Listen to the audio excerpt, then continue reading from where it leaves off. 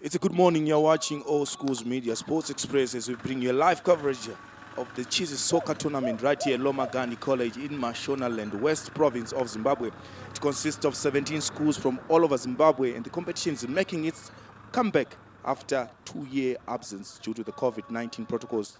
A tournament that was founded back in 1998. So stick to us like glue as we bring you match day one of the 2-day competition. But right now on All Schools Media, it's the host Lomagundi College taking on St. George's College.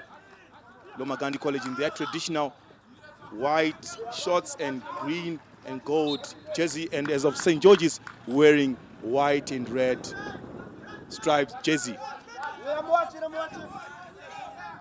So earlier on it was Petra who won by 5-1.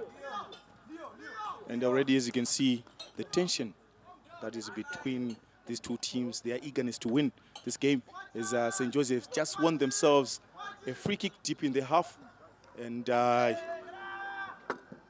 safely in the hands of the Lomagundi goalkeeper as he sends that ball deep into St. George's territory, but that's going to go for a goal kick.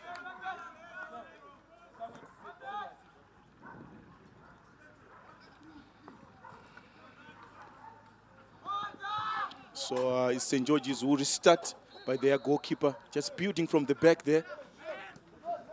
The modern way of playing football. And another foul. So it means that St. George's are going to come back to exactly where they were earlier on. So another set piece in St. George's half. As they send it. Being played there safely by their defender number 4 of Lomagundi College, T. Mutiemamba. So St. George's with an opportunity for a corner kick.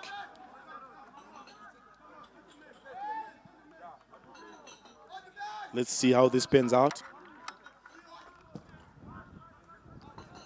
Safe, not Lomagundi just escaping there. They get another chance to reset and play again. But St. George's just showing their intentions earlier on by winning a corner kick. And now it's Lomagundi who are building from the back. Saints intercepting the ball there. And it's being sent through. Collusion. Score St. George's. Score St. George's. It's unfortunate that Lomagundi, the back four couldn't communicate there. There was confusion between the goalkeeper and his defender. And it ended up as a rebound. And then St. George's just pouncing on that mistake and to score right inside 3 minutes. Replay. And it ended up as a rebound, and then St. George's just... So not a dream start for the host, Lomagundi Colleges. They have just conceded a goal at the early stages of the game. But obviously they'll be looking forward to set themselves up. But it's the St. George's goalkeeper who's controlling things there at the back. Tala Mahid, as he sends that ball deep in Lomagundi's half. But here comes St. George's through pass. Unfortunately, the back four of Lomagundi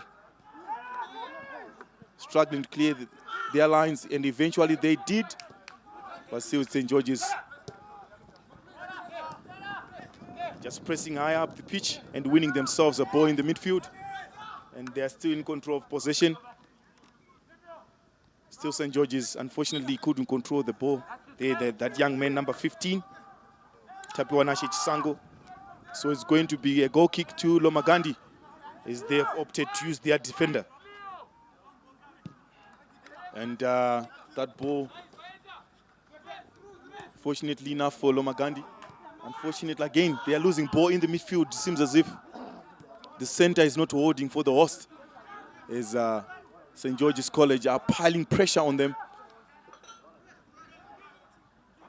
St. George's is looking technically organized there, with their goalkeeper just deciding to clear out his lines. Talha Majid. Lomagundi with an opportunity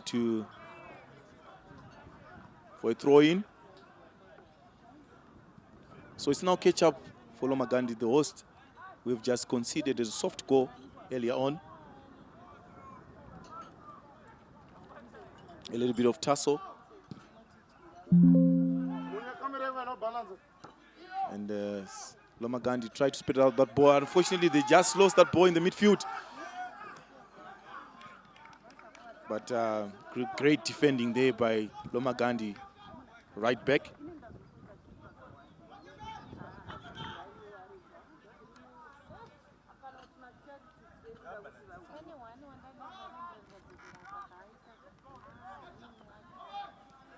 Lomagundi just fighting really hard in their midfield to win the ball, and eventually they did. But great interception by the St. George's midfielder.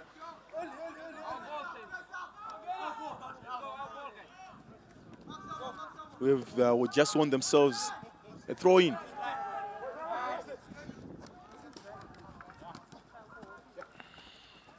St. George's. And that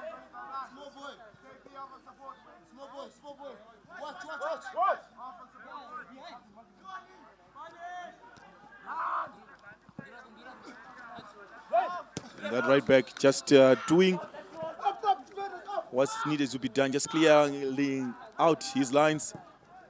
But here comes Majid as he sends that ball, and it still is St. George's and Lomagundi. Both teams just are failing to control the ball in the midfield there. Just failing to make 5 passes.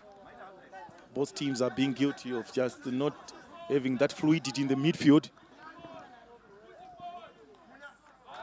But obviously for St. George's, leading comfortably by a goal to nil.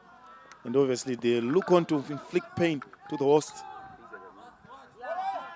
Obviously you can see the tactics from the coaches there is just to play an early ball to their attackers, use their wings, maybe try to cut the crosses.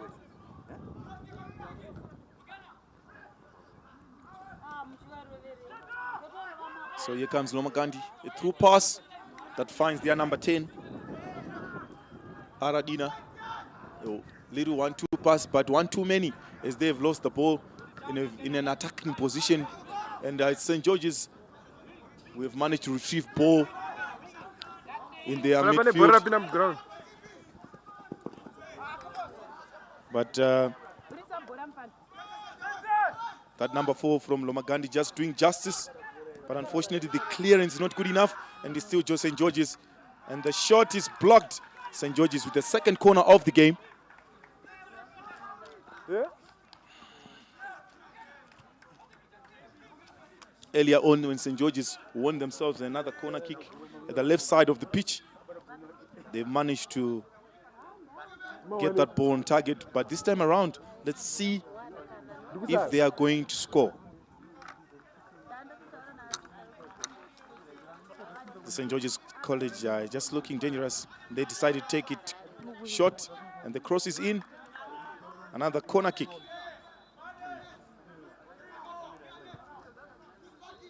Yeah. As you see there, Lomagundi just organizing themselves in the 18 area, where it's vital for them to defend this set piece and maybe think about equalizing. St. George's corner kick. Free header, nobody's home. Lomagundi just doing enough to clear out the lines as they release their winger. And still St. George's making a shot. Fumble. Still St. George's. Another shot. Safely into the hands of the Lomagundi goalkeeper. And the ball that is being sent finds nobody home. So it's another throw in St. George's College.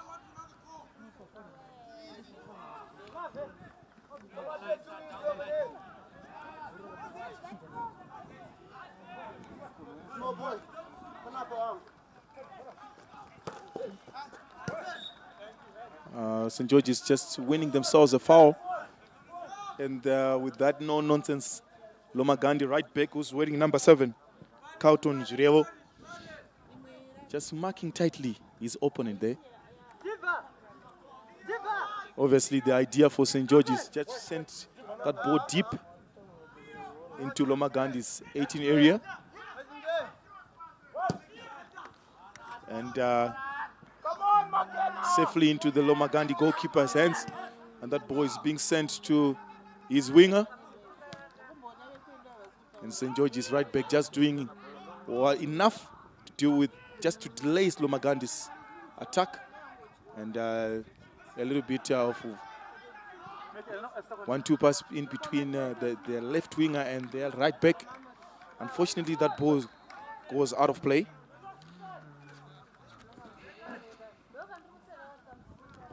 So we are just going to go for a throw-in. I would like to remind you, ladies and gentlemen, that There are also other games that are being played.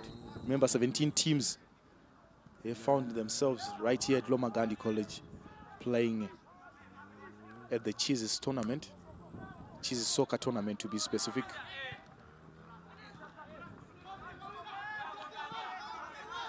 Taka is finally clears out the ball.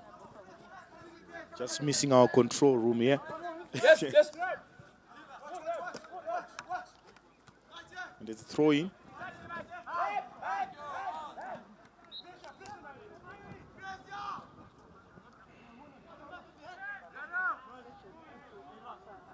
So the throwing, St. George's number 19 just trying to be clever there.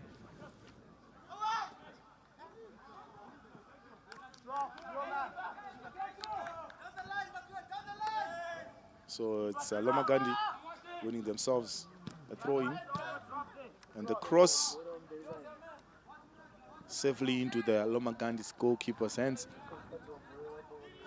As he launches that ball up high the pitch.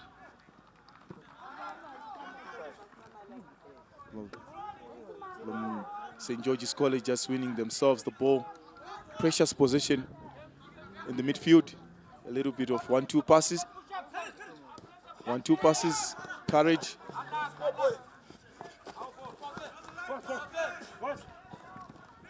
Still is St. George's College. You can tell the physicality of Lomagundi. You can actually think that some of these guys could be rugby players. I will have to confirm about that. But they are defenders. They are no nonsense. They are not taking any chances.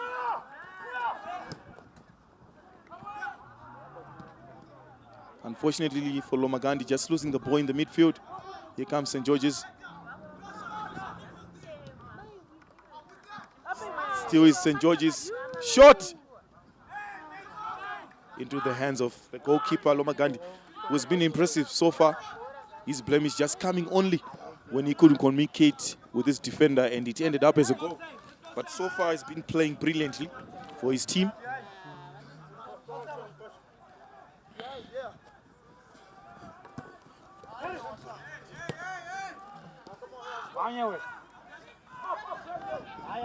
And a big pass to Majid. Majid, unfortunately, that ball didn't travel anywhere. What is Loma going to do?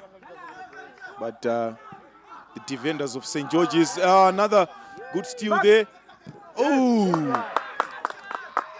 Great tackle there coming in from the number 4, Lomagundi. I told you these gentlemen are no-nonsense defenders. They don't hesitate to put in those hard tackles. And earlier on, at some point, I thought it was a foul. But he got his timing right, just winning the ball. Still St. George's trying to use their wingers.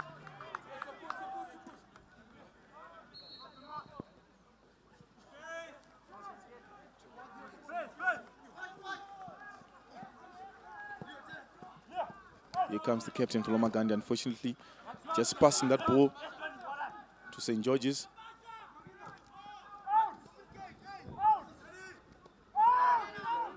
Lomagundi just doing some great work in the midfield to release their midfielder, and they've won themselves a throw-in. But you can see from St. George's College, you can see a couple of players just warming up. Maybe the coach is thinking of changes.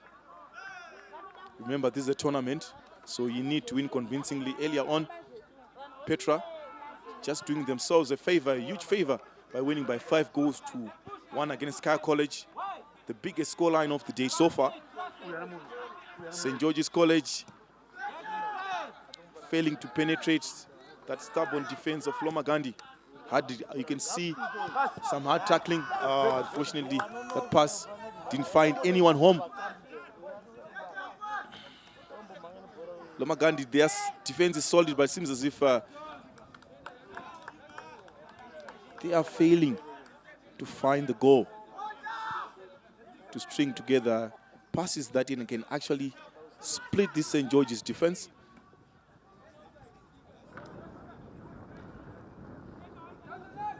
Just being corrected that Kyle College got the better of Petra by 5 goals to 1. So it's Kyle College, not Petra, ladies and gentlemen.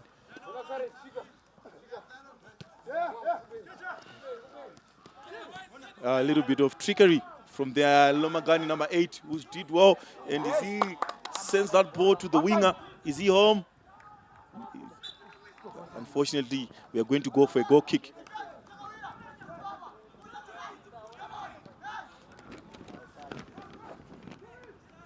Chirwa for Lomagundi has been doing exceptionally well in the midfield. Wearing that number 8 jersey there. Here comes Lomagundi with Chirwa. What is he going to do? You can tell that the defense of St. George's, they are really monitoring him, eh? Just sending 2 defenders to trying to mark him out of the game. But he's really a tough lad. He's fighting on for his team. Lomagundi. Cross. St. George's just doing enough there to clear out their lines. But here comes St. George's. What are they going to do? Because that winger is already in position for a counter-attack. But it's the Lomagundi defense. Oh dear.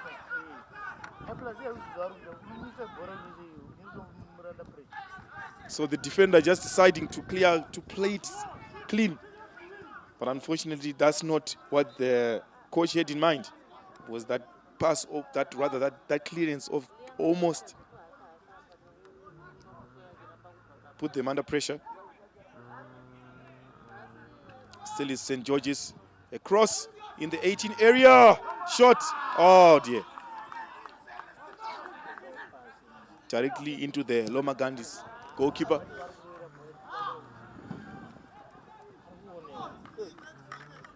So the goalkeeper of Lomagundi just getting his bearings right there.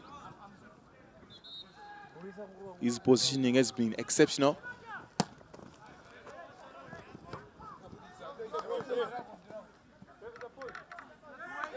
So far he's made 12 saves.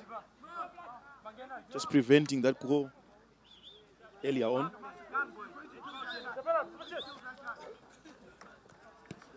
Here comes Chirwa. Chirwa. A little bit of dribbling from Chirwa. As he tried to send, unfortunately that pass he couldn't find his winger. But St. George's trying to do one too many in the midfield. They've lost the ball in the midfield, but still Lomagundi as they send the ball to their wing. Their wing. St. George's defenders just doing enough. A little bit of handball there. So it's going to be a Lomagundi free kick. What are they going to do? Because time is not on their side. They really need to equalize and maybe think about winning. As we see there, a free kick.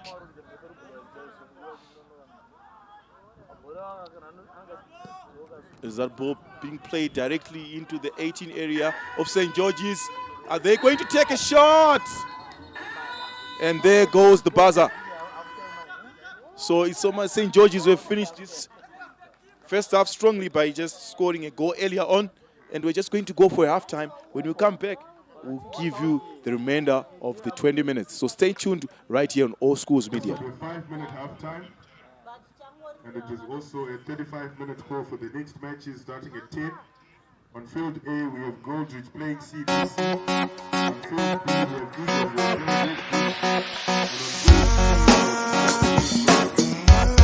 Eaglesville playing CBC on field A.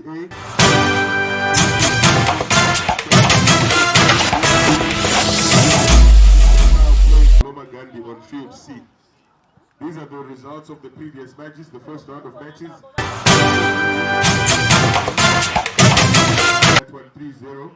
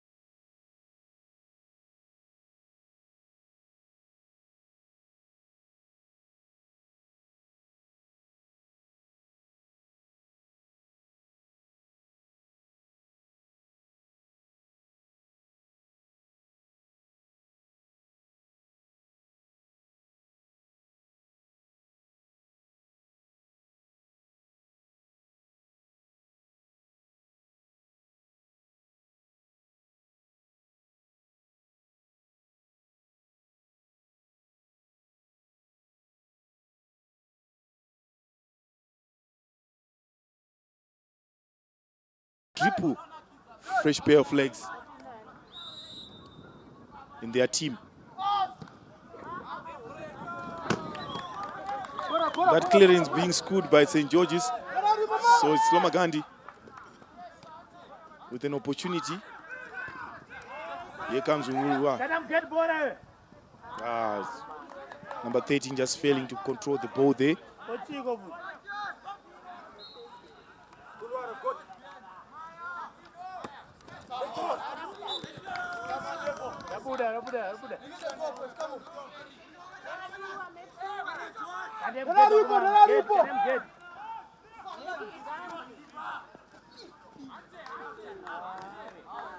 St. George is clearing out their lines.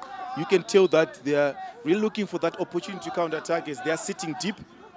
And you can tell that their wingers have occupied that place higher up in the pitch. And obviously the idea is for a counter-attack.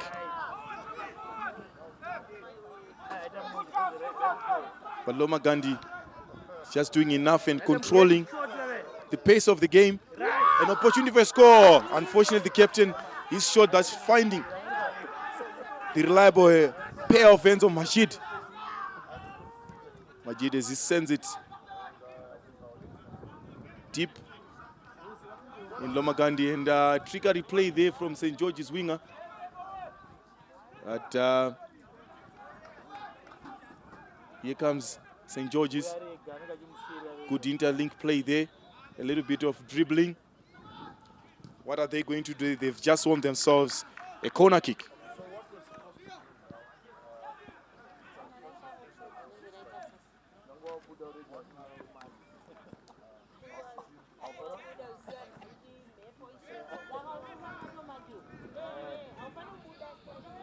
So St. George's, they have 1, 2, 3, 4, 5 guys in the Lomagundi's 18 area.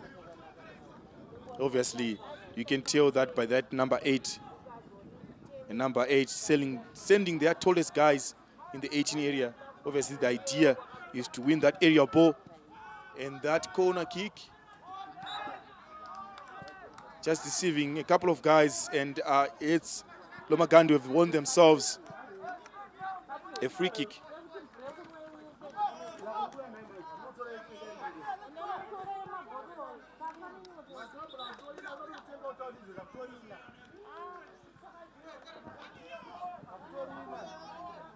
So,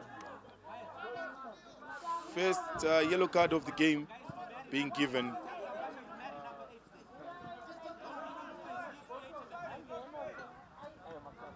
As you see there, the referee has booked someone. I'm yet to confirm which player is it. But I will let you know as the day progresses. Rather, it is a substitution. So St. George is making their second substitution of the day. Still is Lomagundi.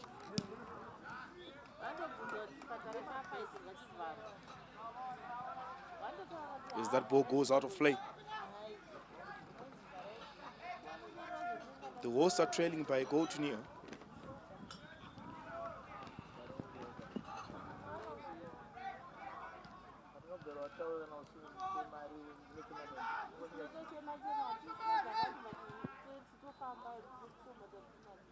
St. George is releasing their winger there. Is he going to make a cross? No, unfortunately for him. But it's going to be a goal kick to Lomagundi College.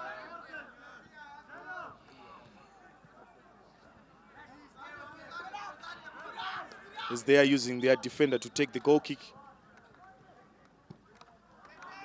As he pumps that ball up the pitch. And it's the number 16 of Lomagundi trying to win the ball in the midfield. St. George's, great interception there by the number 3 of Lomagundi. Still is St. George's trying to string 1 or 2 passes in the midfield, but unfortunately they are being made by the Lomagundi's midfield, who are equal to the task. It still is St. George's. If they release their number 4, but it's that little number 3 from Lomagundi.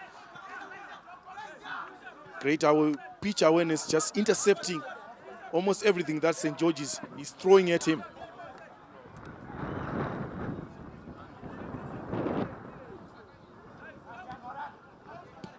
Start number 3 again.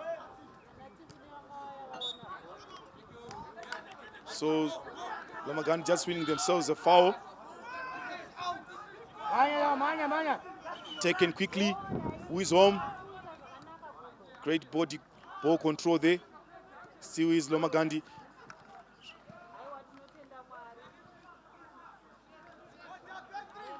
So another throw in for Lomagundi.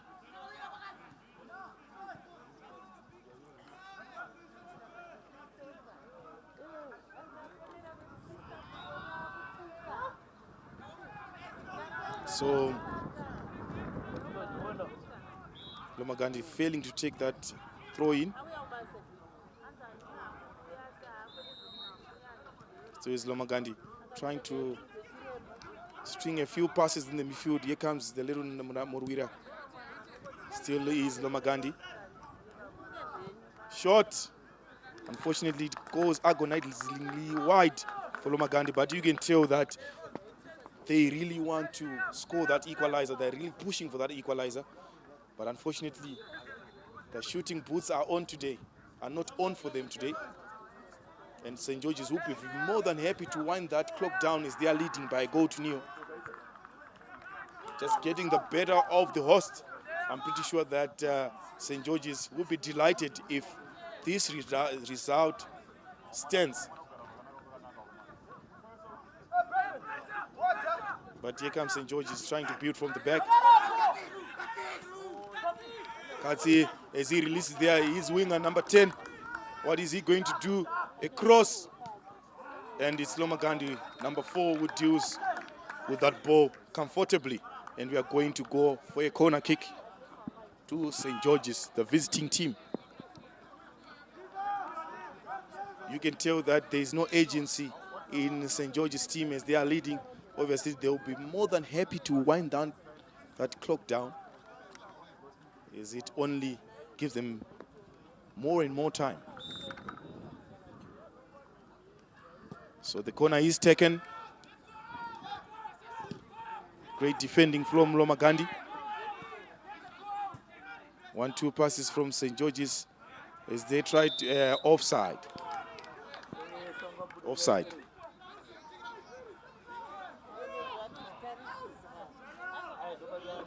So you can tell Lomagundi trying to push up high the pitch, searching for that equalizer as the captain. So they've won themselves a foul for pushing. So they really need to utilize their chances as they are going to,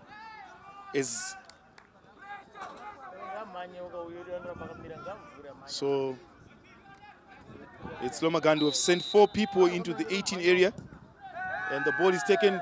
Whoa! Is it going to be a score? Oh dear, he misses. He misses. How can you? How do you miss an opportunity like that? A golden opportunity being presented to Lomagundi. Keeper was beaten by the free kick. Player with just a goal to himself, and unfortunately, he couldn't utilize it. So I'm pretty sure that the coaches must be pulling out their hairs now, because I mean it doesn't get easier than this. But here comes St. George's. We've played that ball out of play. But Lomagundi getting motivated by that opportunity that they created earlier on. Is a wild clearance.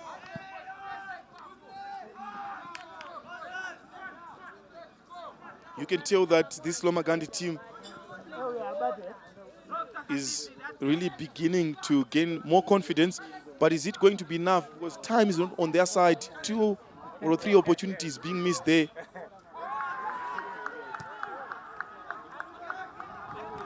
But here comes St. George's trying to release their wings as that ball goes out of play. So it means that it's going to be a Lomagundi throw-in. St. George's just doing enough and winning that ball in their midfield. And the foot race is on. And the number 5, unfortunately, not clearing out his lines, but still is St. George's. A little bit of trickery play. Here comes St. George's failing to control the ball. Here comes Lomagundi. Is a great pass there. Unfortunately, the pass was hard, so unfortunately he couldn't.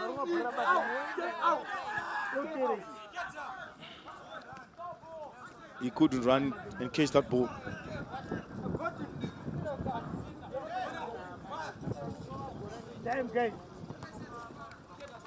Here comes Lomagundi. Great over-the-top pass there, but nobody's home. St. George's collecting that ball in the midfield as they sent their wingers deep in Lomagundi's half. A little bit of leg over. Is he going to cross the ball? Another great solid defending by that little number 3 who's been exceptional for his team. Here comes another trickery player as he releases the number 3 player. His ball is launched up high the field. St. George is just holding on to just doing what is enough. Foul. A little bit of head contact.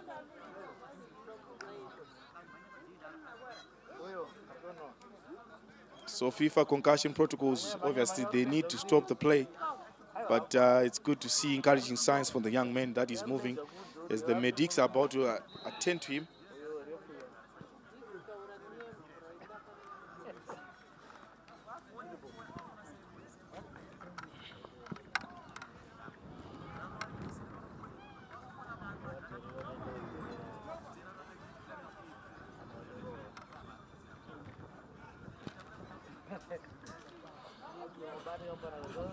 But you can tell by what is happening.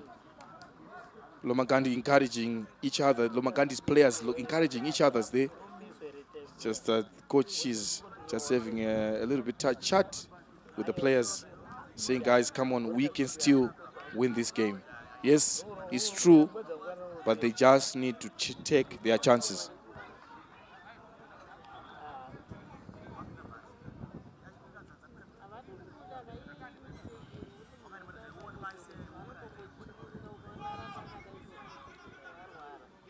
St. George's.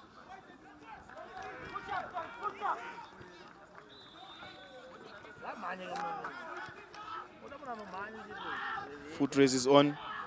St. George's right back just doing enough just to clear out his lines. And Lomagundi with an opportunity for a line out, for a throw-in rather. Goodness me, I'd watched too much rugby, but it's still Lomagundi.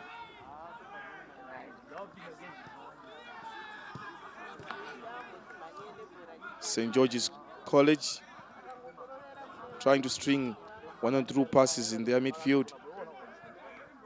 And they've managed to do it as they release their winger. Call for the 10 o'clock matches.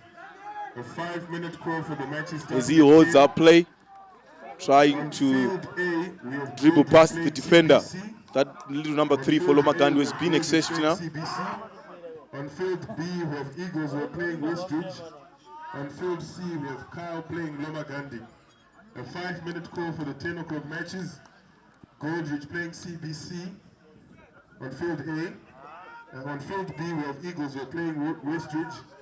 And on field C, we have Kyle playing LC. Could those teams please get ready for the matches? We need to start at exactly 10 o'clock.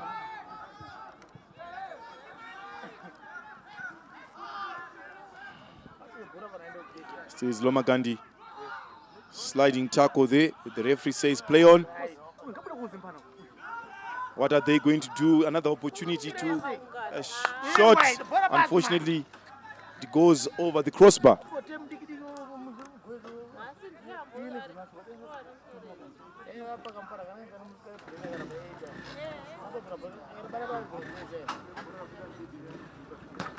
So St. George's counting their luck there.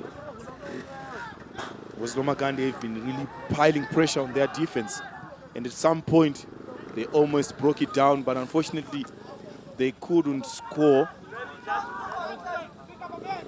right in front of the goal. The goalkeeper was already beaten, but unfortunately they couldn't find the back of the net. And what they are thinking of right now is maybe securing a draw.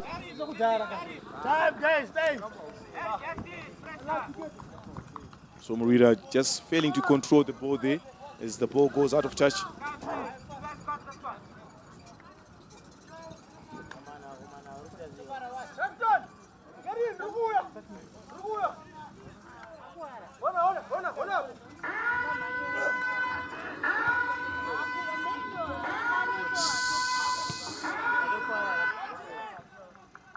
So there goes the buzzer. The home team stunned by St. George's College by a goal to nil. Not the start that they were looking for, but we're just going to take a breather. When we come back, we're going to give you another match right here on All Schools Media.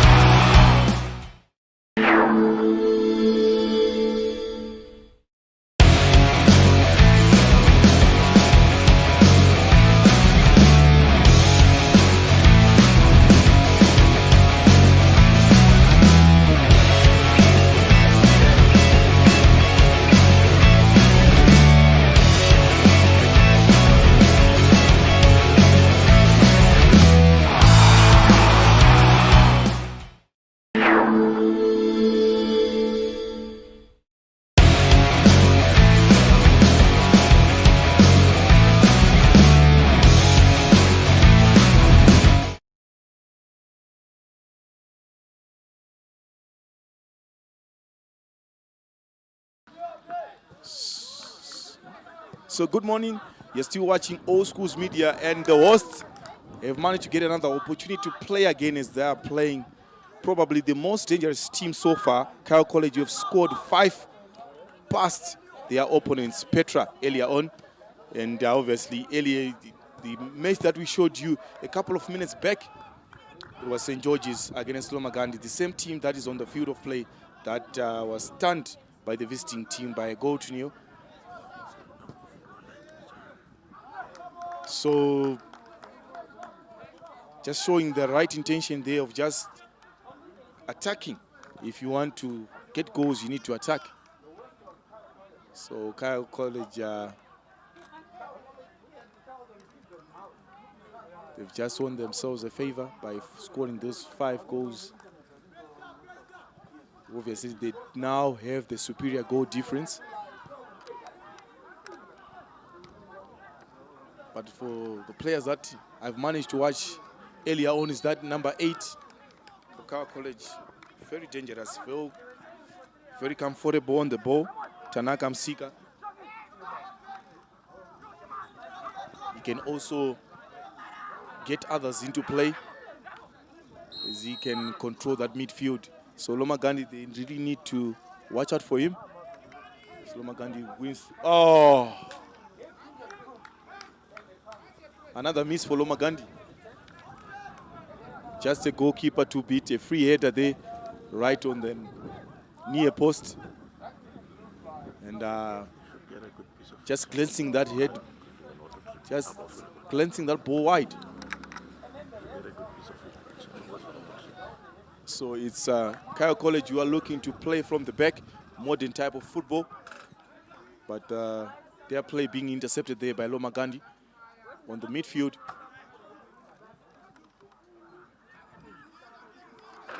So maybe a slow start than what we anticipated for the visiting team, Kyle College. But trust me, when they get that engine running, ladies and gentlemen, they are really a good team. They earlier on, number 20 just beating that offside trap, but he couldn't control the ball. But Lomagundi,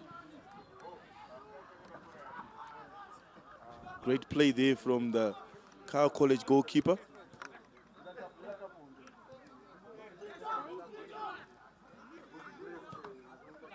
Here comes Lomagundi. What is he going to do with the keeper to beat? Is he going to cross or is... Oh, shot! Saved by the goalkeeper. Third opportunity by the home team. Unfortunately, their biggest enemy has been scoring in front of goal. But what are they going to do about it? Opportunities have been created, but their scoring has been a challenge for the home team. That ball skewed by the defender. It still is Lomagundi. Great passage of play in the midfield. Shot blocked by Kyle College. Still is Lomagundi. Here comes the captain of Kyle College. Just finding his number 77 winger. What is he going to do? A cross in the 18, and the goalkeeper is there right at the nick of time just to intercept that cross kick. And here comes Lomagundi. And there's the number 10 of Kyle College. Clears his lines, Alan Maposa. So we are going to go for a corner kick to the home team. We are yet to score. As you see there, they have sent 3 boys in their 18 area. That number 6, a very tall guy. What are they going to do? Shot blocked by Kyle College. Here comes a counter-attack. Number 4 just doing enough, dealing with that ball in the midfield. Still is Kyle College. Kyle College stringing a little bit of passes in their midfield. Now they've managed to open up the Lomagundi defense. A timely intervention there by their number 4. As he finds ball being failed to be controlled in the midfield area. Still is Kyle College. 1-2 passes. Good interplay there from Kyle College. Loose ball, Kyle College. No foul. The referee spotted it as diving, so play continues as here comes Lomagundi.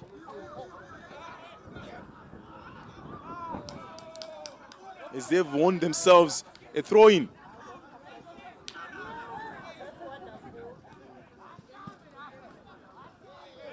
Team managers, coaches, and officials, T is now ready. Team managers, coaches, and officials, T is now ready on field C.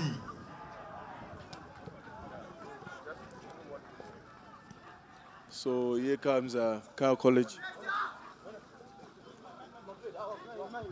Team managers, parents, and officials, T is now ready on field C. A throw-in, and it goes behind the Lomagundi defense as that number 8 tried to release his striker. Unfortunately, a timely intervention there by Lomagundi, but Lomagundi, immediately they've just launched a counter-attack. Unfortunately, that touch could be heavy. Yes, it has gone out of play for the home team. Home team creating so many chances, but just failing to score. That could be a problem, especially in tournament football. But here comes Kyle College. Try to attack right through the middle, but Lomagundi equal to the task. As Kyle College attempt to clear out their lines, and they managed to keep that ball in play. It still is Kyle College. Lomagundi just winning the ball. They're good pressing. What are they going to do? It's a cross. Is it a shot? It's a goal! Lomagundi just Lomagundi just winning the ball. They're good pressing. What are they going to do? It's a cross.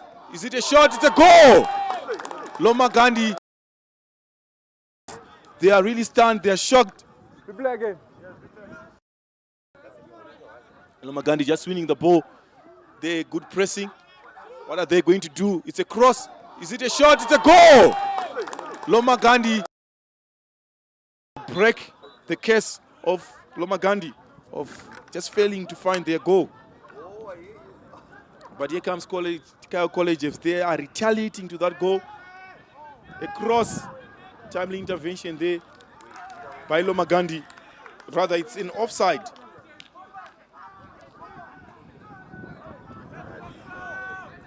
How cool was that goal earlier on by the Lomagundi player?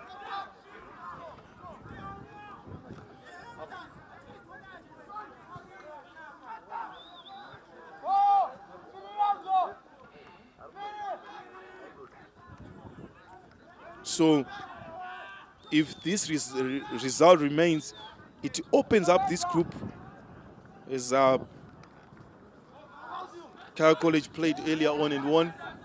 If Lomagundi manages to win this game, it takes them to 3 points apiece, with St. George's with another 3 points with another game to be played, as they've played their only game so far. But here comes Kyle College. A little bit of trickery in the 18 area. Shot, goal. Kyle College just coming back and scoring. I've warned you by about their number 8, an exceptional player. A little bit of trickery in the 18 area. Shot, goal. Kyle College just coming back and scoring. It's now 1 goal apiece. And obviously for Lomagundi, that's not what they had in mind. But it's now catch up. They really now need to do catch up for them. As they an attempt to shoot that ball right at the middle. But unfortunately, the goalkeeper was there to deal with that ball. But here comes Lomagundi with their number 3. Kyle College, great defending.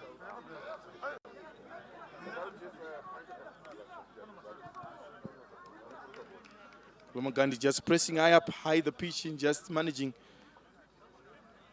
to prevent an attack from Kyle College. Another dangerous team.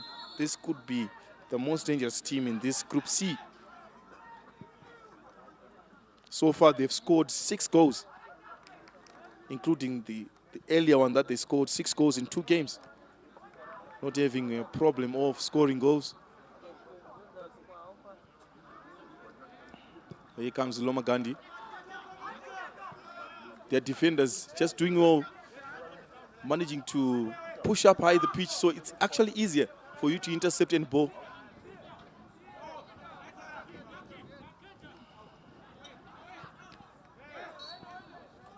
And ball.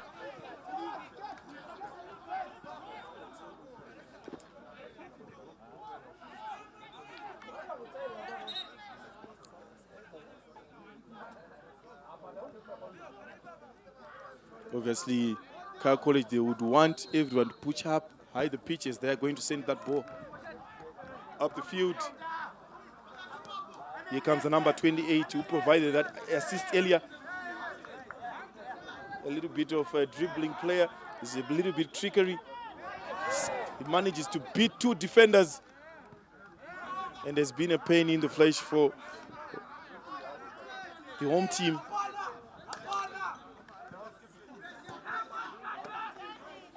Number 3 just celebrating, shutting down his opponent there.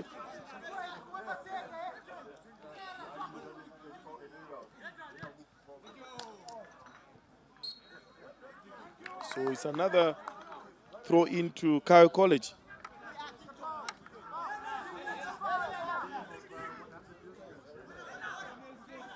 So Kyle College, it's rather a free kick to Kyle College. Number 4 just doing what he does best, intercepting that cross, just to send it for a corner kick. As we await for the ball to come back into play.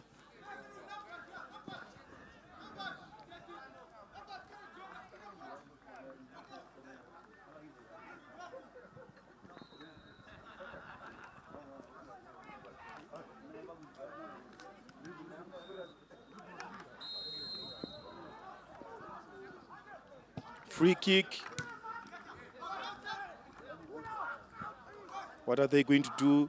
Lomagundi struggling. Eventually they manage to clear out their lines. But however, Kyle College, they are still in possession of the ball. As Lomagundi hustled the ball in the midfield. It's now a 3-on-2 attack. What are they going to do?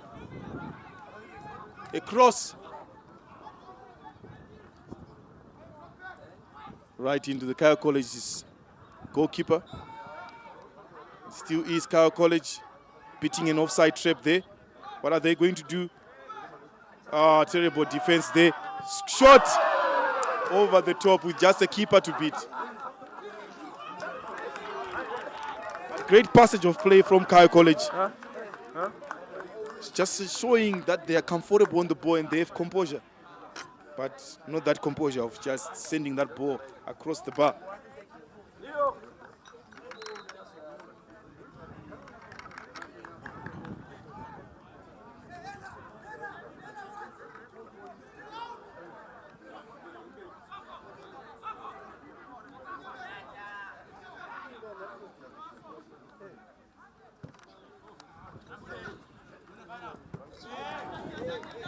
Unfortunately, he couldn't keep that ball in play, so it's going to be a throw in to Kyle College.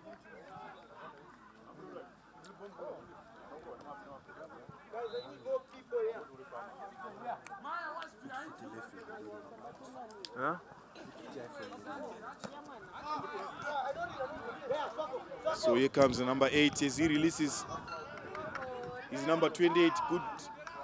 They do have a foul right at the edge of the 18 area. This could prove dangerous to the home team, as this Kyle College is very good when it comes to set piece.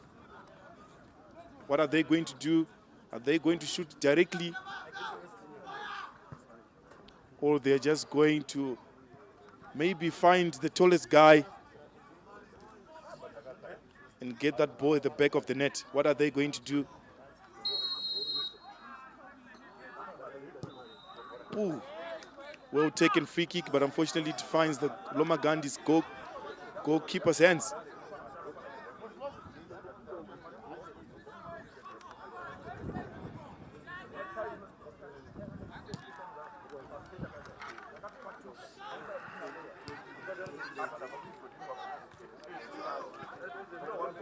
Still is Sky College. Lomagundi winning the ball right at the 18 area. Another handball. Sky College just winning themselves a free kick right at their edge of the 18 area. Great over the top ball as they try to find their winger. But it's Lomagundi who've managed to intercept that play. Still is Lomagundi. Lomagundi. Another ball over the top. And it's Kyle. A little bit of fumble from the Kyle goalkeeper. Just getting his eyes off the ball there, but he manages to collect it eventually. But still is Lomagundi. Great field awareness. Ball is lost in the midfield. Another interception by Lomagundi. And it's Kyle College who have fouled Lomagundi player. It still is 1 goal apiece. Kyle College 1, Lomagundi 1. I know that the Lomagundi captain does possess strength in his right foot. What is he going to do? He's going to shoot, and the goalkeeper deals with that. But it was a great attempt from the Lomagundi College captain.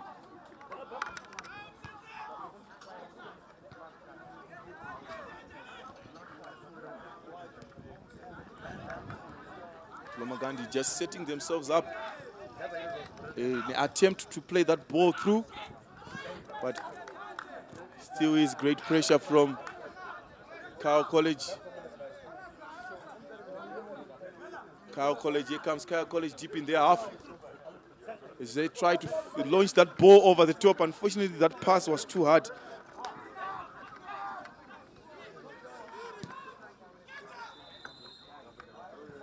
Still is Lomagundi. Kyle College struggling to deal with that ball. Eventually they did. So it's going to be a throw in to Lomagundi. Throw in is taken. Lomagundi. Kyle College. Kyle College. Here comes that number 77. Oh, that could be a red card. That could be a red card for the home team. What's going to be the referee's decision? Is it going to be yes, it's a yellow? Fortunately for him, he was last man and he committed that foul intentionally with a goal scoring opportunity. And there goes the buzzer. So this could be last play of the first half for Kyle College, with an opportunity for them to score. Who is going to take this set piece? It looks like it's going to be the number 10 of Kyle College, Alan Maposa.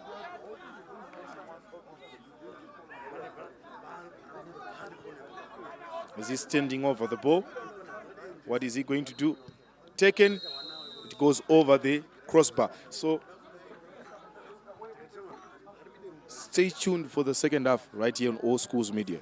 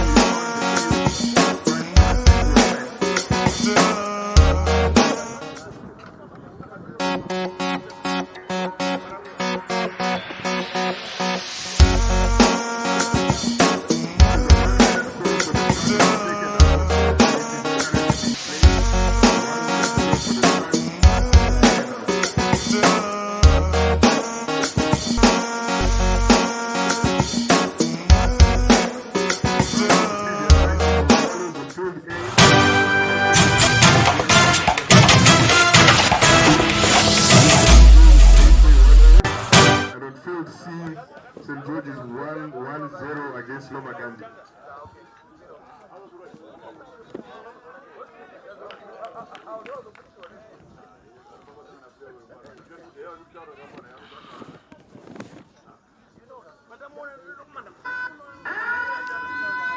So here comes the second half. The home team 1, Kyle College 1.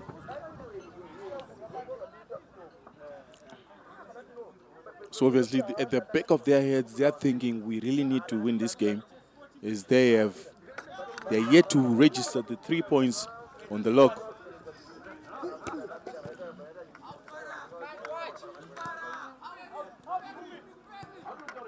Here comes Lomagundi.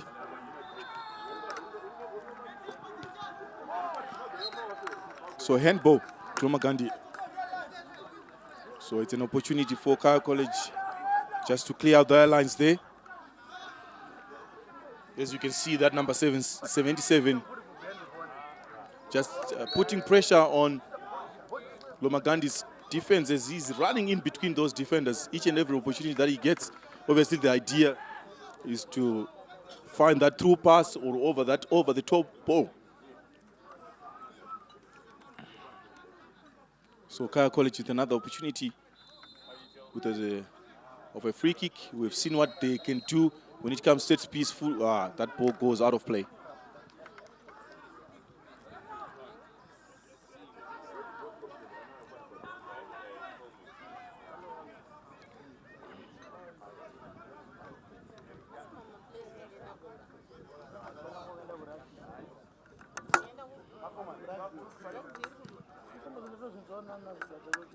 Lomagundi, we are just managing to keep that ball in play, but the return pass was not good. Still is Lomagundi. A body check from the captain of Lomagundi as he has won possession, precious possession in this game, because possession has been great over the top ball. Another foul.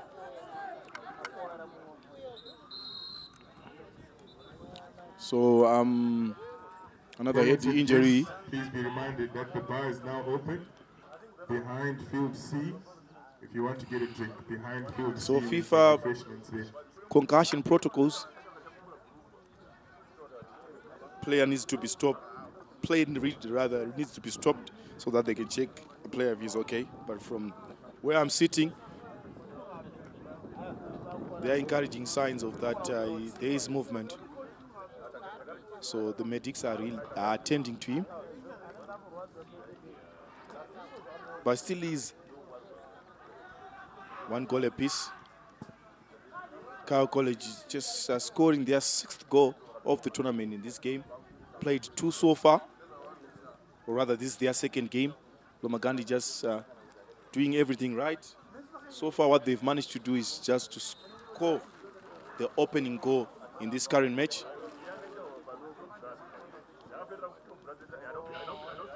So encouraging signs there. The player is okay as he is limping off the field. So it's going to be a substitution. Lomagundi making another change. Number 13 coming off for a new fresh pair of legs. I'll just have to confirm the jersey number.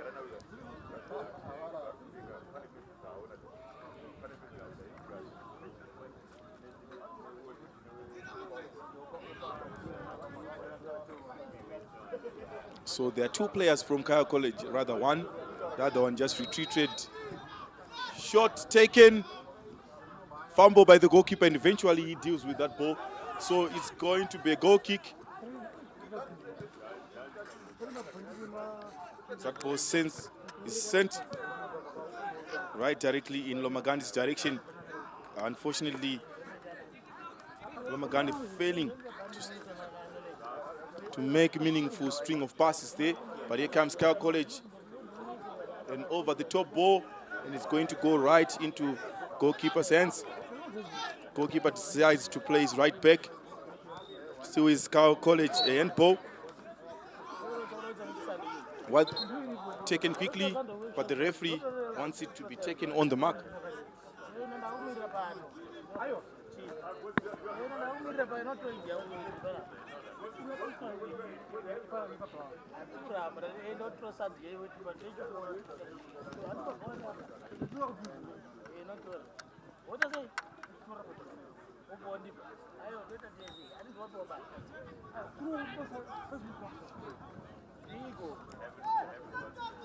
So Lomagundi have sent 5 men into the Kyle College 18 area. It's going to be a deep cross. And it finds the goalkeeper's hands of Kyle College as he releases his number 3. Still is Lomagundi. Now here comes an offside. But the idea was right.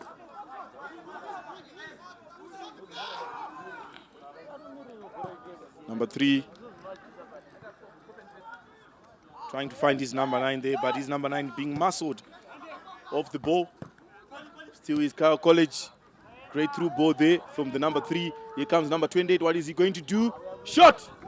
It's a score. Kyle College have scored their second goal of the game. I told you about their counter-attack. Still is Kyle College. Great through ball there from the number 3. Here comes number 28. What is he going to do? Shot! It's a score. Kyle College have scored their 7th goal of the tournament so far, and in their second game, ladies and gentlemen. So it's now 2-1 to the visiting team.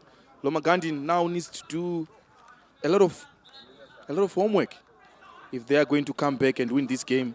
As you see there, a couple of changes, new fresh pair of legs being introduced.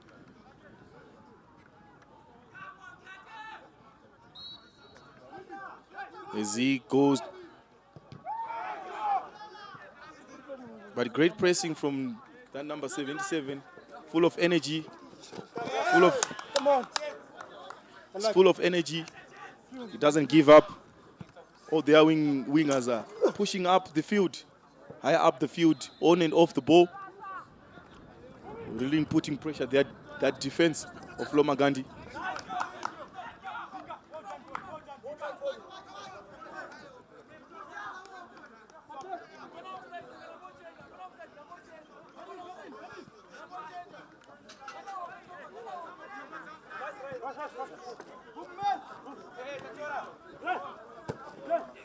Lomagundi.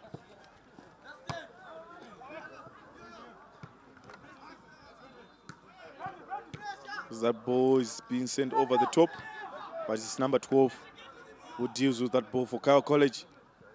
Ball collected at the midfield by the Lomagundi number 7 as he finds his captain. An attempt to do 1-2 passes there. Another counter-attack. What is that ball finds the hands of the goalkeeper as he sends it deep into Kyle College's 18 area. It's the number 10 who's looking forward to control that ball, try to beat his marker. Unfortunately, he couldn't. Great intervention there by the number 5 as he tried to attempt to cross his lines. But it's the new man in Lomagundi's team, number 15, who touches that ball out of play. Chris.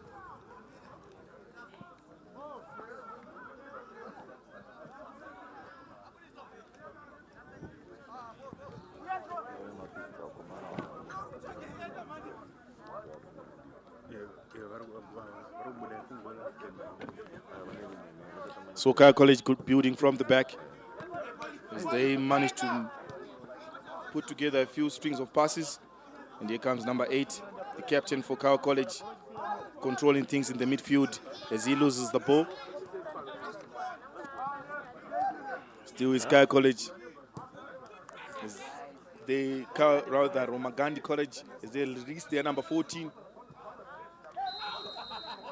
So offside.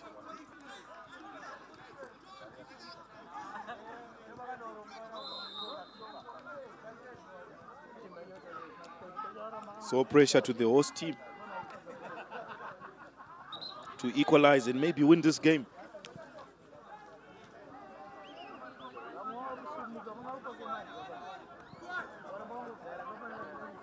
So the keeper just decided to take it short.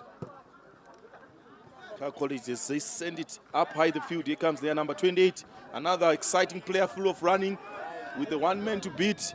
And a timely intervention there by the Lomagundi's number 12 as we are going to go for a corner kick.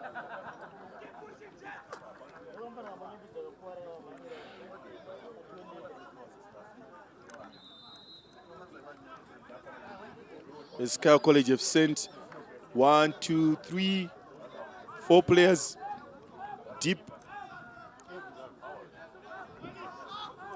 in the 18. Unfortunately, that short corner was not successful.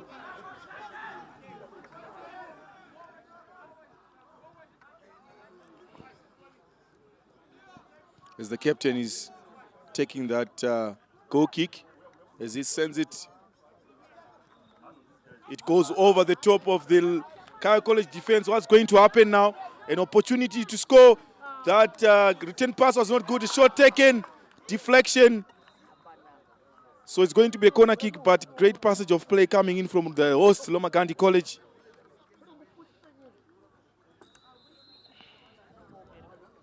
The counter-attack was initiated by 3 players just winning themselves a corner kick.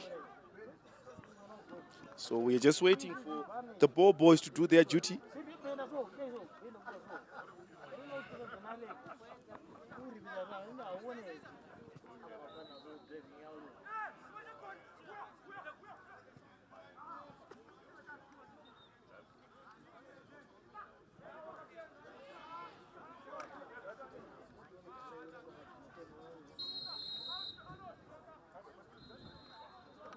So corner kick. A header, goal! Well taken corner kick there by the host.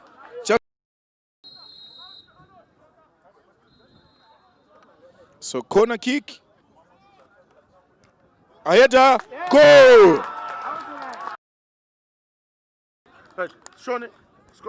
So Cal College again stand. They were not really expecting that. Maybe being complacent there to deal with that corner kick as they have conceded. So it's now 2 goals apiece. What is going to happen now is that number 7 fails to deal with that ball. Yeah, great dribbling by a Cal College player. So a handball. And the referee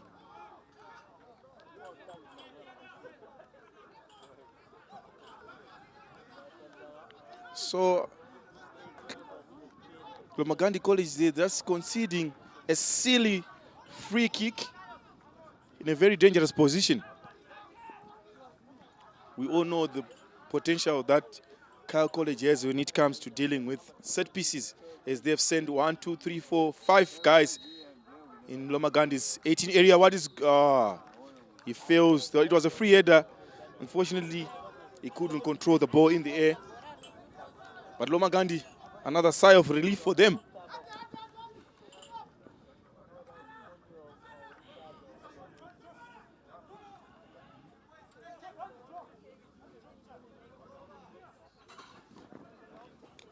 So it is the captain who's going to take the goal kick as he sends it to that same side that won them the corner, as they have spotted. So they have won themselves a throw-in.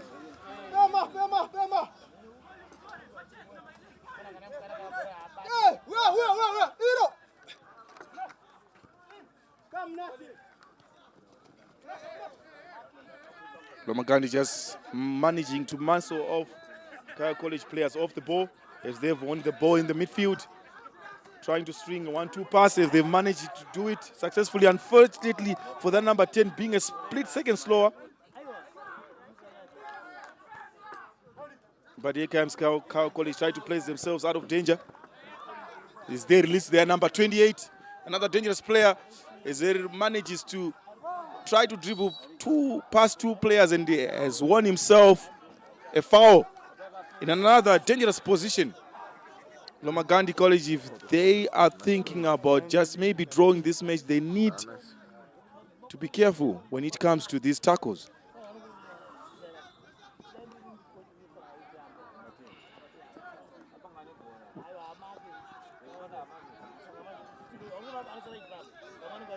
Kaya College have sent 4 players in Lomagundi's 18 area, and obviously that number 11 will actually try to find for those players. And the cross, a little bit tricky for the goalkeeper, but eventually he manages to collect it comfortably. He's trying to just wind down the clock. So here comes another deep ball from Lomagundi College. Still is Lomagundi College. Great pass there. Unfortunately, that pass was a little bit heavier for the number 10.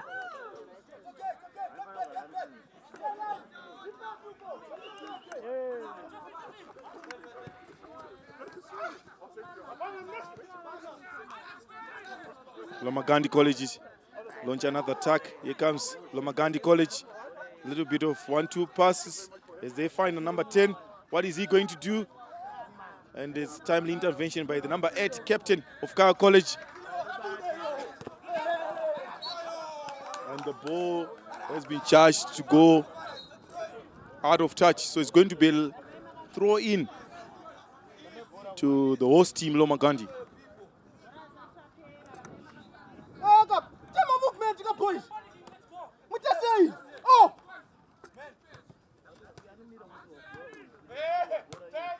And it's Kaya College. We have won them. So we are likely to see the first yellow card of this group. Yellow card number 5 of Lomagundi. Just catching that number 28 player from Kaya College.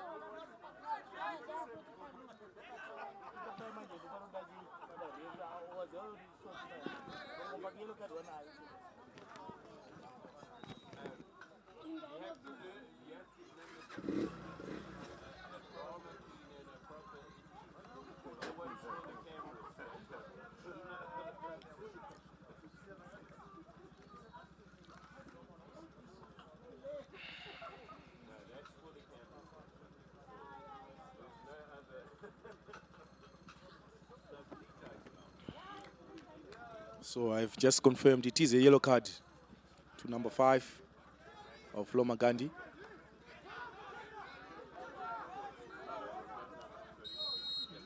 Kaya College look to score. Unfortunately, that shot went wide, but still is Kaya College. Cross, who is home. Great goalkeeping by Lomagundi goalkeeper. Dealing with that cross timely intervention there. So the ball is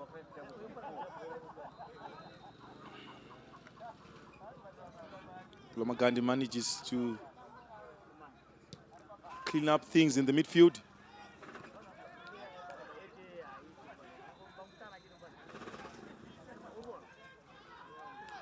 Here comes Lomagundi. Pass, number 14, with just a goalkeeper. Unfortunately, he was charged offside by the referee as he was about to release that shot. But it's still Kaya College, they've taken it quickly. A great interception by the number 6 of Lomagundi, who happens to be captain. Just leading by example there.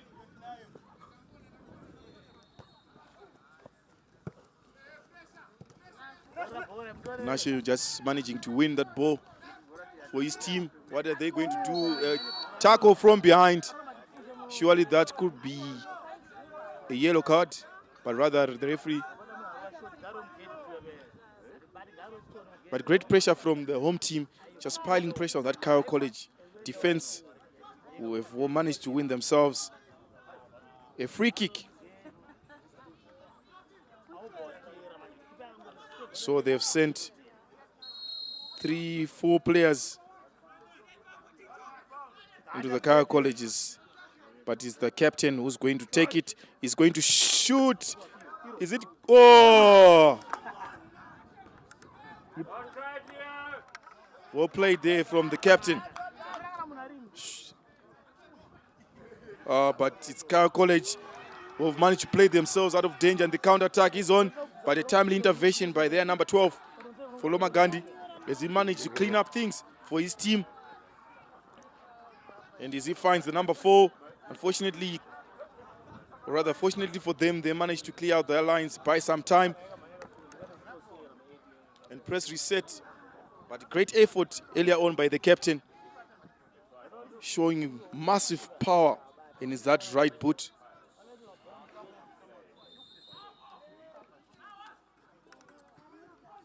So another intervention there, and there goes the buzzer. So this could be last play.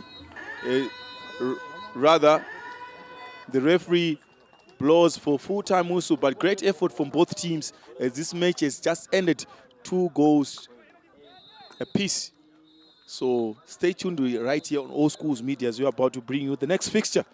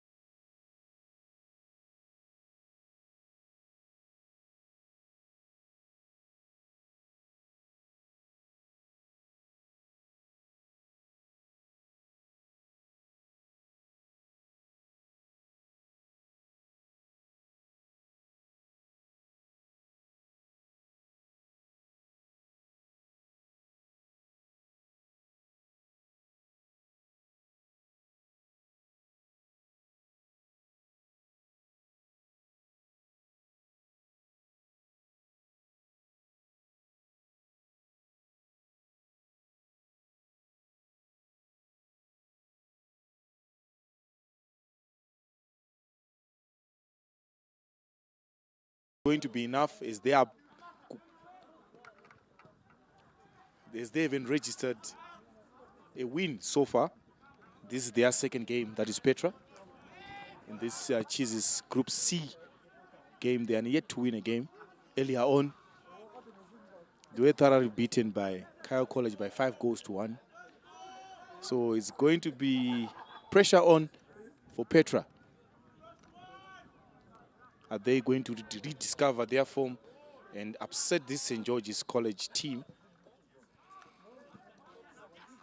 But still Petra, shot taken, blocked. Great effort there coming in from Petra, just showing their intention right from the start. If you're St. George's, you be careful, because playing against a team that hasn't won over days desperation, they will do whatever it takes to win, including just scoring a goal and parking the bus. That's very possible. As the Petra just take off their throw in. And it's St. George's now who have managed to win possession deep in their half. So St. George's College, they boast of Matthew Rusike, ex-Warriors player, played for Kaizer Chiefs. I don't know if you still remember him, ladies and gentlemen. He played for St. George's, later on played for Kaizer Chiefs, and he played a stint in Sweden, at some point in Denmark. But right now, the last conversation that I had with him in Harare, he is now hanging up his soccer boots. He's just deciding to go into sports management and scouting. But another great, phenomenal player, did great service to the Zimbabwe Warriors, played at the Africa Cup of Nations.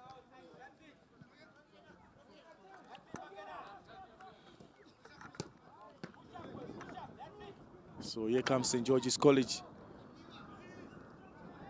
Great marking there from Petra. But still St. George's College, who have managed another pressure coming in from Petra if they've managed to win the ball in the midfield area. Here comes their dominant number 8. This time around, being dribbled past by a St. George's player. Number 15 failing to clear out his lines there. Great ball control from St. George's College player. Still is St. George's. Just waiting for the numbers. What they clear out your lines. Unfortunately, or rather fortunately for Petra, they've managed to do that.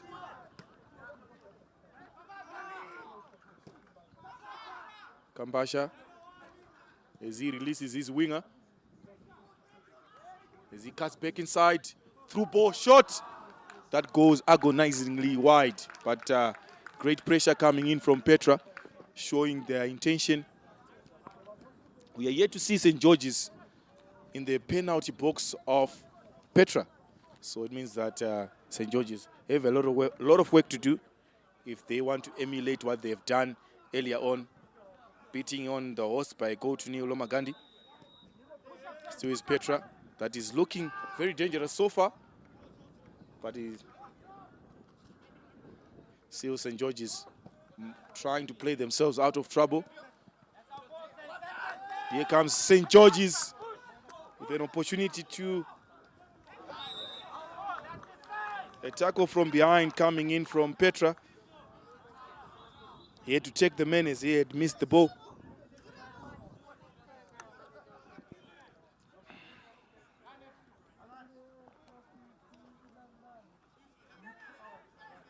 So far in this group, Kyle College was sitting on top with a very healthy goal difference. They've just scored 8 today, rather 7 today, and they have 4 points. And so far, St. George's College, we have got 3 points. They've managed to win against the host, Lomagundi. 4 points as it stands. So if they concede or if they score, it's going to be another different story. But so far, it is St. George's who are currently sitting on 4 points, as they've won their earlier match by goal to nil, getting the better of the host and followed by the host with a point.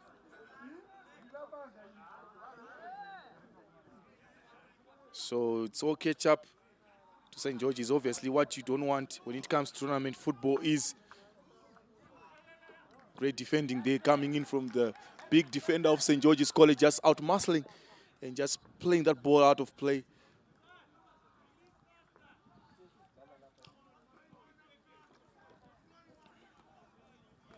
So it's still Petra knocking at that St. George's College defense. Taken shot, across. Open foot. Unfortunately, it's going to be, or unfortunately for St. George's, it's going to be a free kick. So what you don't want at tournament football, what you don't want is to finish second, because you face number one of the other group. So ideally for St. George's, what they would want is to finish on top.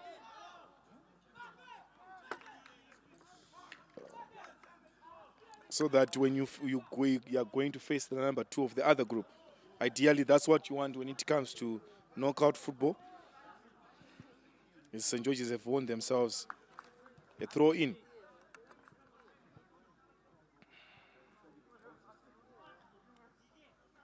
But they're going to take it directly because so far they've sent 1, 2, 3, 4 boys directly. Rather, it's a corner, not a throw-in to St. George's College. As they've sent 4 players in their 8 free header. Fortunately, couldn't be controlled there by St. George's. St. George's look to build, but a timely intervention coming in from Petra. St. George's stringing a few passes in the midfield.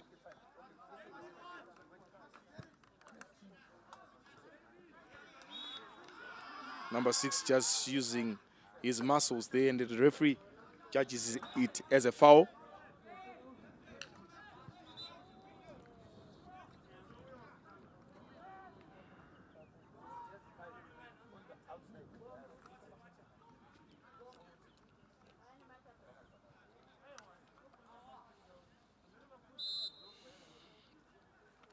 Free kick taken. An intervention there coming in from St. George's.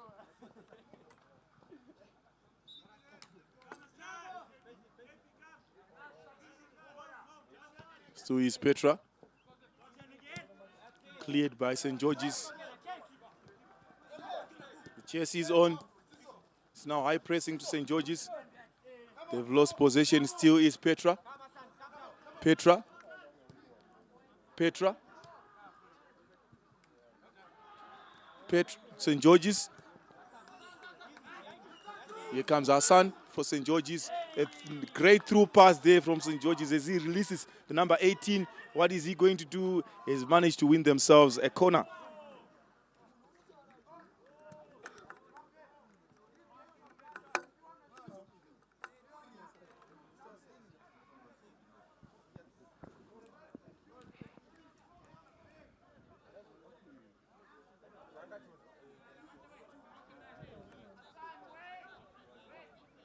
So Hassan taking that corner.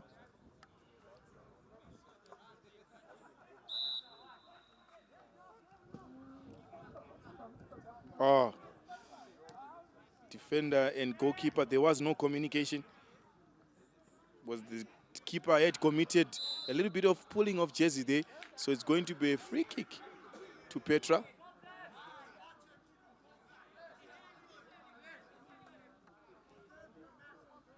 So the referee is just having a couple of words with the young man.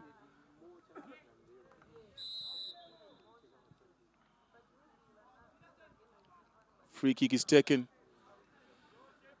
And it finds a St. George's player. Still is Petra trying to string a few passes together in the midfield. But it is Hassan who was waiting for that ball. What is he going to do? As he manages to run past his men, unfortunately, He has lost the ball, and it's Petra who manages to clear out their lines. Throw-in is taken quickly, and the referee says that's not the way you take the throw-in. So it's a Petra ball now.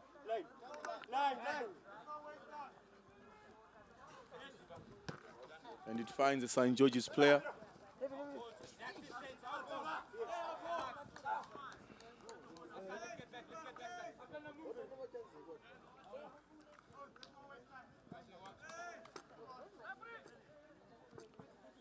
On the throw-in.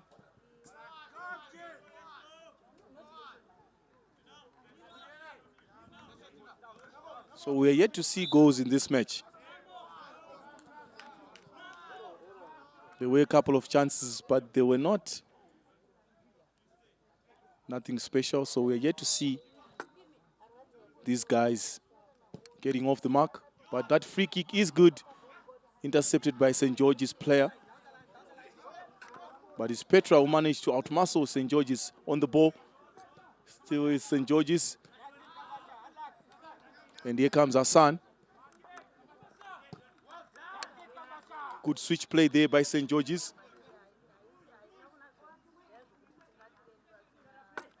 Pressure. Petra have managed to win themselves the ball, but it still is St. George's, rather Petra ball. St. George's just failing to control that ball.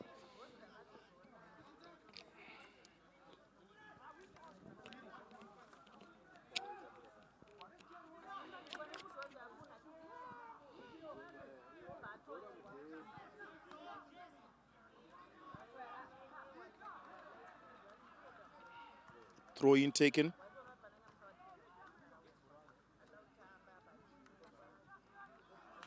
St. George's, and that pass goes to no man's land, but it still is St. George's as Hassan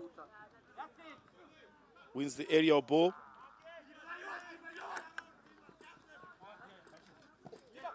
As Diva manages to outmuscle Petra player off the ball. As that ball is played right through. Shot taken, rebounds, great goalkeeping there, managing just to save his team twice. Outmuscle Petra player off the ball. As that ball is played right through. Shot taken, rebounds, great goalkeeping there.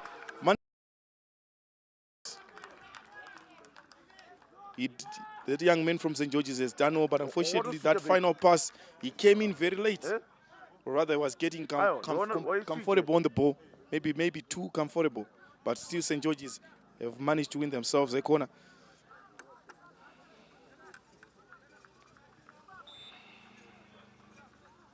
Corner taken.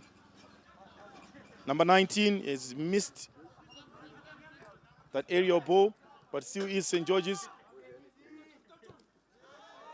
Great pressure coming in from Petra as they've managed to force a throw-in. And here comes Hassan as he finds Diva. Diva just winning himself a foul. We've seen this, that so far the set pieces that are being taken on this position, they are proving to be a problem to goalkeepers.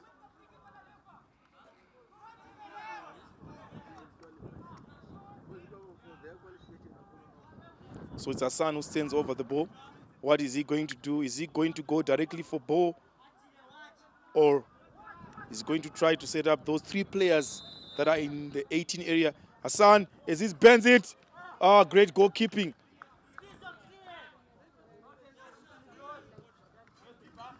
Still is St. George's piling pressure on Petra. Shot taken. This time it's not on target, but great pressure coming in from St. George's. Just showing the intention of wanting to score. But it has been great goalkeeping from Petra's goalkeeper, who has managed to prevent them 3 times. Still with St. George's. St. George's managed to win them a throw in on the right side of the pitch. Throw in taken. It's a cross. And it goes in the path of a St. George's player, and the goalkeeper is there to save his team once again. As he sends it deep into St. George's territory. It's Majid who deals with that ball, St. George's goalkeeper. Hassan pulling a player there, so it's going to be a free kick to Petra.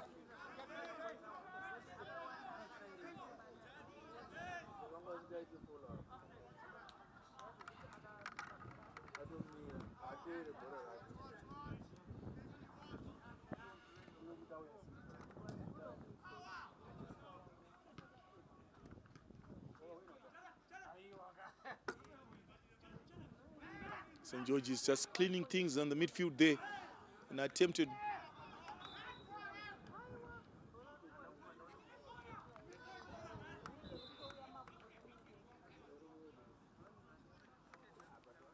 So a referee just having a word with the players there.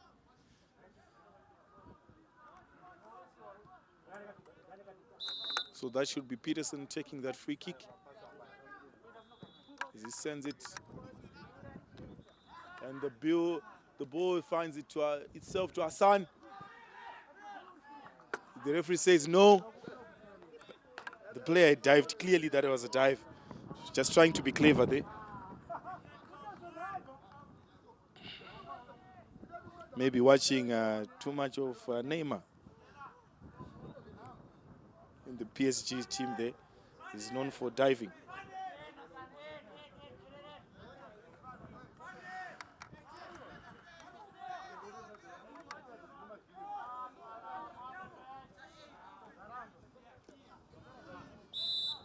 So a foul. Petra winning themselves a free kick. Just directly opposite to the corner flag.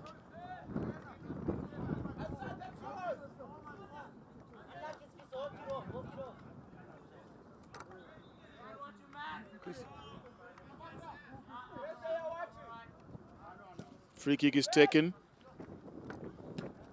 It's Peterson who managed to make that intervention as he finds Hassan. Hassan 1, 2 passes. Hassan, is he going to cross the ball? Cross. Cross is good. Shot taken. Goal. St. George's. Great passage of play there by Hassan. Just finding his strikers in the 18 area. And it was an easy goal for the strikers. St. George's scoring their second goal of the game. That takes them to 6 points so far. Petra yet to get off the mark.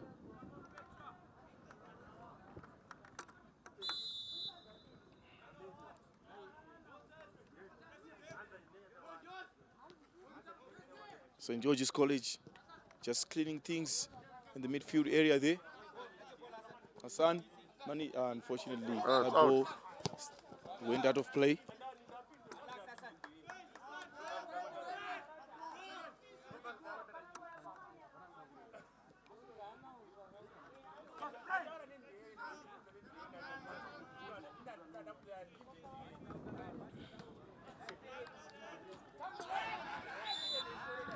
So a handball by a Petra player, so it means that it's a St. George's free kick.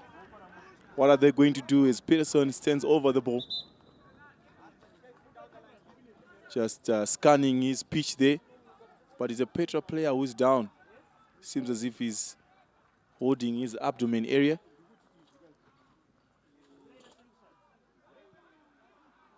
But he's okay.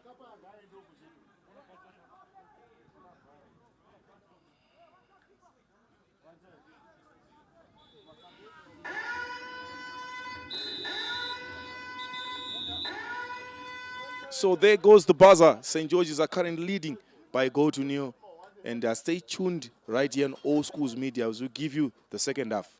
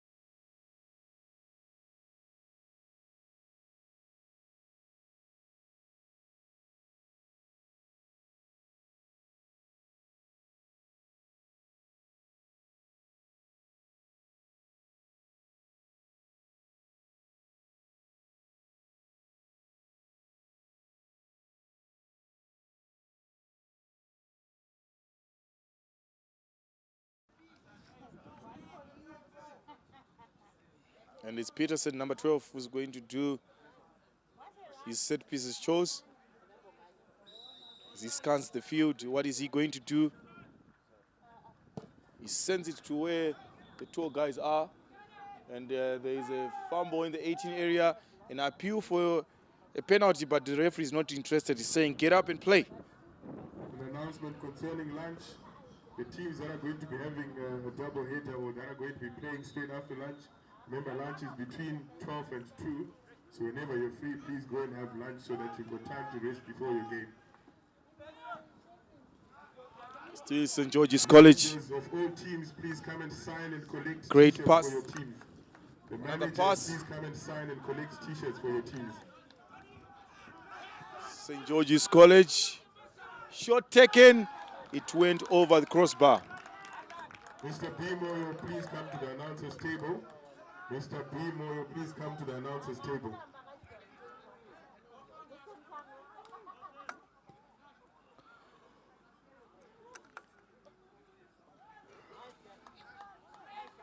Still is Petra. Try to play themselves out of trouble. And it's Peterson who cleans up for his team. Still is Petra. St. George's College. St. George's College. Is he going to cross? Cross is taken. Who is home? Timely intervention there coming in from Petra. As St. George's outmuscle Petra on the ball. Shot taken. Blocked. Another appeal for a penalty, but the referee is not interested. Still is St. George's. Hassan. St. George's. Shot taken. Blocked again. Just Petra. We've managed to clear out the lines under pressure, so it's going to be a corner to St. George's College.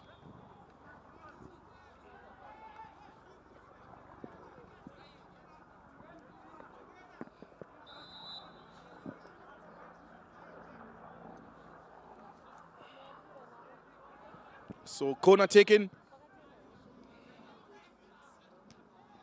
St. George's. Petra clear along their lines, but it's not enough. They need to get it away from their danger zone. So an open foot. So Petra eventually they managed to win a free kick. Deep in their half. As you see there, a couple of Petra players just pushing up, hoping that they are going to win that aerial ball. Maybe cause some problems for St. George's defense. And the ball, free kick is taken. St. George's managed to... Saints win the ball in the 18 area.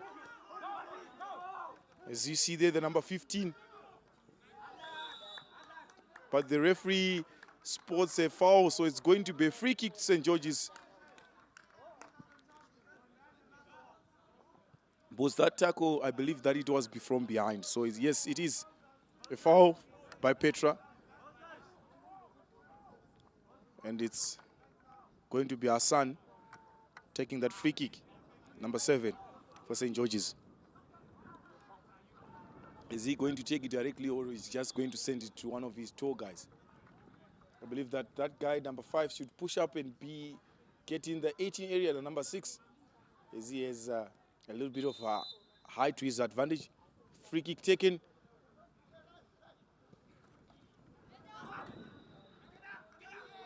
Shot taken. Blocked.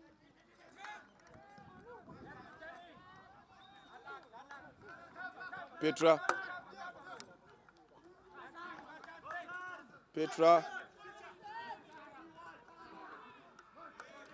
Here comes the number 6. We've managed to tidy up the things for St. George College in the midfield there. Unfortunately, it's going to be a foul to Petra, a free kick to them.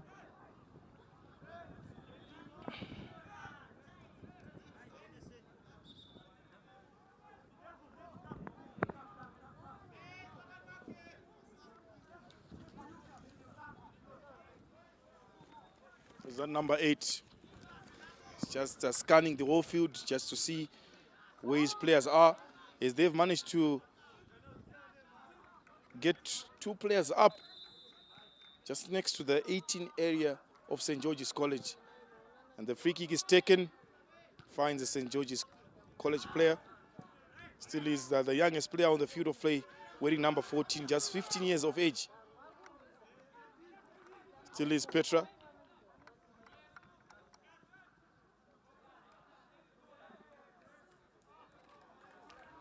St. George's College just tidying up things there, winning themselves a goal kick. And here comes Majid. We had a little but even no work to do in this second half. St. George's College, they release number 9, Bradley. What is he going to do? Unfortunately, it's a foul to Petra.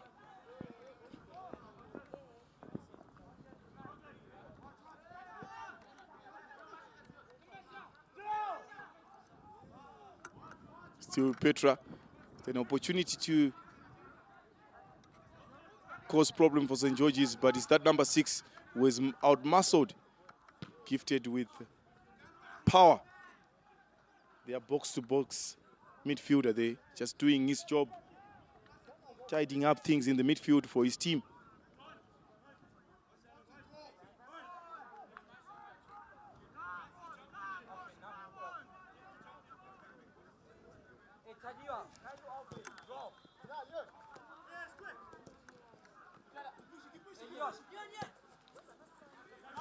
Petra. Great passage of play by their number 13, Tabiso. Here comes Petra. Petra. The little number 14. Great pass. Oh, failing just to control that ball. All he needed to do was just control that ball and make the shot. Ask questions the goalkeeper, but unfortunately, he took his eyes off the ball. Still is Petra.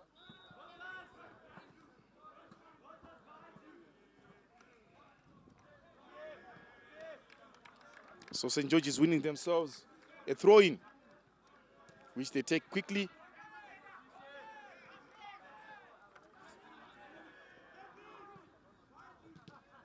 Petra really trying to break that St. George's College midfield.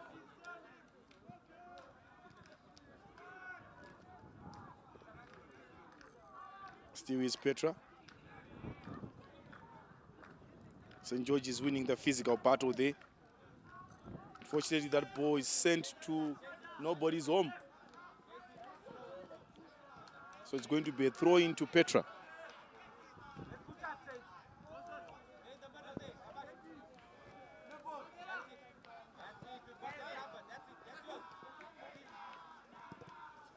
That little number 14 showing a little bit of courage, the smallest player on the field of play. And Petra wants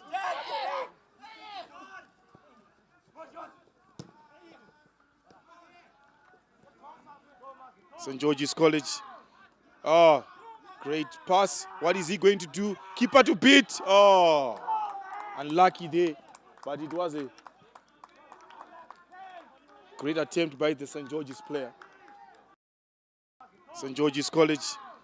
Oh, great pass. What is he going to do? Keeper to beat. Oh, unlucky there, but it was another opportunity to score. It's going to be a corner, rather a goal kick to Petra.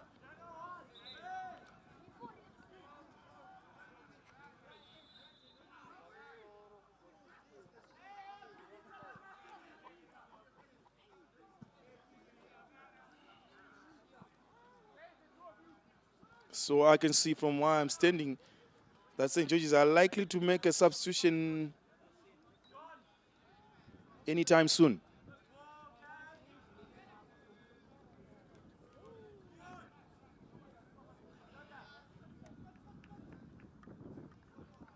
So if I were Petra, I wouldn't want to waste time because currently I am losing. You would want to approach this phase of the game with agency, not taking a long time to take that goal kick, but still St. George's College.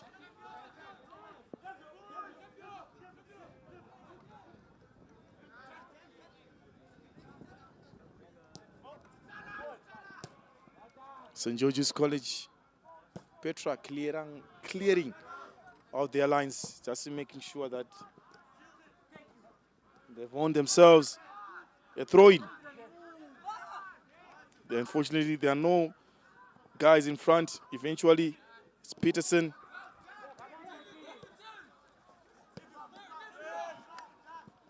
The cross is intercepted by a Petra player. St. George's winning the battle in the midfield. As they spread it and manage to create. And it's going to be a goal kick. St. George's making a couple of substitutions.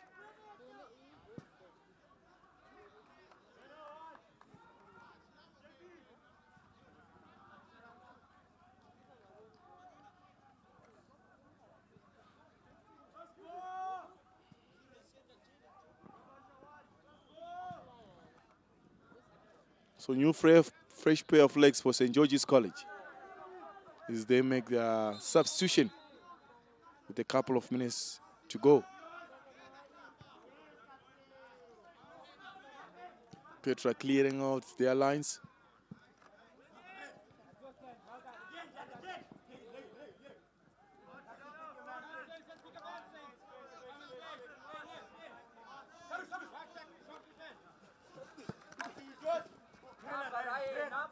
Jaden. Cross taken. Peterson there just to tidy up things for his team as they find the men on the far side.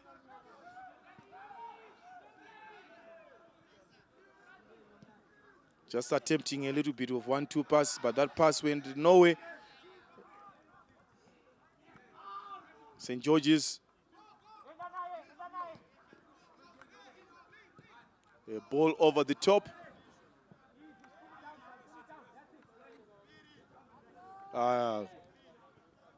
Timely intervention there from Petra, but it's going to be a corner kick to St. George's.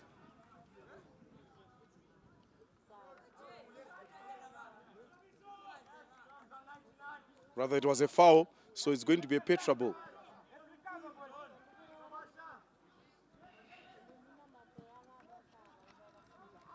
Free kick taken. It's fine, St. George's. Unfortunately, they're just taking his eyes off the ball. What is he going to do now? Opportunity lost. Still on for St. George's. Still is Petra. As they attempt to clear out for the lines. And it's going to be a throw-in to St. George's College.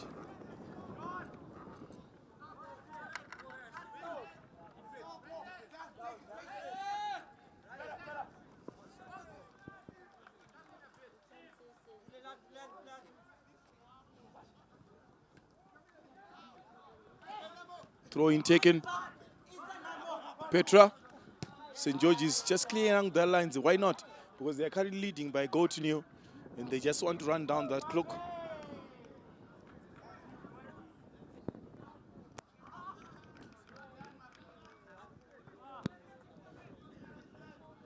An interesting fact that Petra, they are also called Saints, taking on Saints of Harare. So it's the Saints of Bulawayo taking on the Saints of Harare, and currently it's the Saints of Harare who are currently leading.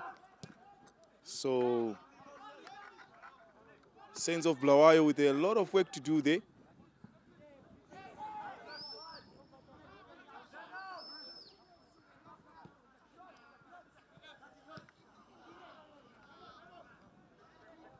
Petra, Saints Petra, St. George's, Saints.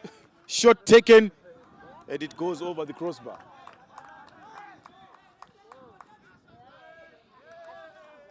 When the ref is checking his time, anytime, he's going to blow that whistle just to indicate that full time is up. So that could be any moment from now. Here comes Peterson. Takes a shot that goes agonizingly wide. So we are anticipating the buzzer any moment from now. If it finishes like this, it means that St. George's are sitting comfortably on 6 points. Car College on 4 points. The host on 1 point. And Petra on 0 points.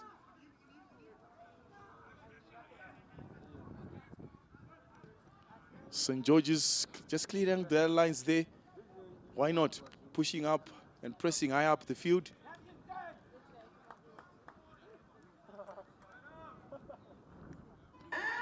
So there goes the buzzer.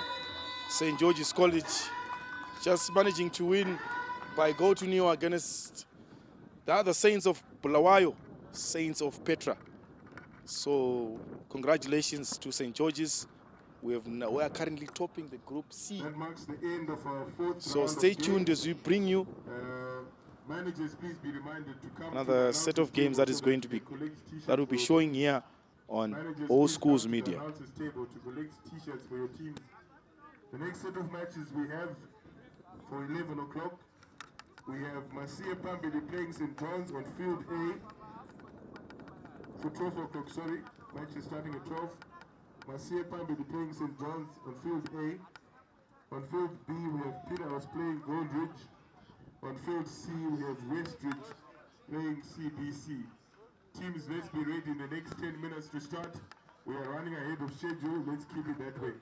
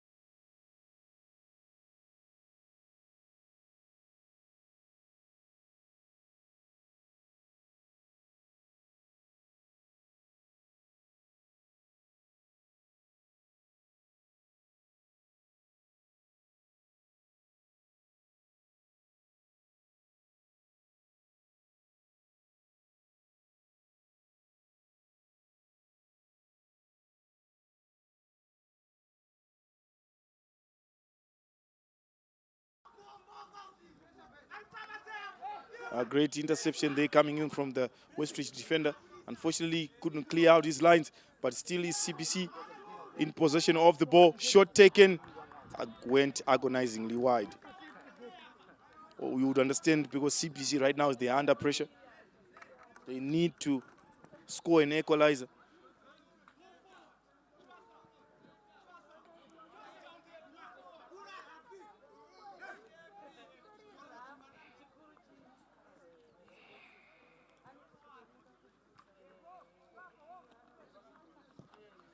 Westridge from a goal kick.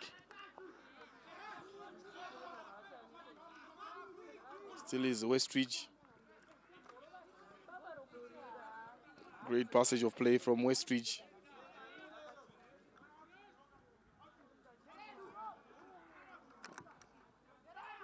But it's CBC who've managed to, rather Westridge who have managed to win. The referee there just getting confused, but it's CBC who've managed to win themselves a throw-in.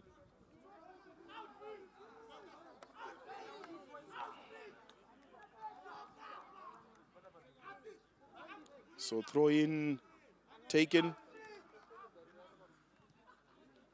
CBC had an attempt to make a 1-2 pass in the middle of the park. The referee spots something, and it's going to be a Westridge free kick.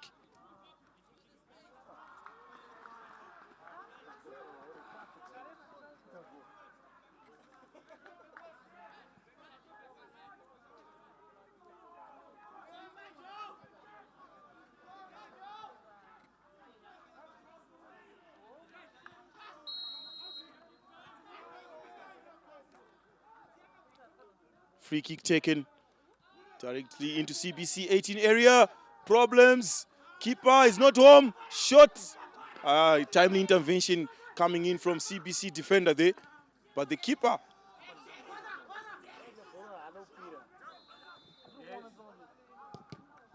He's taking his time there to make the pass. And all the angles were closed. But however, manages to collect the ball in the middle of the park. And it's Westridge who have managed to win that midfield battle. As they managed to do a 1-2 pass. Still is CBC.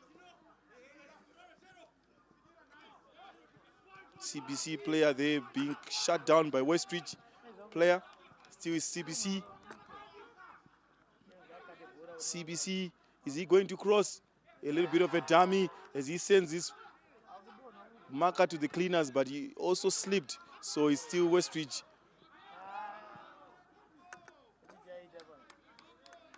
So it's rather Westridge who have managed to win themselves a throw-in.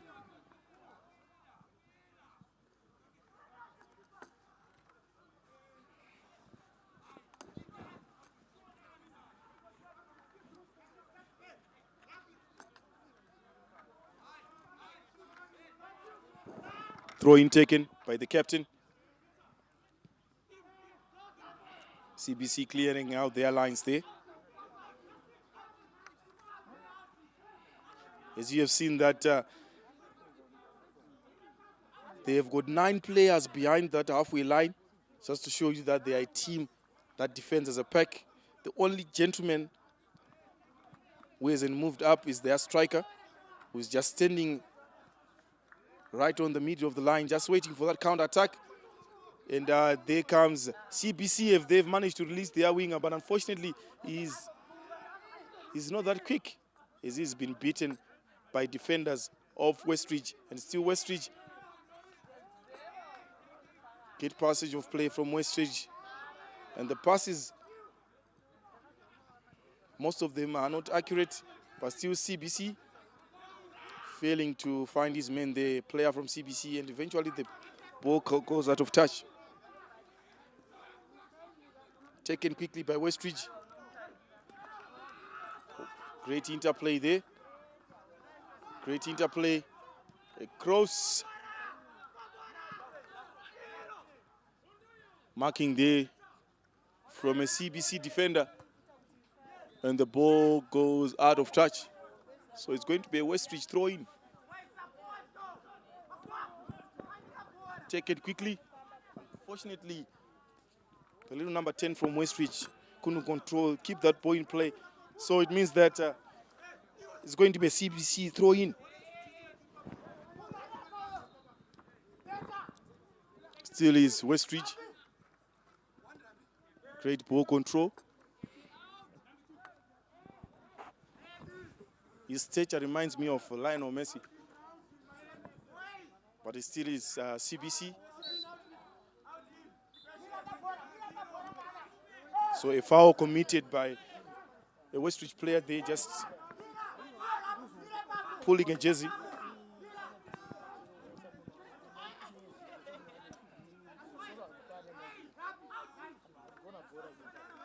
CBC took the Westridge managed to do and clear out their lines. Just wonder how did that ball skip 4 or 5 players just to be cleaned by last man. That's dangerous play. But anyway, play resumes and it still is CBC who are knocking at that door, hoping to score an equalizer. A little bit of dribbling. Unfortunately, that ball could, yes, it went out of play. So it's going to be a CBC throw-in.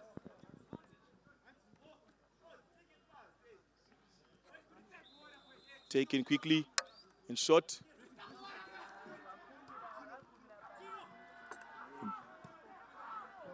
Great interplay by CBC.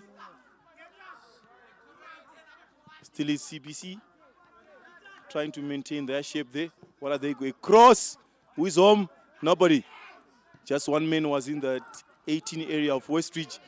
So another chance went begging, but still is CBC. Just trying to maintain that shape. And they are trying to come back, maybe score an equalizer. But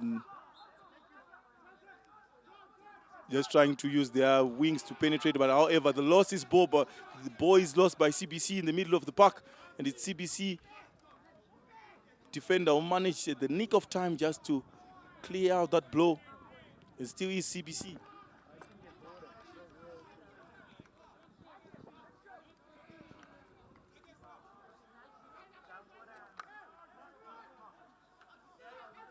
Throw-in taken by CBC.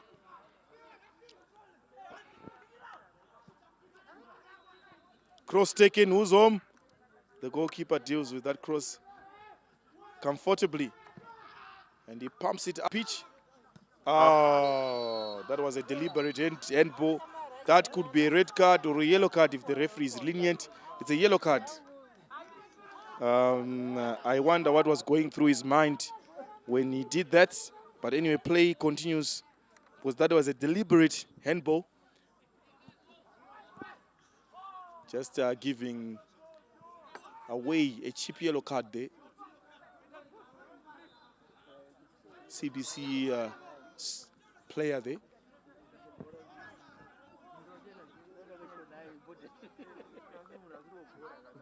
As you see the number 4 of Westridge just standing over the ball. You can see 3 players in the Westridge. The cross is in, and it's going to be a corner to Westridge.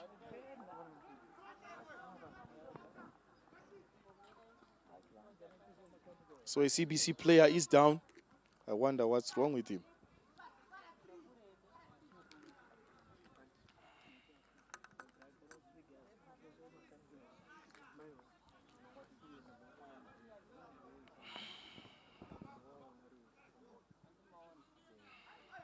So he's up.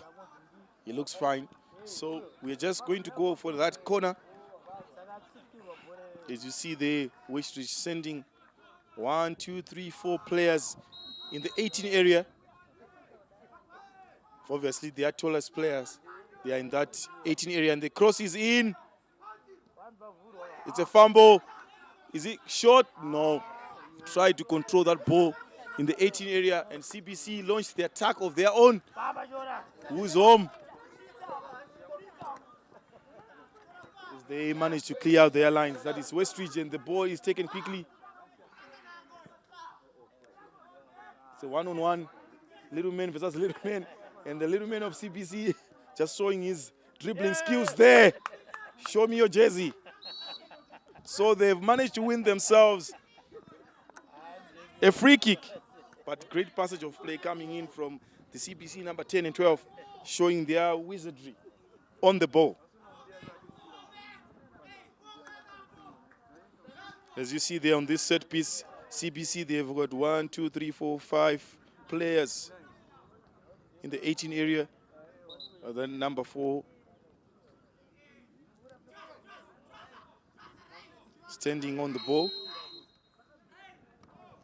Free kick is taken, not even on target.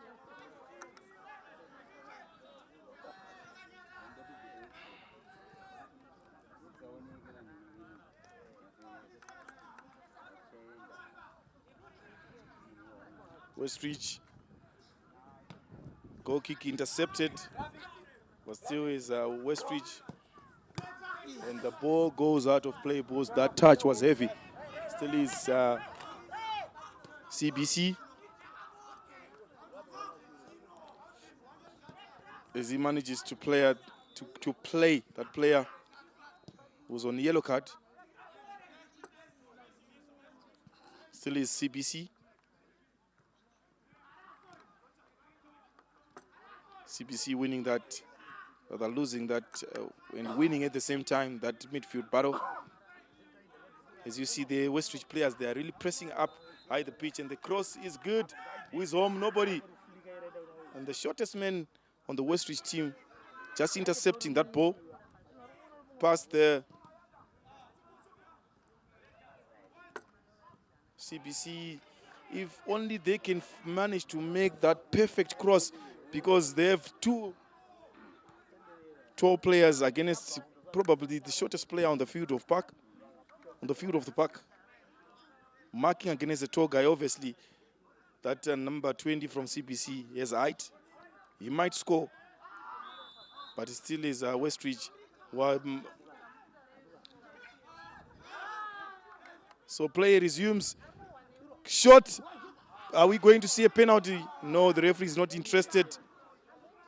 He should have taken the shot. Why dive? Why dive in front of goal? Just take the shot.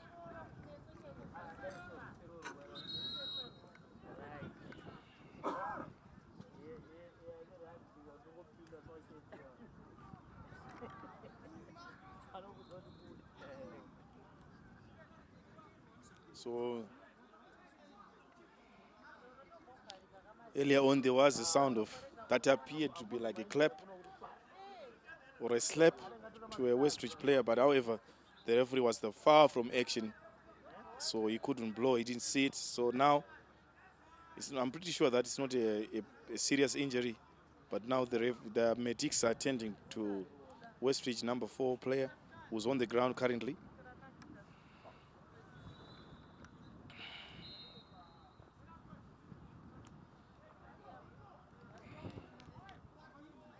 So he's okay. He needed just ice pack to do the magic, and he looks absolutely fine. These soccer players, they're always full of tricks.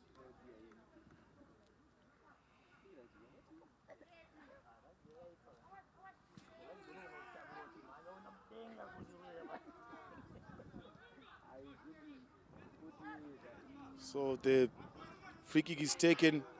It's now CBC.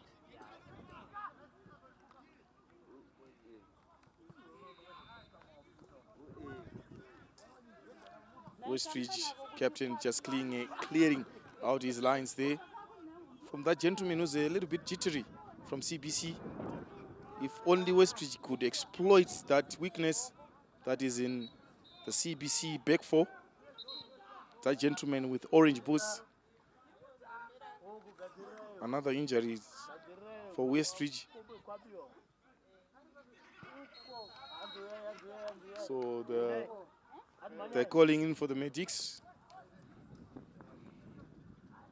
We'd like to send a big shout out to our sponsors, Petra's Republic. A big shout out to you, and we'll continue sending big shout out to our sponsors, but one at a time. But big shout out to you. We had a big launch last night.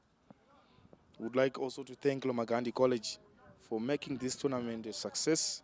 The kitchen staff, the groundsmen of Lomagundi, for a splendid job that they've done so far.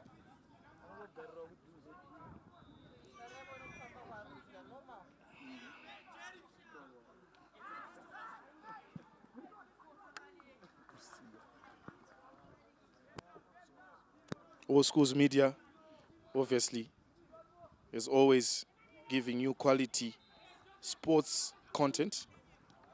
We don't just do soccer, but we do all schools content. Make sure that you like our content, subscribe to our page, as we have vowed that we are going to give you more content. So there goes the halftime buzzer. It's Westridge 1, CBC nil. So catch me as on the second half as I give you the remainder of this game right here on All Schools Media.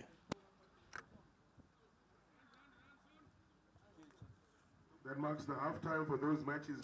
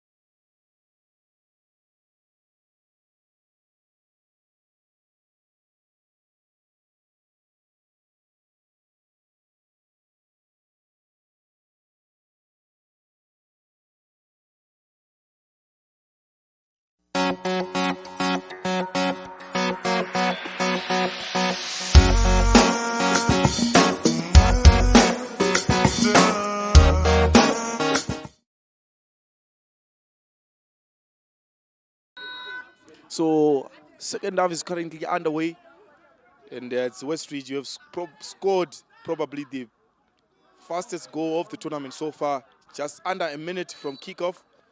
So it's now CBC who are playing catch up.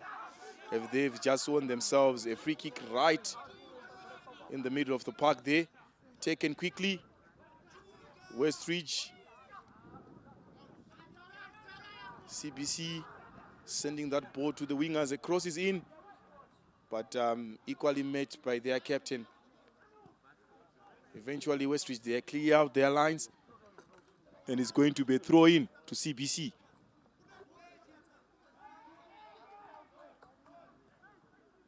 Taken, CBC. Make the cross, young men. CBC. Fortunately, he couldn't control the ball, that young man from CBC. So it still is CBC in possession of the ball. What is the keeper going to do? He's got 3 men right in his face, but he has managed to show his composure, just playing that ball through the strikers and finding his defenders, just to show that he's playing modern type of football, but still CBC.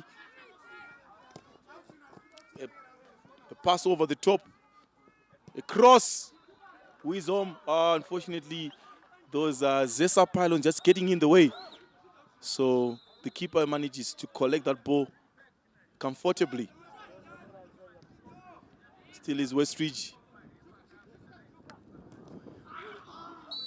A hard tackle coming in from a Westridge player. You could hear the bones crunching there. I'm hoping that is okay.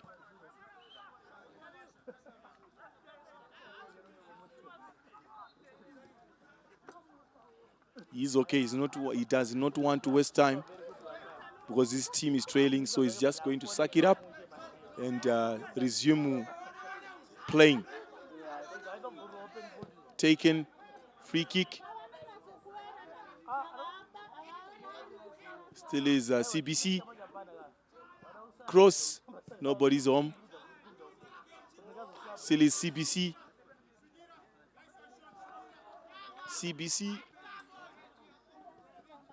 See, they try to stretch the Westridge defense there, but the goal, rather, it's offside.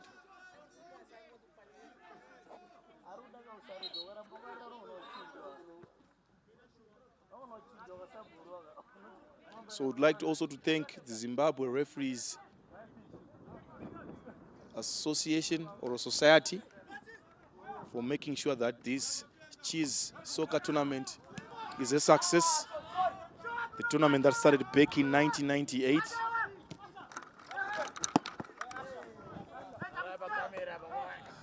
So our cameraman just getting involved in the action there.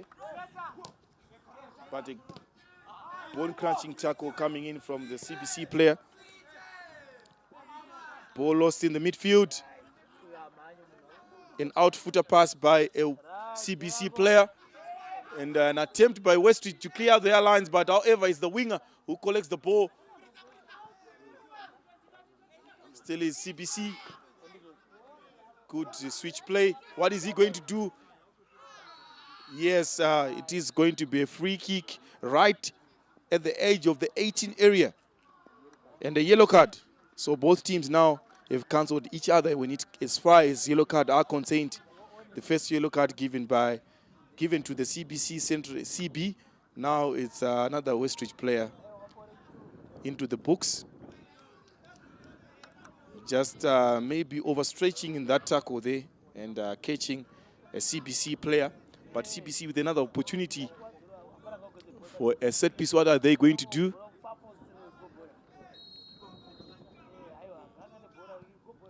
Unfortunately, the ball goes over the crossbar. So this tournament, we do have notable gentlemen who have contributed massively to our soccer at national team level, who are involved even in the technical staff. Eddie Mashiri, Daisy Kapini in the Falcon College coaching setup. You all once captained the Zimbabwe Warriors national team. Also a player for Highlanders back in the days. I wasn't even born, but I've heard of his skills on the ball and his leadership qualities. Also being involved, just making sure that the knowledge is being passed down from generation to generation. The likes of Matthew Risike also played in the Chisz soccer tournament.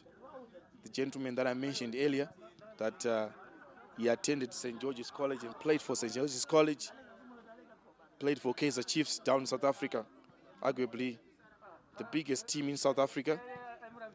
Before or after Orlando Pirates, it all depends which team that you support. Played in Sweden, played in Denmark at some point, but right now is now involved in the scouting and sports management. So this tournament has been a pinnacle of Zimbabwe soccer development, grassroots development, so to speak. Being founded way back in 1998. I was still in primary school. But here comes CBC. Crosses in, nobody's home. That was an opportunity for CBC to equalize. But here comes CBC, still in possession of the ball. The 1-2 pass, still is CBC. CBC making those sweet little parties, short little passes. And as they find their winger, surely this must be a cross. Who is home? Nobody. They should push up their strikers to play close to the goalkeeper. Just maybe they'll get that opportunity to score, as they are trailing by a goal to nil. As you see, they are tall defenders pushing up for a corner. So they do have 6 gentlemen who are in the 18 area, just hoping to intercept that corner, maybe win that area of battle and score. Unfortunately, that was a low, poor cross coming in from CBC. An attempt by Westridge to launch a counter-attack, but it's the CBC goalkeeper who plays his CB, and the ball finds itself to the winger. CBC just doing everything right except for scoring, which could be a problem. Westridge just got one opportunity and they were off the mark.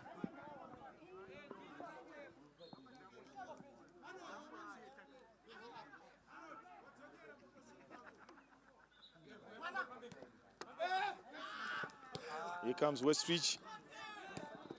Great intervention there by the hard tackling number 5. Just clearing out his lines there.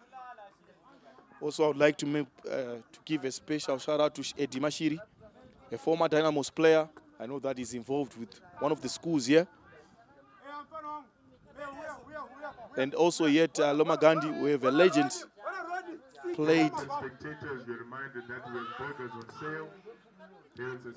played his soccer for the national team.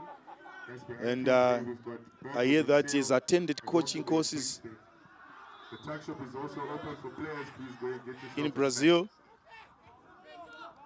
So heads off to that soccer legend, currently involved with the Lomagundi soccer programs here in Chinoy.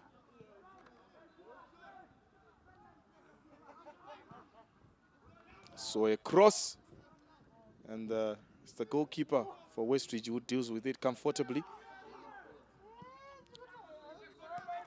Play intercepted. But here comes Westridge. What are they going to do? It's CBC who managed to clear out their lines just. And the whistle goes for a Westridge player who's injured right in his 18 area. I just wonder what's wrong with him. So JFT, big shout out to you, Lomagundi. Thank you for hosting this soccer tournament so far. Everything is just perfect. Their ground staff, their kitchen staff. For May, Bachelor's Republic. Big shout out to you, and obviously us as All Schools Media, Sports Express, we are giving you this live coverage of these games that are being played here at Lomagundi College in Mashonaland West province of Zimbabwe. We don't just do soccer, but we do all schools sports. So make sure that you subscribe and like our content for more of this. So the referee just signaling a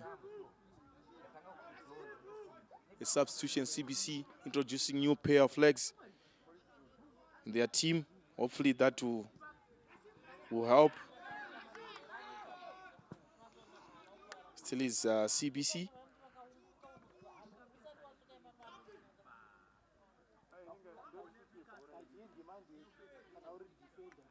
Cross is in. And it finds the CBC player. What is he going to do? Still is CBC. What are they going to do? Surely that must be a cross. But great defending from the Westridge number 18 player. Just winning his team a goal kick, which could prove precious in these last couple of minutes because time is no longer on CBC's hands. And another substitution for Westridge.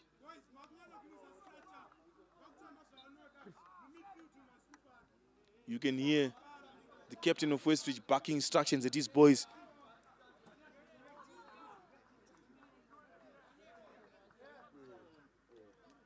So it's the number 8 player for Westridge who comes off. New pair of legs are being introduced in the Westridge team. Goal kick taken.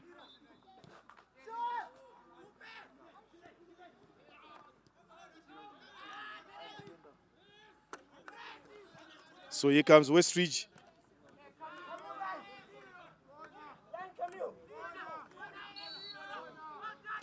So great work managed. Was that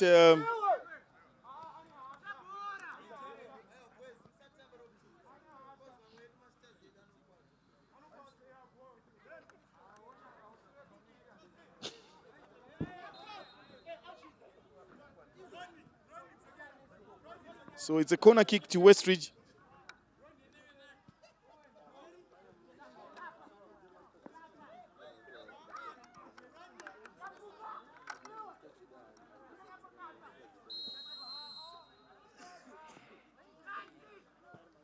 Corner kick taken. And it finds the number 5 of CBC, who has been a rock solid for his team.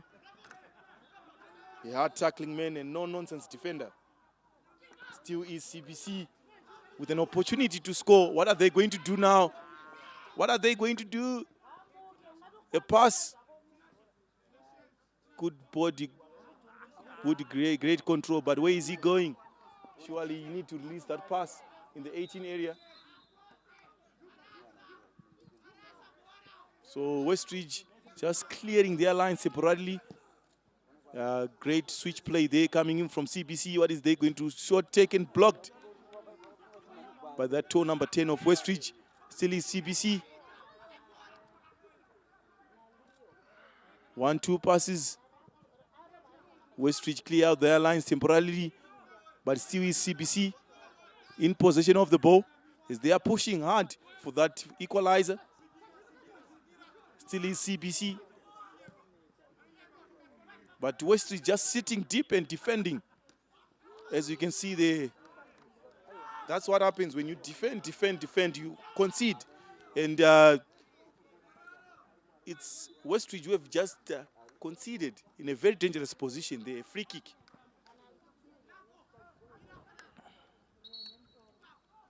What are they going to do, CBC? As they have sent 8 men forward, and the free kick is taken.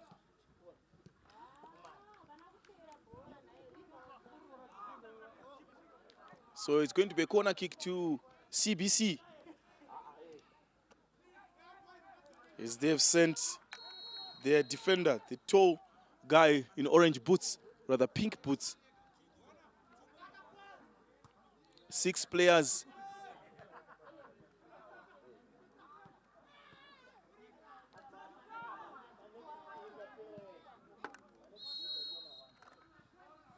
So another corner kick.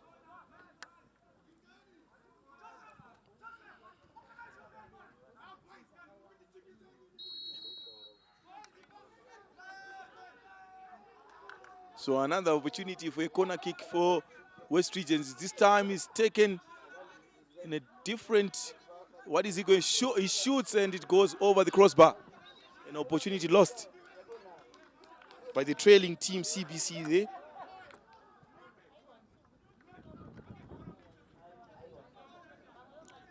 But for the team that is currently leading, you can hear the captain just barking instructions at his boys. Say, come on guys, let's tighten up our defense. Just to show how important it is for them to secure a win in this encounter.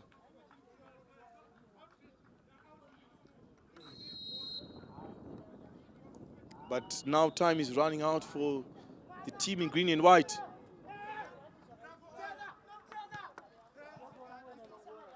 Still is CBC. A pass over the top. Another clearance by Westridge. Not so good. But still is CBC. You are pressing hard for that equalizer. What is he going to do? It's a penalty. The first penalty in this ground C. So CBC with another opportunity to, surely they must equalize this. Penalty taken. Oh, great save by the goalkeeper. Great save by the goalkeeper. There was nothing wrong with that penalty. I've seen CBC with another opportunity to, surely they must equalize this. Penalty taken. Oh, great save by the goalkeeper. A corner kick from CBC. As they managed to keep it in play. Still is CBC. Still is CBC. CBC. And it's Westridge who have managed to clear out their lines.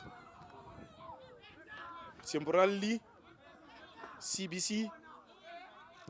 And, oh, another interception by Westridge. Here they come. CBC, they had no option but just to kick that ball out of play. Replay Goodness me. Talk about the penalty. CBC with another opportunity to, surely they must equalize this. Penalty taken. Oh, great save by the goalkeeper. You know, the goalkeeper that they were dealing with is in form. I've seen Mane hitting those penalties at exactly that right spot and scoring. But unfortunately, this time around, it was great goalkeeping. But here comes Westridge. And they've won themselves a corner.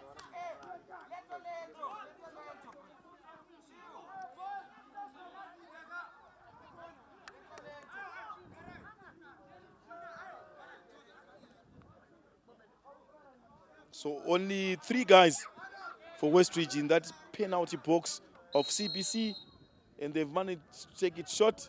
Obviously, they want to run down the clock. An attempt to cross, but unfortunately, he finds the shooters, rather the studs, open studs of the CBC player. So CBC.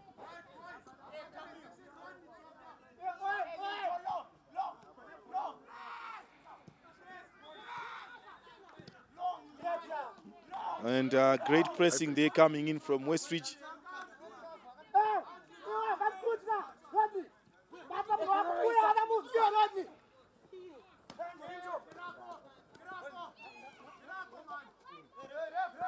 CBC just winning themselves a throw-in.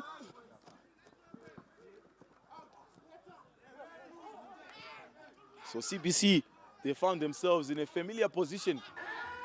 There goes the buzzer, and it's Westridge. We've managed to win this encounter by a goal to nil. And a big shout out to their goalkeeper. We've managed to do wonders for his team, just making sure that his team get those 3 points. But up next is Eaglesville taking on CBC. Are they going to pick themselves up and win their next encounter? We have to find out, as we are going to bring you that match live right here on All Schools Media. And we are just waiting for teams that have gone for lunch. So we will start in exactly 15 minutes.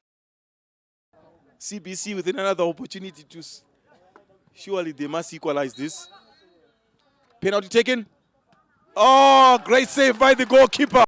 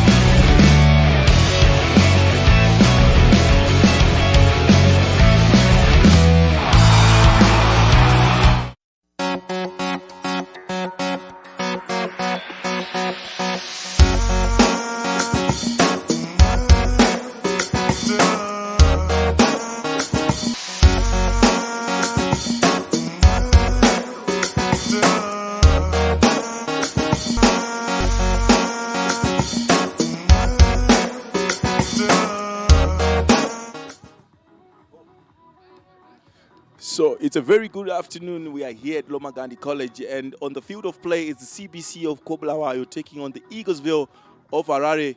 Eaglesville wearing their traditional maroon and white jersey, as for CBC in their green and white jersey.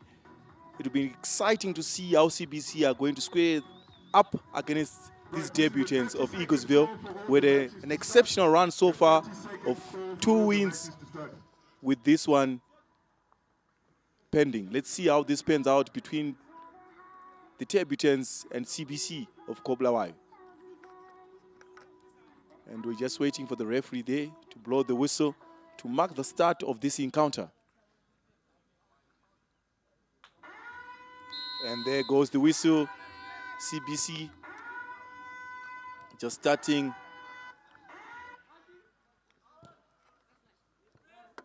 Here comes Eaglesville.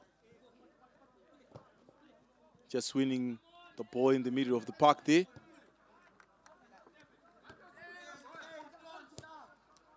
A little pass behind the defenders that finds the number 5 of Eaglesville. A cross. Here comes their number 8. As he's just lost the ball there. It's still Eaglesville. A little pass behind the defenders. You're reminded that burgers are being served behind field A. Burgers are being served CBC behind field A. just launching a counter-attack deep in their half. Players, you're reminded that the tuck shop is open. As that they spread the ball to their number 5, the winger.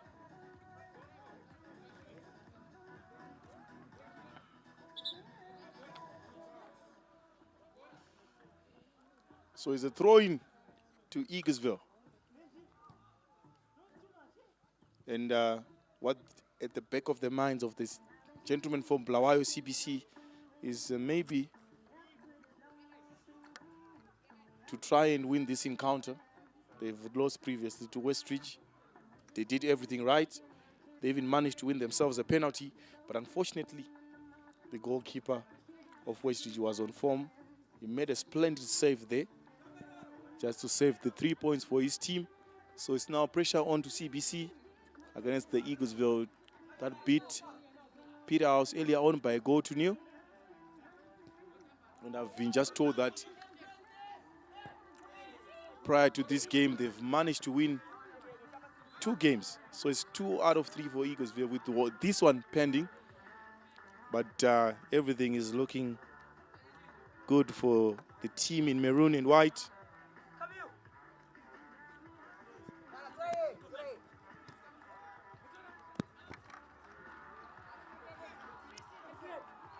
So CBC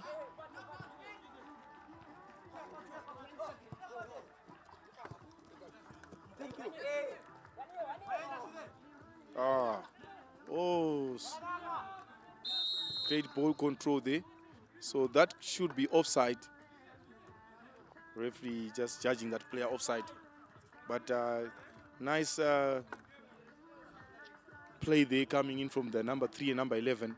Great understanding between the 2 players.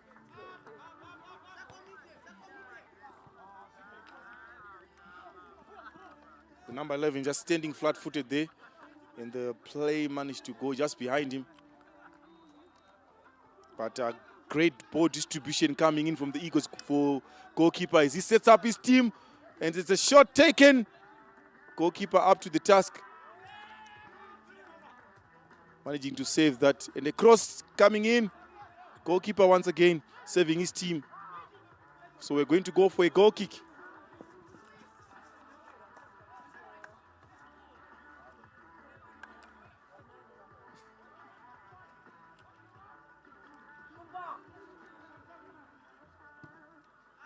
Goal kick taken.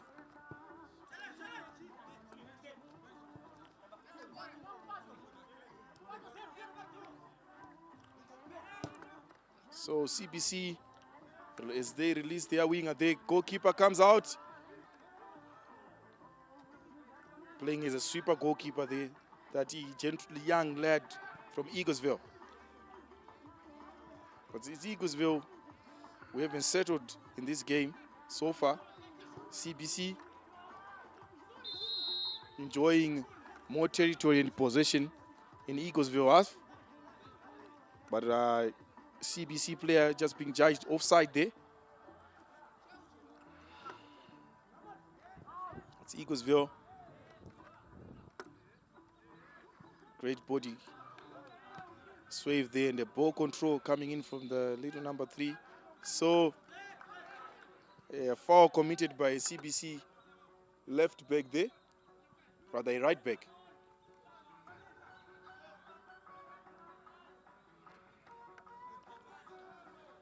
So Eaglesville just deciding to keep that ball on the ground.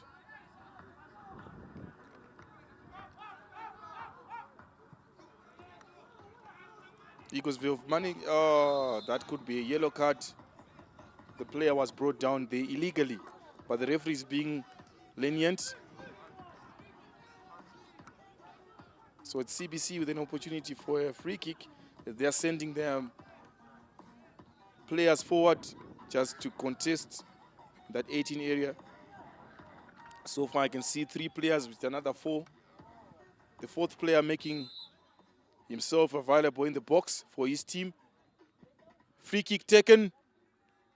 Goalkeeper just dealing with that ball comfortably and quickly just letting that ball go as he finds his number 9, the striker. Oh, a little bit of dribbling. Shot taken. That goes agonizingly wide. So we are yet to see the best of Eaglesville yet. So far we've seen CBC, what they can do, what they're capable of doing.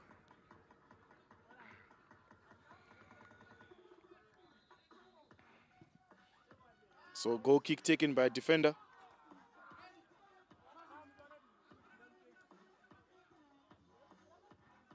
Eaglesville trying to attack through the middle there, but CBC have read them and managed to intercept play there. So it's the right back of Eaglesville trying to launch an attack, but unfortunately that ball is stolen. So this is the second foul for Eaglesville. They need to be careful. They are making a habit of making these reckless tackles. So the referee, at some point, we have to issue out a yellow card if it remains like this. But however, it's Eaglesville who have won themselves a free kick. Strangely. Still is Eaglesville as they managed to keep that ball in play. Great ball control. Eaglesville. Ooh. The ball. Ooh. Number 7 showing his tricks. Unfortunately, Eaglesville gifted with little players with who can play on the ball. We are very comfortable on the ball with the dribbling skills. But as for CBC, just playing basic football, one-touch football.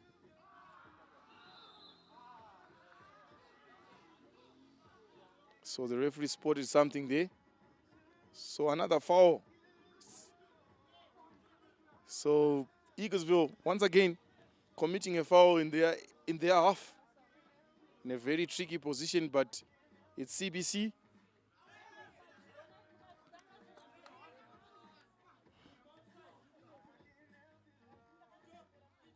Here comes CBC. Good switch play there, coming from the number 10. Shot taken, just goes a little bit wide. So CBC just taking their chances as they come. Whereas of Eaglesville just preferring to do the Barcelona type of football whereby they eliminate defense and all is left for the striker to do is just to do a tap-in.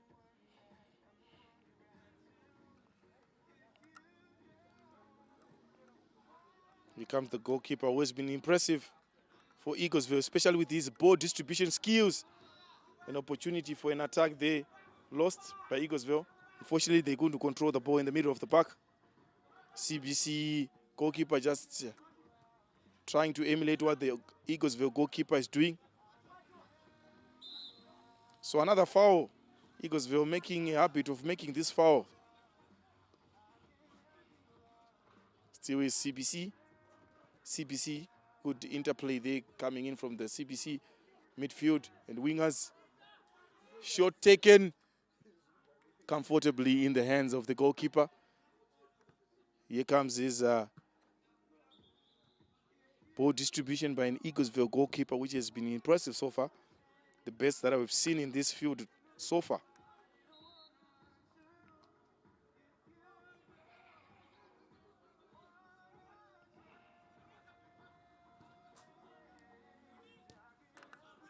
Eaglesville. Unfortunately, that left winger misread that pass, but still is Eaglesville. Shot taken. Oh, it hits the woodwork. But great effort there coming in from the young player of Eaglesville. Great effort. So we're going to go for a CBC goal kick.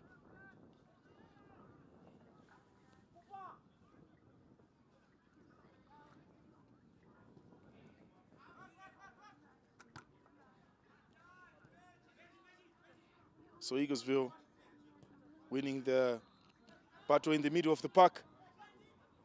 Here comes the little number 7, gifted with wizardry tricks on the ball, but still is Eaglesville showing their flair. Crosses in, and a good block coming in from a CVG player. Another cross that finds number 8. What is he going to do? But it is another gritty tackle by the CBC defender, rather midfielder. Great interception coming in from an Eaglesville player. Here comes that number 7.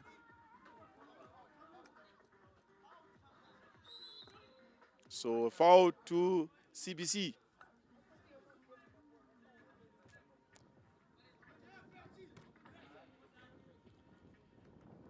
So a line out, rather a throw-in.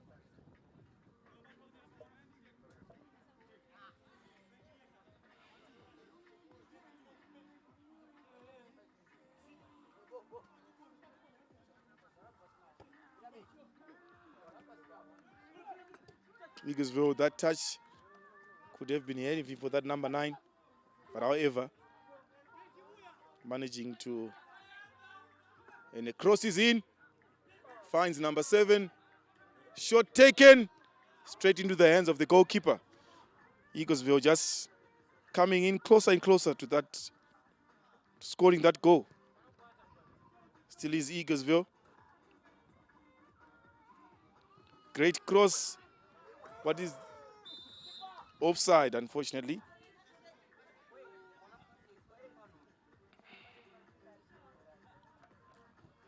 So here comes CBC. Benji, the number 7 of Eaglesville.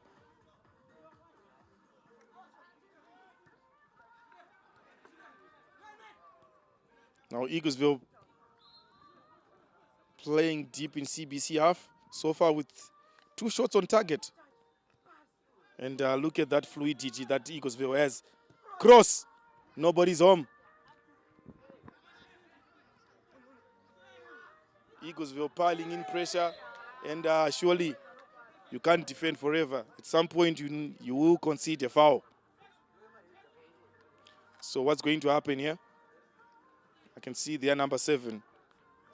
Number 8, number 14 wants to have the taste of that free kick. So it's number 7 who decides to go in. Oh, great save by the goalkeeper. Rather, it went, just clipped the top woodwork and it went out of play. But a great effort coming in from Benji, Eaglesville, number 7.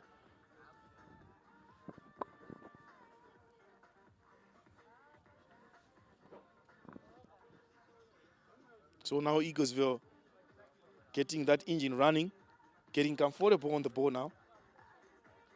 As you can see that they're pressing up high the pitch, and it's actually difficult for CBC to break that pressing wall. That's what I'm talking about. CBC just failing to string 2-3 passes together, but it still is Eaglesville. Shot taken over the woodwork. 4th shot off target so far. 4 consecutive shots target off so far. CBC under a lot of pressure. It would just take that one goal. That one shot, that one opportunity will come, and CBC, they need to play themselves out of this mess they are in.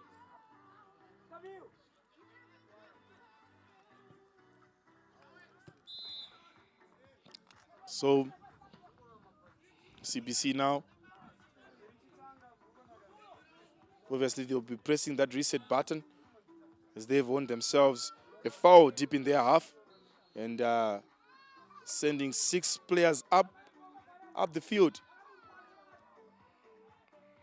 Obviously, they're going to take it long and deep, and it's been taken, and that could be a penalty. Yes, it is. CBC just creating a penalty out of nothing there. Unlucky there for the little number 11. Just getting his timing wrong. So Eaglesville under pressure now. So CBC, it seems as if luck is on their side when it comes to winning these penalties. Trust me, they are legitimate penalties. But the last one that they took, the goalkeeper was up to the task, and he made a tremendous save. What is this the young lad from Eaglesville going to do? Penalty taken, and it's a goal! CBC off the mark. Well taken. The keeper was up to the task, and he made a tremendous save. What is this the young lad from Eaglesville going to do? Penalty taken, and it's a goal! Eaglesville, with a lot of work to do, they've managed to do well so far, but all those opportunities, they don't mean nothing if you don't score goals. So here comes Eaglesville with an attack of their own. Shot taken. Oh, it goes agonizingly wide. So we're going to go for a goal kick. But still early days because they are left with a couple of minutes to play in this half. And obviously they do have the second half that is 20 minutes long for them to come back, maybe equalize, maybe win this game. They have a great campaign so far, Eaglesville. 2 out of 2. Maybe it depends on how this match is going to pan out. But they've been impressive, these debutants. So Eaglesville for the under pressure again from this CBC team that have managed to come back from their previous defeat against Westridge.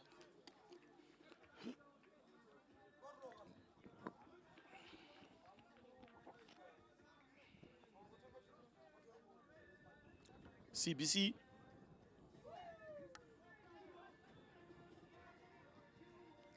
a cross blocked. Eaglesville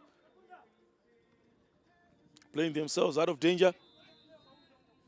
Good switch play there by the number 7 who finds that little player from, and is his sense, releases another number 2. And great intervention there coming in from the CBC right back as they've managed to delay that attack to go for a throw-in.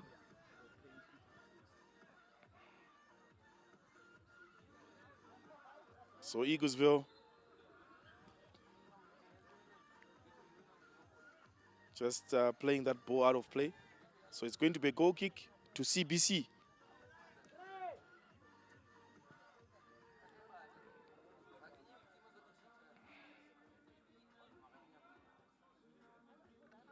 Still is CBC. Here comes Eaglesville with an attack of their own.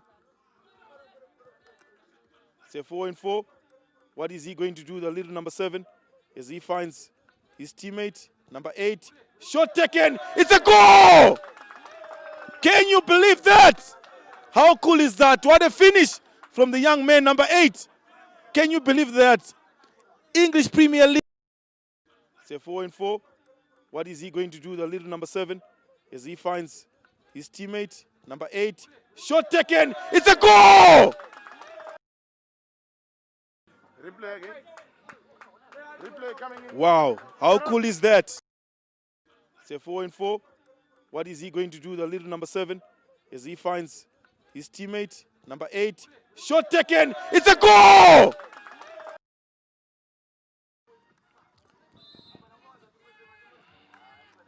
Here comes CBC with an attack of their own, trying to exploit that right back position. And it's Eaglesville who clean up, tidy up things on the middle of the park. But however, they are muscled off the ball. Here comes CBC with the attack of their own. CBC with an opportunity cross. What is they going to do?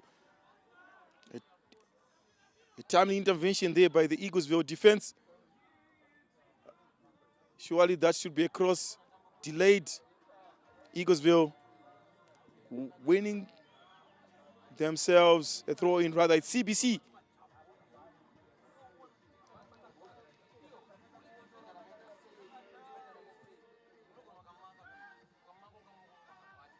CBC. Eaglesville managing to set an attack on their own deep in their half.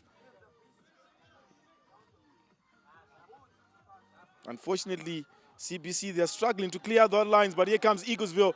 It's 5-on-3. What are they going to do? Here comes their number 7. What is he going to do now? Leg over, leg over. Collective, excellent way by scoring that goal. A killer by that little number 8. And there goes the whistle for second half. Eaglesville.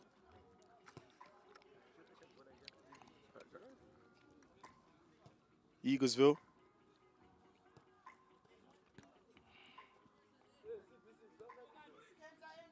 Eaglesville. And a switch play by their number 2. That finds shot taken. Oh! The goalkeeper was following play there. And he managed to make a save. But I gotta tell you, ladies and gentlemen, that most of the saves, rather, most of the shots that were taken by Eaglesville, 90% of them are on target. As the number 2 fails to clear out his lines. Eventually he does temporarily. Shot taken. And the goalkeeper deals with it. And he sends that ball directly out of play.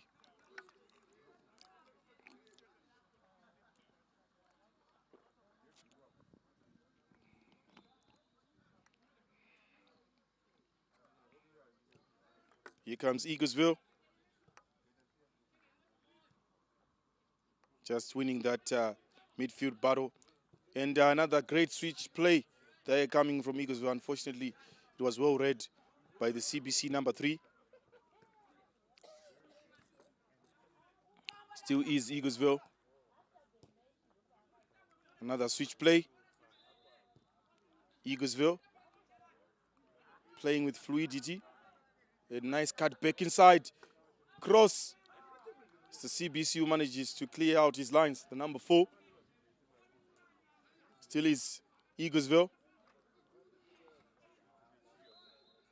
Still is Eaglesville. But their ball is lost in the midfield there. But for a moment, Eaglesville managed to win it back. And the ball is sent to that number 3. It's great 60-yard pass, shot taken. Was it a cross or a shot? But however, the ball is still in play for Eaglesville.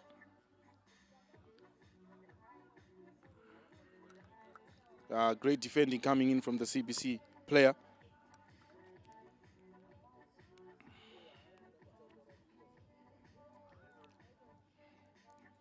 But since the kickoff, it's only been Eaglesville we've been playing. Any moment from now, you know what they are capable of doing. They could crack open this CBC defense. The young man doing well there. Just winning his team CBC a goal kick. CBC just opting to build from the back. And great passes there. And an attempt, I don't know if it was an attempt to switch play. Shot taken. Wow, Great goalkeeping so far from the CBC player. Eaglesville, 9 out of 10 times, those shots, they are coming on target. Another shot, and great goalkeeping by that man in between the six for CBC.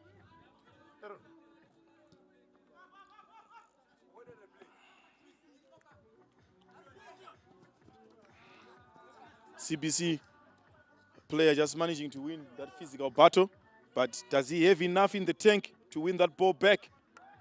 Yes, he does. Here comes a cross from CBC. Great interception by the goalkeeper, and immediately he releases his winger for a counter-attack, the number 7, who's full of tricks. Great play there from Eaglesville. Is he going to shoot? Cross, shot. Oh, great defending by CBC. Well read there by the defender from CBC. The ball distribution we've seen so far from both goalkeepers has been exceptional. And the busiest of the goalkeeper is the gentleman from CBC. So far with one blemish out of probably 13 or 14 shots on target. Eaglesville, they've been really putting him under pressure. As we see there, Eaglesville just winning a free kick in a very dangerous position. We all know what they are capable of doing. They can shoot from any angle, from anywhere on the field. And who's going to take this free kick this time around?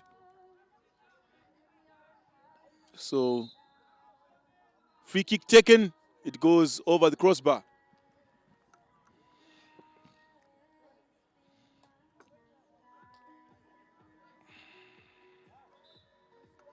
So substitution coming in now from CBC. They're about to introduce new pair of legs.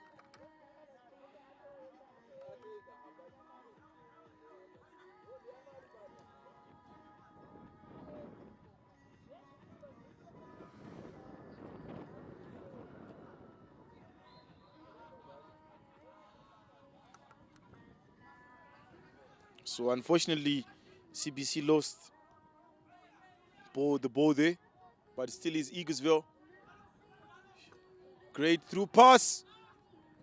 Another intervention there by the defender, well read by the defender of CBC. So we're going to go for a corner kick. Eaglesville showing all sorts of skills. Here comes the cross. Header. Unfortunately, that went wide. Players have been exceptional for Eaglesville. Is their number?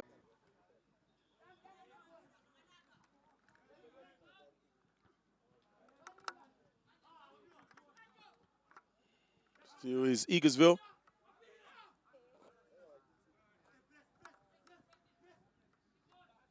That overlapping right back crosses in. Well read there by that CB of CBC. But still CBC struggling to clear out their lines as Eaglesville. They are piling pressure, looking for that winner goal, but a well-read shot there by the goalkeeper. So that could be the 15th shot on target by Eaglesville. They can shoot from anywhere. It's difficult to defend against such a team. You need to be in their face all the time. But Eaglesville, they attack with fluidity, very comfortable on the ball. And for a moment there, CBC just getting the ball, clearing out their lines, but out of play. So another substitution coming in from Eaglesville, the number 9 coming off, the striker for number 10.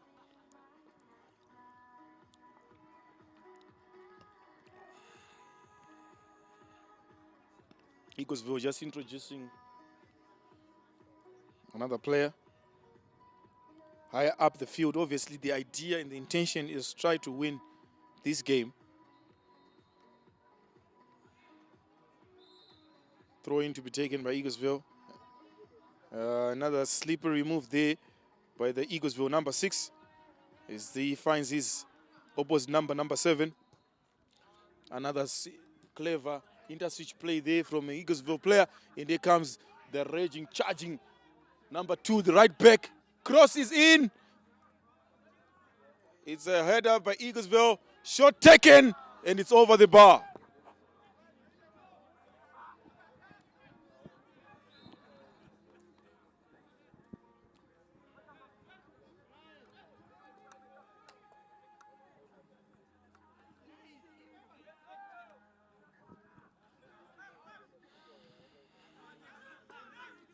Here comes CBC, but well dealt with by the defender from Eaglesville. A little 1-2 pass, but unfortunately not read there by an Eaglesville player. But CBC trying to push up higher the field. But here comes their number 6, who has been exceptional. Look at that pass. Here comes CBC. Well read, and the ball goes out of touch. It's going to be a CBC throw in.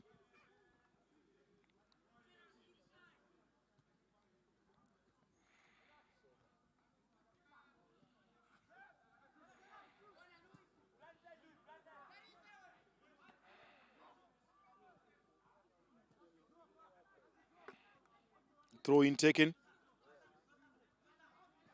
CBC with a trickery play of their own. Unfortunately, well read there by Eaglesville. And here comes Eaglesville launching an attack of their own. Oh, great footwork there coming in from the number 6. What another, and he wins himself a throw in.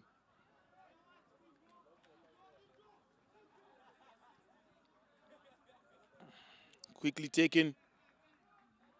Cross. Offside, says the referee.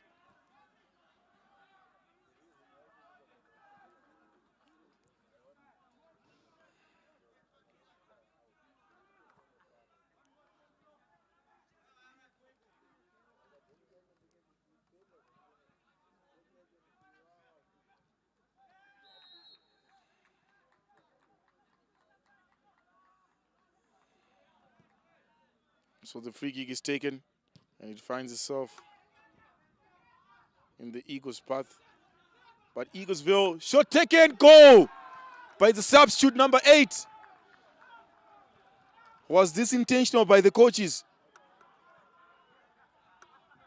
How cool is that? Bottom corner. The free kick is taken, and it finds itself in the Eagles' path. But Eaglesville, shot taken, goal by the subs. Now trailing by 2-1 against this impressive debutants, Eaglesville. So far, it's 3 out of 3 wins for them. They claimed the first cup of Peterhouse earlier on in the morning. Here comes CBC. As they are retaliating, hoping to get that equalizer. Shot taken over the bar. Eaglesville caught napping there. The free kick is taken, and it finds itself in the Eagles' path. But Eaglesville, shot taken, goal by the subs. So the ball goes out of play. It's going to be a CBC throw in. Eaglesville, they need to be careful.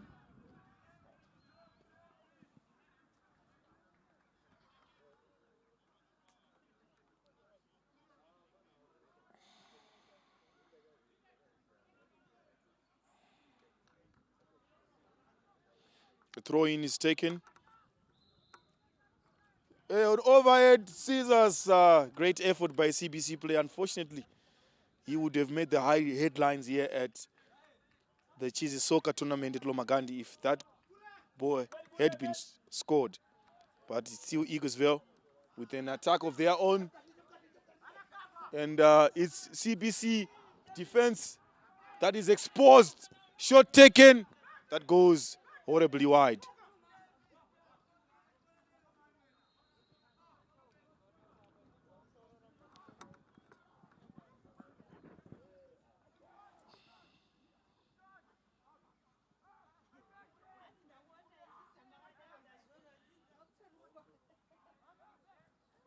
So CBC deciding to take its shot. Unfortunately, the ball finds itself in Eaglesville path. Still is Eaglesville. Well read there by the defense of CBC. Still is Eaglesville. Eaglesville with their trickery, number 7. Number 10 just getting out of the way of his teammate there. But it still is Eaglesville. That number 2, the Raging Bull. He makes a cross. What are they going to do now? Well read there by the defense of CBC.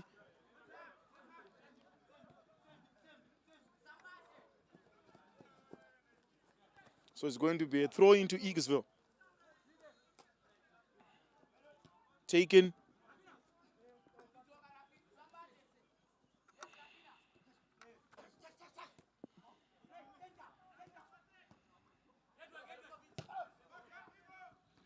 So it's CBC who managed to tidy up things in the midfield. But here comes CBC with an attack of their own.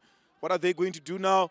Player 1 beaten. The ball stays on touch, but unfortunately, we are going to go for a goal kick. So the referee wants it to be taken on the mark.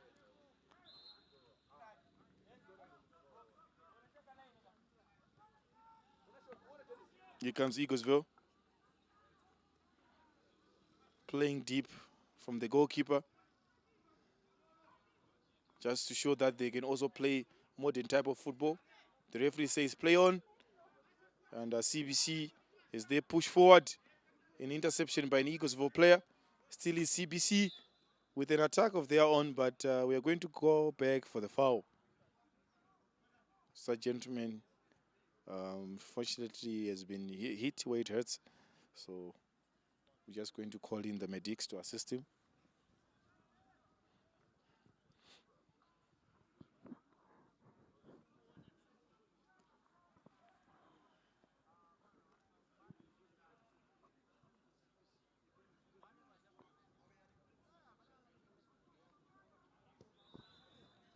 So Eaglesville currently leading by 2-1. As they're aiming obviously for that 3 out of 3 wins as they set themselves up for the knockout phases, obviously against the team that will be ranked number 2 in the group that they're going to be playing against.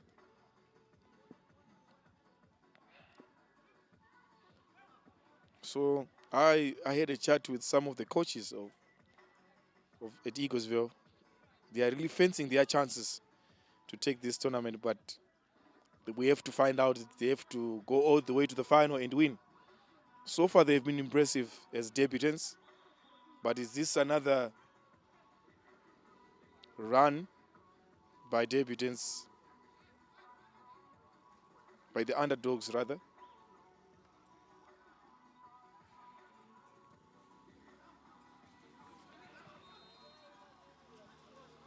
So CBC trying to sneak in behind the Eaglesville defense, and an interception there coming in from the Eaglesville player. Is the number 10, the goal scorer. Unfortunately, Eaglesville there, but the ball is collected. So they've managed to release their number 3. Manages to control the ball and a cross. Is it? Oh, great goalkeeping there by CBC. But these Eaglesville players, they are really sneaky, eh? Just they need to be monitored each and every step of the way as a CBC player wins a foul.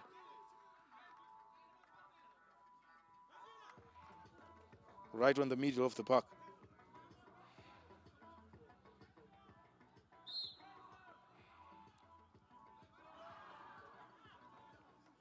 So the free kick is taken and it finds itself in Eaglesville pass. But just for a moment, as a CBC player spews that ball out of play.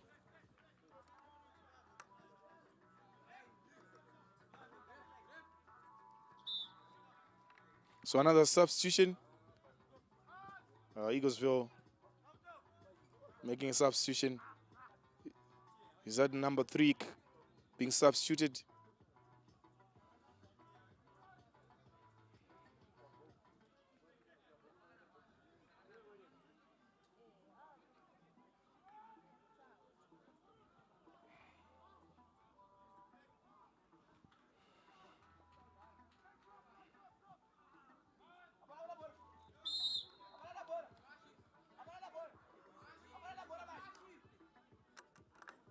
So throw in taken.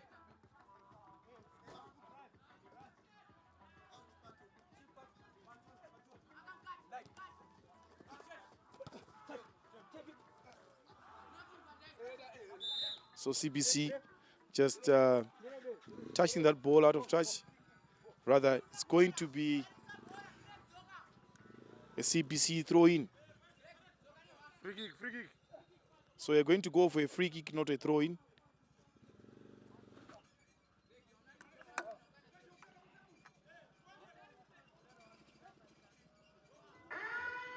So there's the buzzer.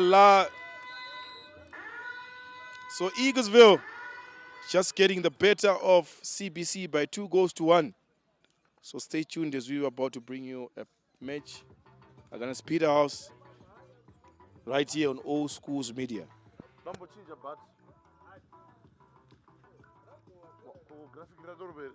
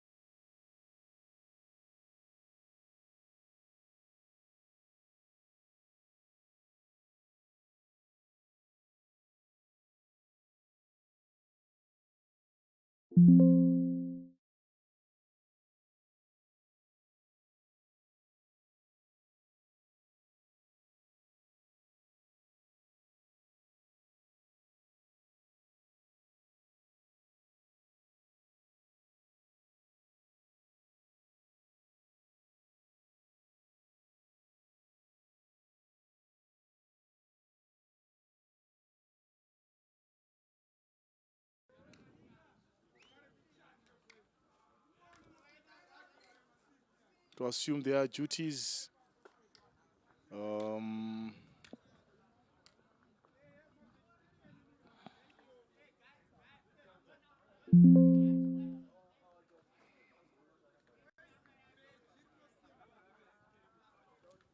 So let's just do a rundown of the other matches that are played in other games, in other pools.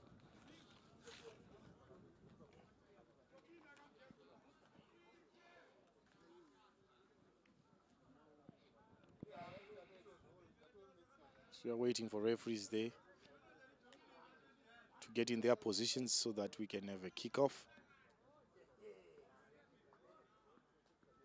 17 teams have made their way here at Lomagundi College, a tournament that was founded back in 1998. And there goes the kickoff. It's Peterhouse in possession of the ball as they manage to send out their attacker. Unfortunately, he loses that ball. And still is Peterhouse.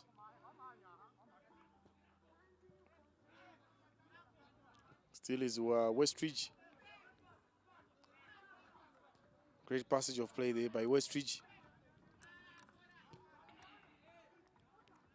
Still is Peterhouse. Ooh, a little bit of confusion in the Westridge camp there. Two defenders going for one ball, but another shot taken. Unfortunately, does not even challenging the goalkeeper, and then the goalkeeper just let it goes out of play.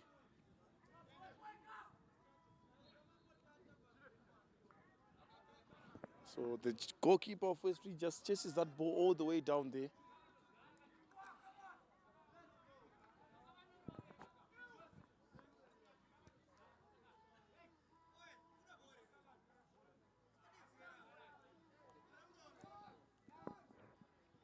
So it's Westridge.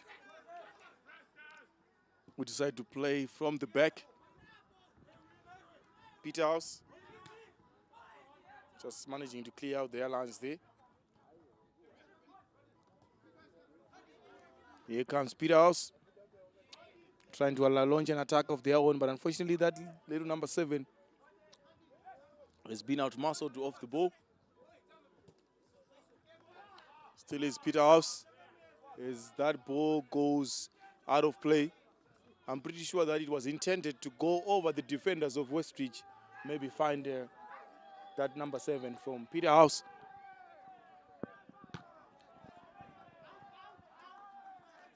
So Westridge attempting to clear out their own lines.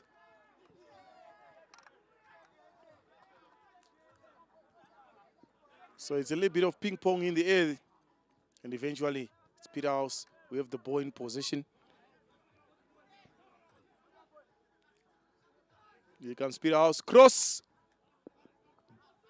Blocked. So the referee says that Peterhouse has committed a foul. So it's going to be a Westridge ball.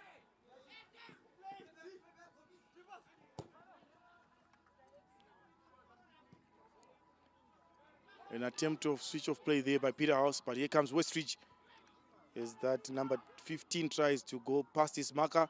Unfortunately, he's well read. A long clearance by Peterhouse player. Still is Peterhouse. A foul committed right in the middle of the park. What is Peterhouse going to do? Is they try to send everyone forward deep in the 18 area of Westridge.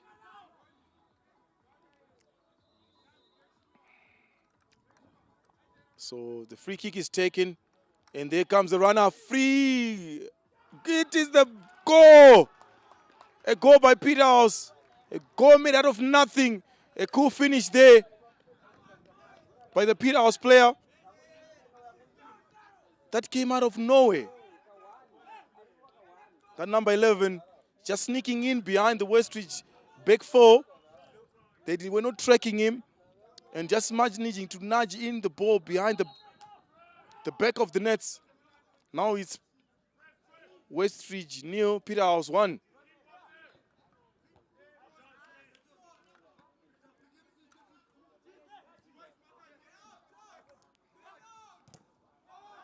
An attempt to clear out the line by a Peterhouse player, but still is Peterhouse.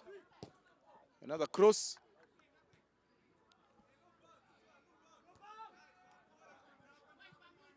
Still is Peterhouse.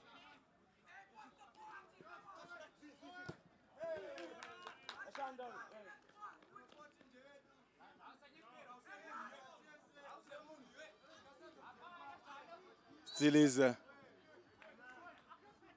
So the referee wants that throw in to be taken again.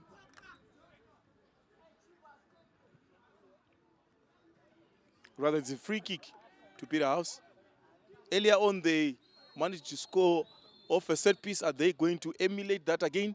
Set piece taken. Still is Peterhouse fighting for that ball in the 18 area. Eventually,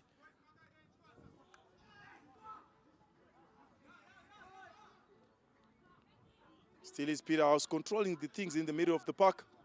Is that number 14? Finds his teammate. Crosses in, trying to find that number 10. Unfortunately for Westridge, they can't deal with that ball, and eventually it's going to be a corner for Peterhouse.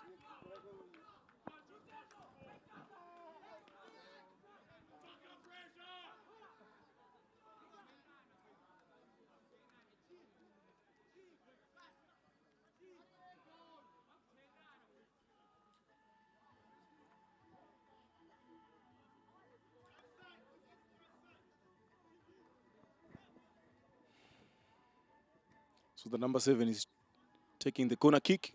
The corner kick is on, and it finds the head of a Westridge player. And here comes Westridge. By tight marking, they coming in from Peterhouse. As they pressed and managed to win the ball. Still is Peterhouse in possession of the ball. And unfortunately, Westridge player just catching Peterhouse. So it's going to be another set piece to Peterhouse. This set piece is having a challenge to this Westridge team. And obviously, Peterhouse would want to punish.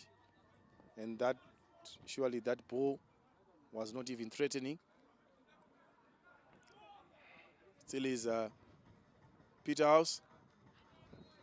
Westridge just winning a throw in on the right side of the field. And the captain of Westridge just encouraging his players to go high up the pitch.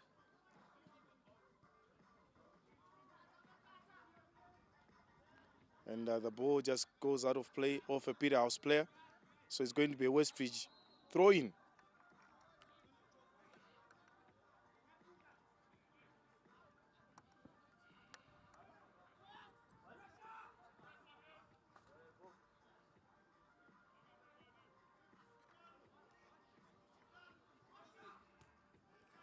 And here comes Peterhouse. Another player from Westridge clearing out his lines there. But it's Peterhouse who have sent that ball behind the Westridge players. The cross is in. Timely intervention there coming in from a Westridge number 11. Rather number 6 for a corner kick. Westridge yet to settle in this game so far. Having scored probably the fastest goal of the tournament right under a minute against CBC.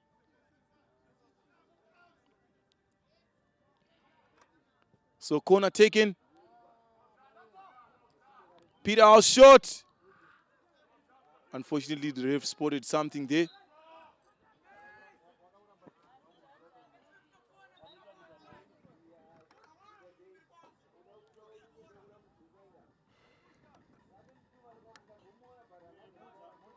So Westridge deciding to take its shot.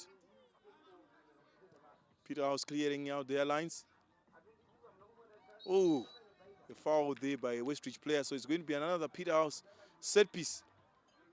Westridge, they haven't settled so far in this game. Committing too many fouls in their half. Failing to make some passes. So there comes a deep cross. Still is Peterhouse. Unfortunately, that ball was not intended to go that far, as it went behind him, not in front of him.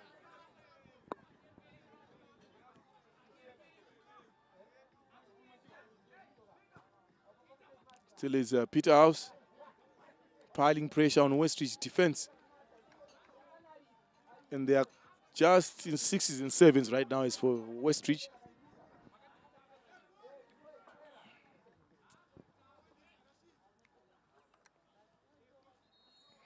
Still is Peterhouse.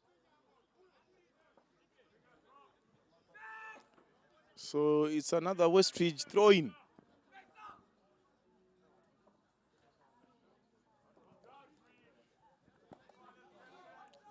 Loose ball. Westridge deals with it.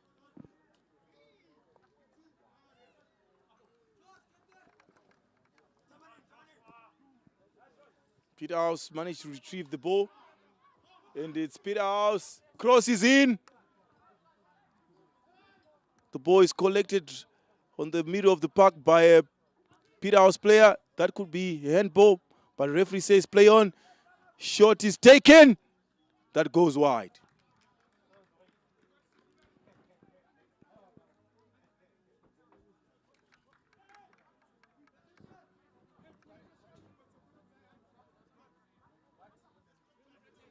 So Westridge yet to visit Peterhouse 18 area in this half so far. The pressure has been only been one direction. Peterhouse currently leading by goal to nil of that set play that came out of nothing, and they managed to get a goal.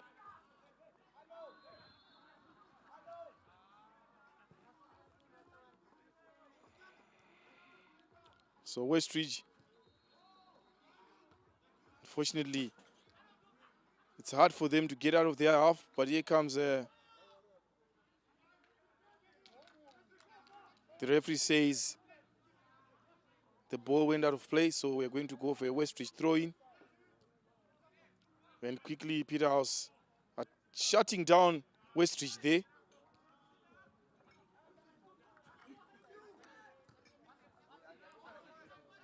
So Peterhouse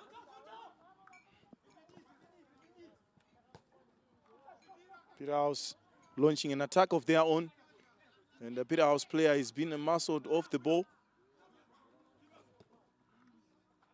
So a loose ball in the middle of the park, and it's being collected by the big number 5, their central back.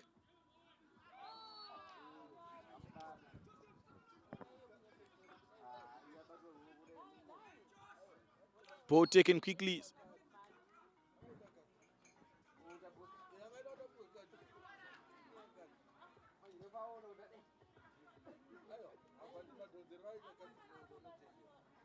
So Peterhouse player just pulling back.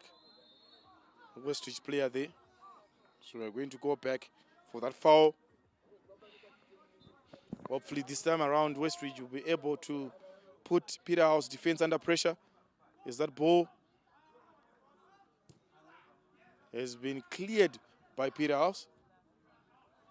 And as the foot race is on, the goalkeeper managed to collect his comfortably as he sends it high up the pitch. Still is Westridge. But ball is lost. Here comes Westridge. A shot is taken. right in the hands of the goalkeeper.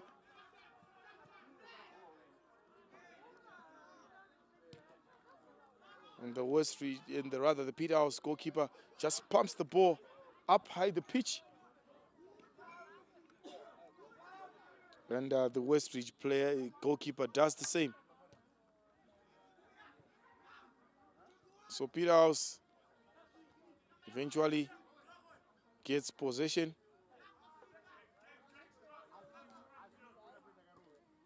And there goes number 12 to release his number 7 player. There comes the cross. Nobody's home, but shot is taken. Goalkeeper saves.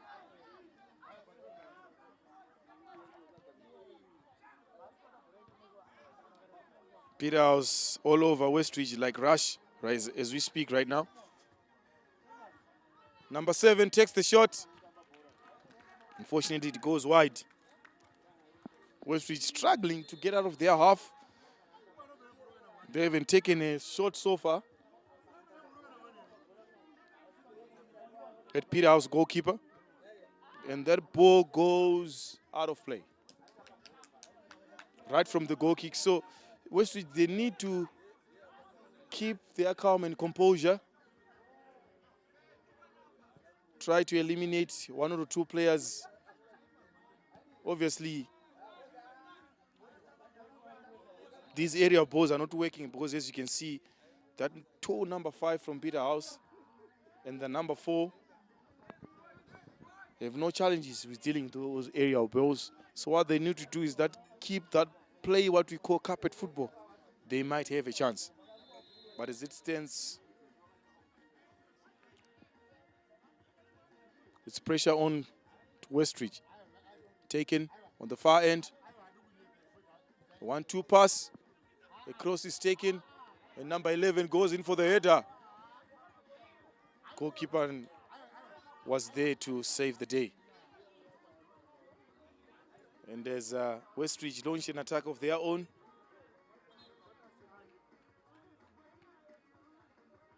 So they've won themselves a throw-in.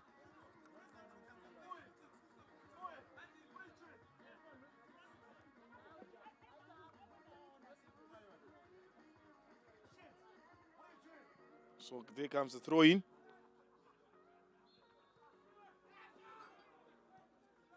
Throw-in. From throw-in, it's Westridge now playing that carpet football. The 1-2 pass. Who's going to run on? Unfortunately, nobody's home.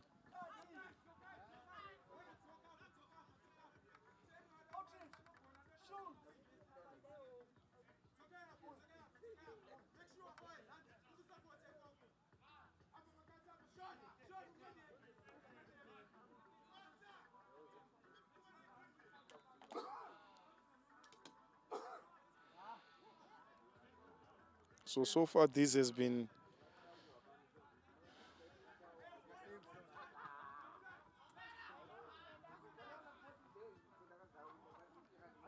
the one direction type of a game. But now it seems as if Westridge are slowly coming back into the game as they've managed to expose the Peterhouse back four. The striker there is just slightly late. If he had been earlier, he would have managed to nudge that ball behind the back of the nets. So the ball is pumped up high the pitch. And it's Westridge.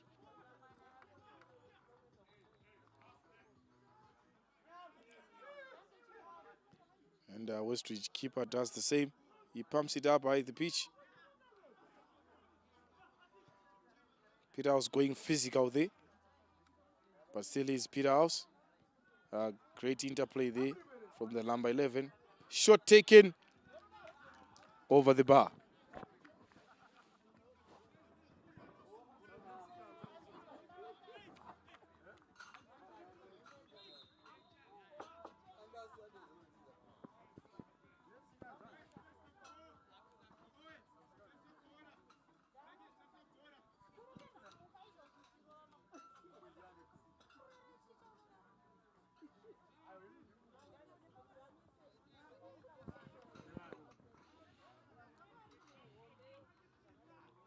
So goal kick taken by the defender as he finds his right back. A good ball control there coming in from the left back. The ball is pushed up high the pitch, but it's Peterhouse. We've managed to get the last foot on the ball. They try to use that number 10. Unfortunately, well read there by Westridge. Still is Peterhouse trying to attack using their wings. So it's going to be a throw in to Peterhouse.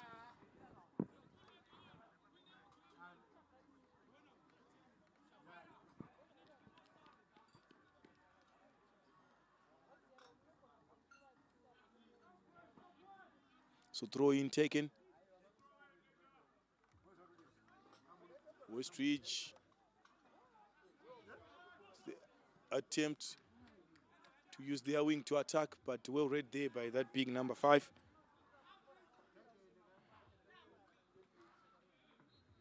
Still is Westridge. But it's Peterhouse who get the last foot on the ball. Still is Westridge. Nice fancy footwork coming in from the Westridge player. But it's Peterhouse. We have the last touch on the ball as they try to launch an attack of their own. That pass was meant to go behind them, but well collected by Westridge. Still is Westridge. Peterhouse.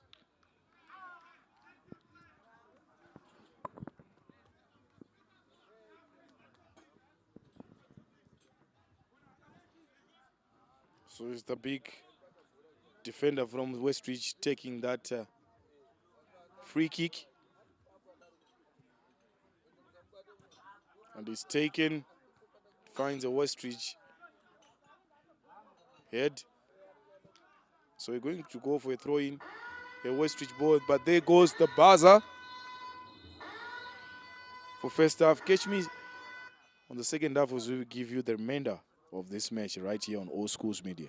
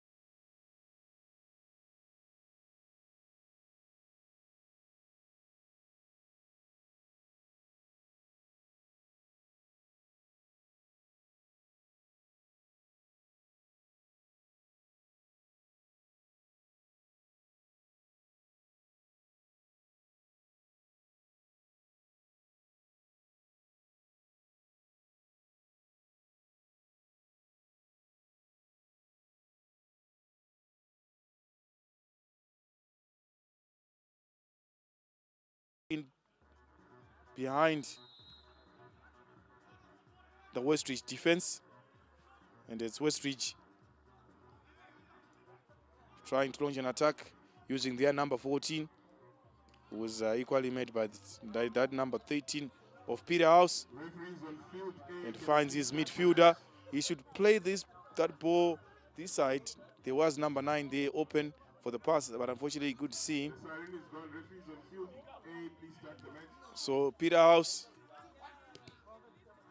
they just managing to expose the defense of Westridge, but unfortunately that young man from Westridge, number 4, read him very well. Throw in taken quickly, return pass. Nice. What are they going to do now? Cross is taken. So it's number 40 who clears out his lines. So it's Peterhouse. Cross. What are they going to do? Delta with shot taken. Unfortunately, that's off the target.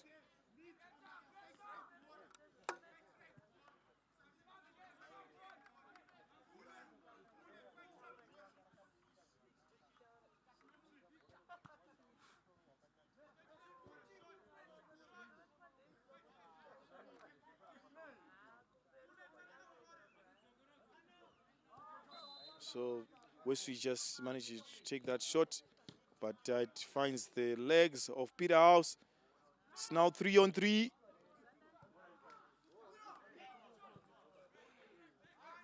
They've managed to clear out their lines, Westridge. As the number 15 tried to go past his marker, but it's still Peterhouse in possession of the ball. And still him, number 9, going on. Just going in hard. And that's a foul.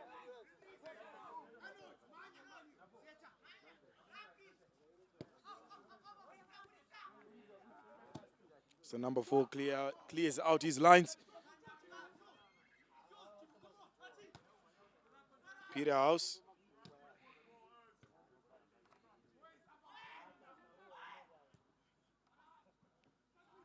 Here comes Westridge. What are they going to do? He manages to had an opportunity to play with his back 4 there, but he was really under pressure, so he just decided to play it safe. Maybe way too safe.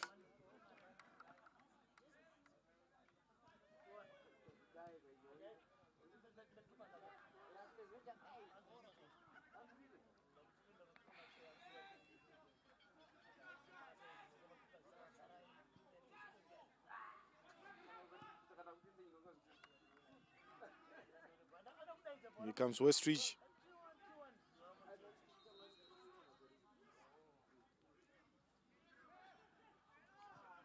Peterhouse.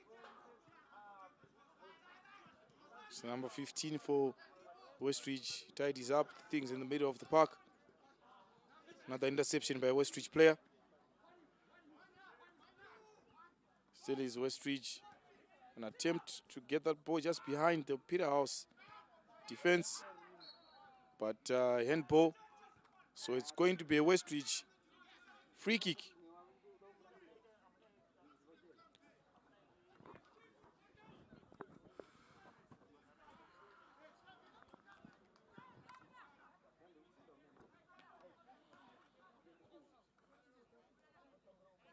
So taken right into the goalkeeper's hands.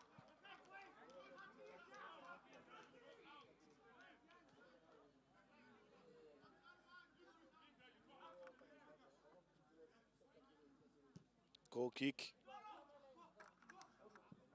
And it's the number 7 who's hustling, really fighting for that ball. Unfortunately, he loses the battle, but it's Westridge. The ball is pumped high the pitch.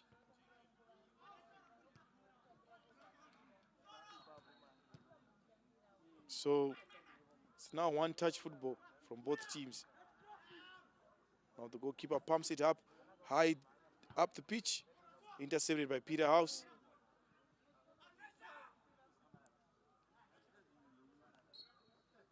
So a foul to Westridge.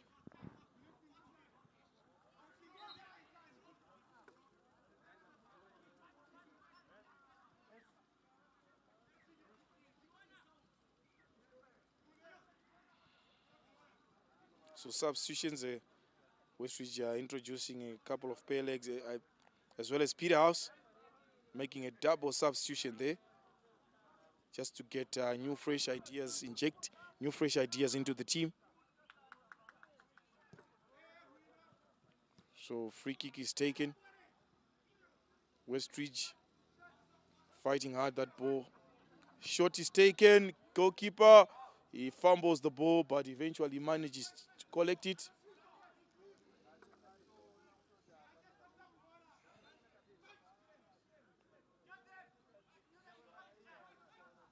So it's another goal kick as he pumps it high up the pitch.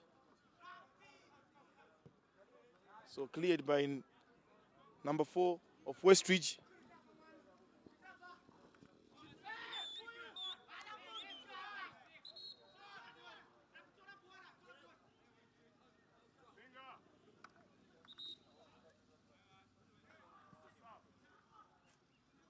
Another substitute.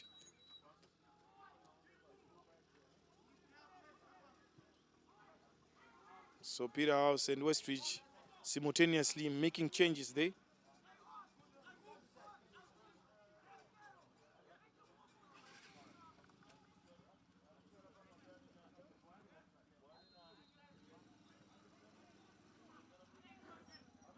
So it's a double substitution for Peterhouse.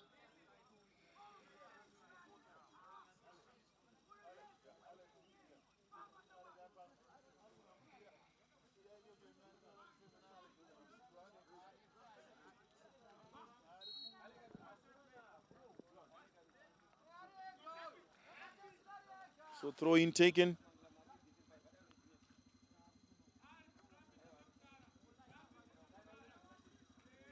So the last touch was made by a Westridge player. So we're going to go over a throw in.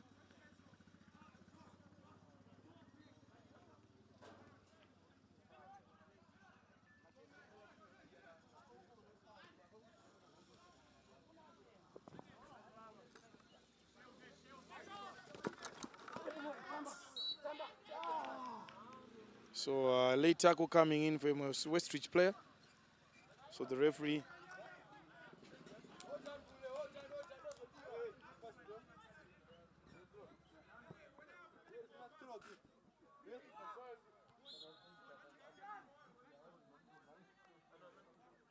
so as we're going to go for a free kick to Peterhouse.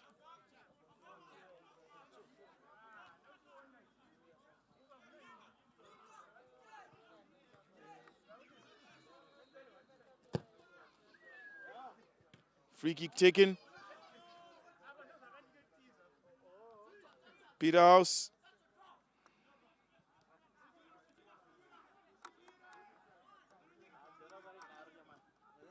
Still is Peterhouse.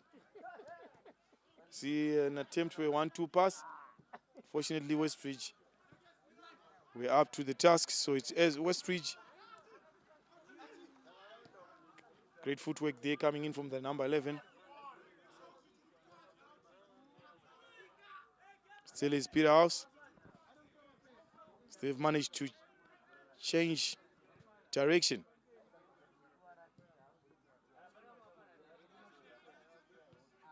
And this is the number 4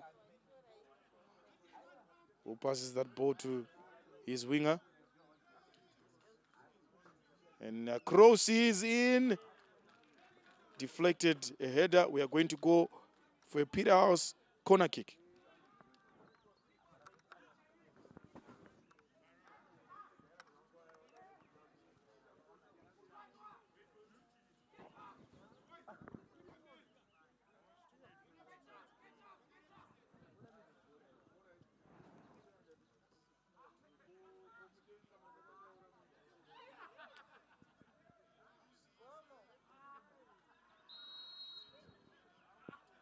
Cross is taken. Free header. So it's Westridge who try to launch an attack of their own. It's the number 15. Finds great passage of play by Westridge. What are they going to do with it? But here comes the number 5.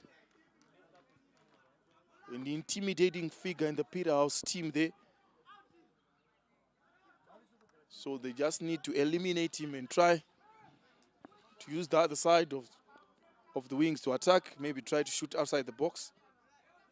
Seems as if an attack that Westridge is attempting is that number 5 from Peterhouse.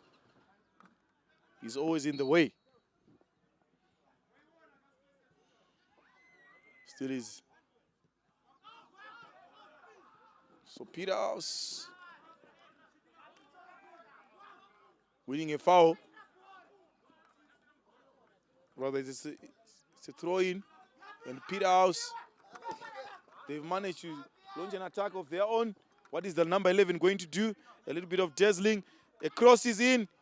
Right in the hands of the goalkeeper, who pumps it up high the pitch. And it's Peterhouse. That number 5, always in the way of Westridge's attack. Here comes the number 15 from Peterhouse. A cross or an attempted shot. Team managers, please may you come to the announcers table. All team managers from all the schools, can you come to the announcers table?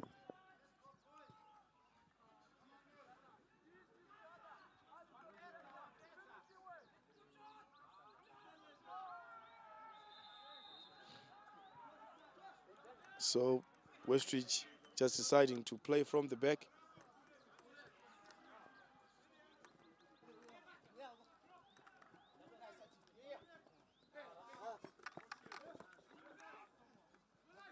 So ball goes out of touch. Still is Westridge.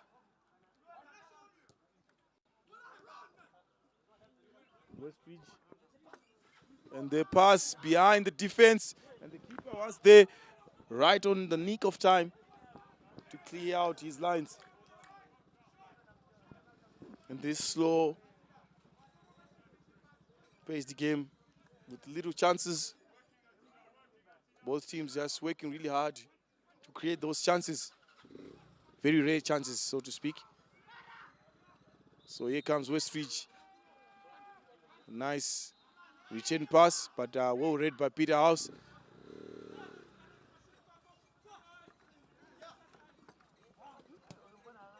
So Peterhouse launching an attack of their own. What are they going to do? Cross is in. Well read by the captain of Westridge. So we're going to go for a corner.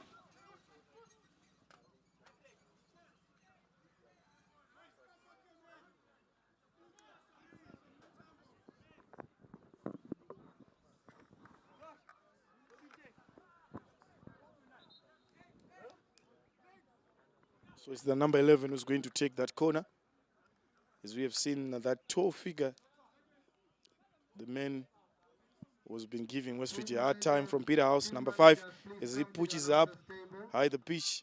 And there are 6 guys from Peterhouse who are in the Westridge 18 area. Obviously, they are searching for a goal.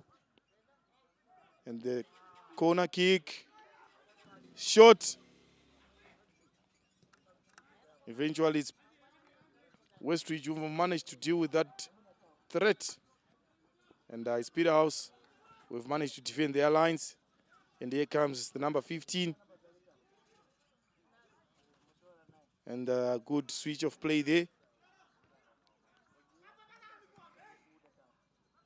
So another heavy touch that goes to number 17.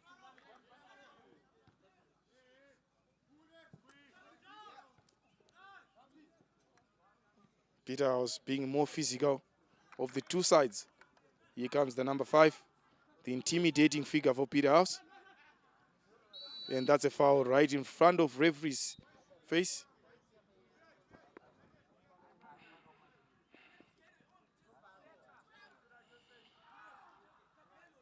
So we are waiting for the medics to come on and attend to that young man from Peterhouse.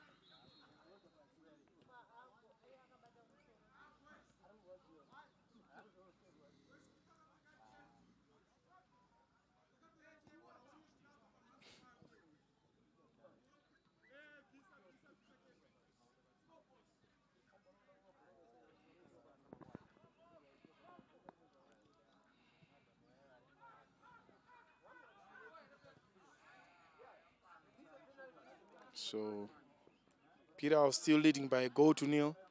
In this game that is had a little or less chances compared to other games that we've watched here in this ground C.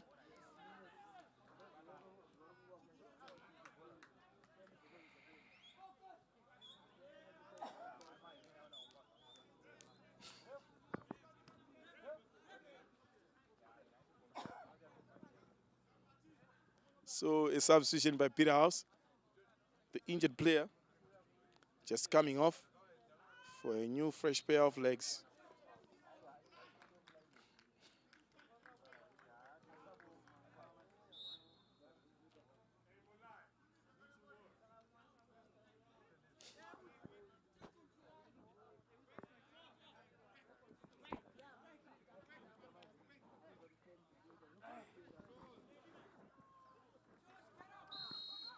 So it's the number 4 who will be taking that free kick.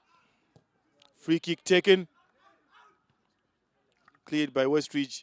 But however, in the path of Peterhouse, they attempt to launch an attack of their own. But Westridge just losing the ball there. The number 15. Once again, losing the ball. Westridge being their own West Bay enemies today.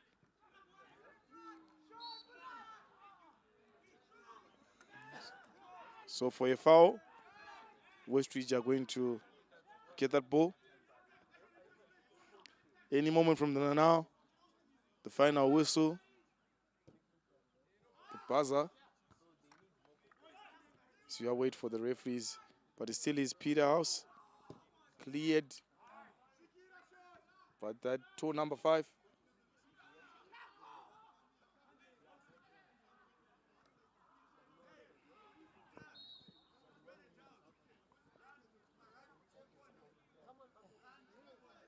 As the Peterhouse goalkeeper pumps it up high the pitch, and he finds his winger.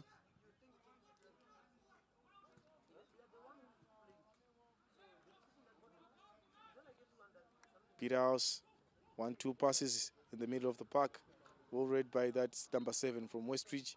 As that ball goes out of play, so it's going to be Peterhouse throw in.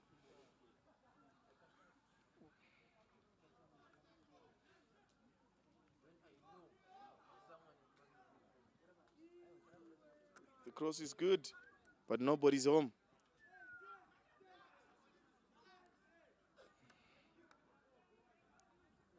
So it's going to be a Peterhouse throw in.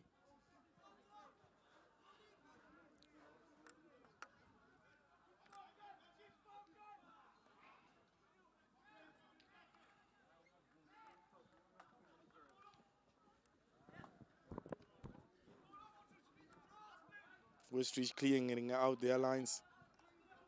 But it's Peterhouse who are looking to pump that ball high up the pitch in Westridge's half. Here comes Westridge.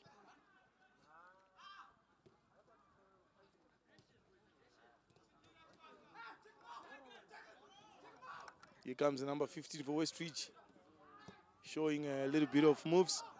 But the ball right in the path of Peterhouse as they've managed to reach their number 8. What is he going to do?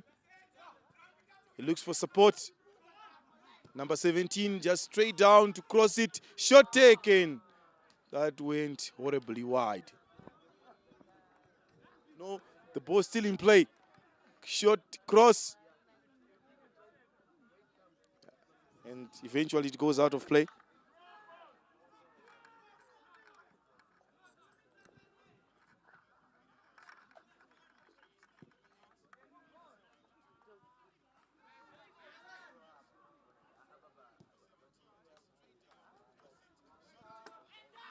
So here comes Westridge. What are they going to do with this opportunity? But Peterhouse clear out their lines. And it's Westridge. Still Westridge. Cross. There's the buzzer. And the timely intervention by Peterhouse. And there goes the buzzer. So Peterhouse winning this encounter by a goal to nil. Well played, both teams. but there had to be one winner. So stay tuned, as we are going to give you another set of matches coming up right here in All Schools Media. The next set of matches, we have LC playing Petra, Southeastern College playing Hillcrest, and CBC playing Peterhouse. We are going to start these matches in exactly 10 minutes. These matches are to start in exactly 10 minutes. Teams and referees, let's get ready.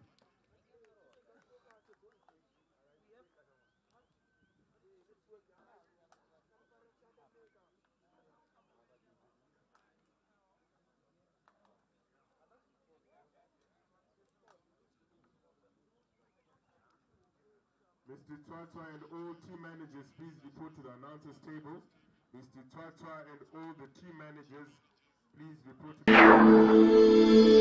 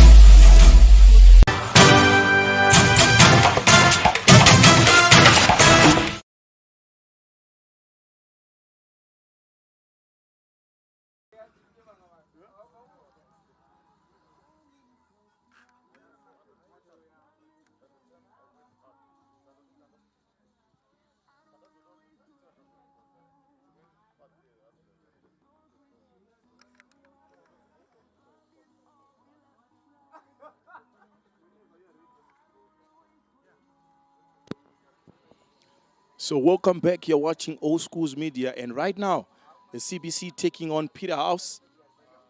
It will be an interesting match as Peterhouse have just won their previous encounter against a team that beat CBC by a goal to nil. CBC going down earlier on to Westridge by a goal to nil, and Peterhouse managing just to beat that Westridge team by a goal to nil. But here comes Peterhouse. They try to spread that ball, but still is Peterhouse. So the ball goes out of touch. It's going to be a throw in to Peterhouse. As the Peterhouse player loses out his marker. The cross is good. What is... Oh, dear. That's not how he shoot. He probably shot that ball with his eyes closed. That's why it went horribly wide. Only keeper to beat.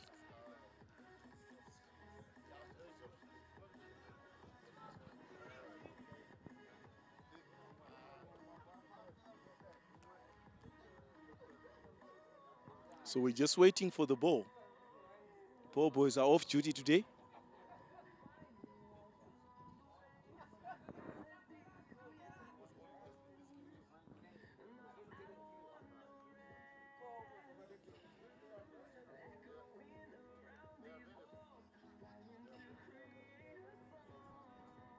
So goal kick to be taken by a defender.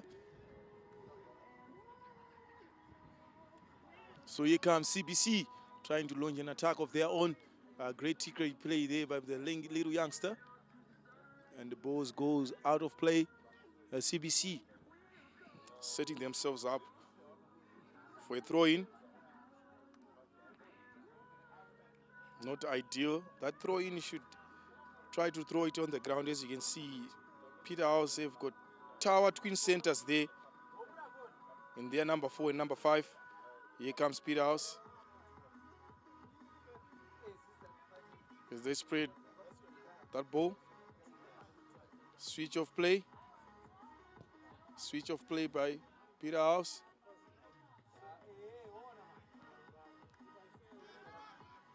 You would expect him, the number 5, to win the area balls battle.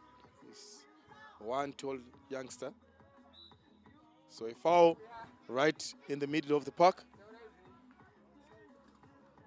The last time Peterhouse scored from that very position, it was a set piece. And it was a Peterhouse player who manages to go unmarked and to score. It was an easy goal.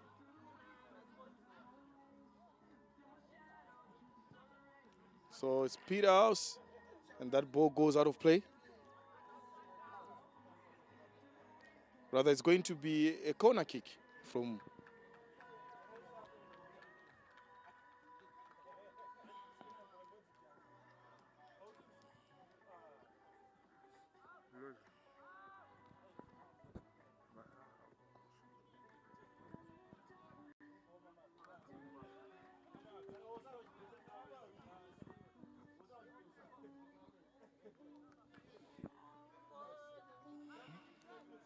So corner kick to Peterhouse. Corner kick taken. Free header. An appeal for a penalty. Shot blocked. Shot taken. Right into the hands of the goalkeeper. A counter attack by CBC.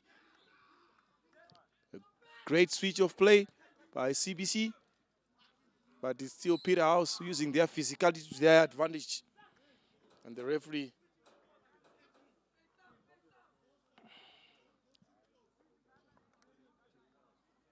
wants a free kick to be taken in favor of CBC.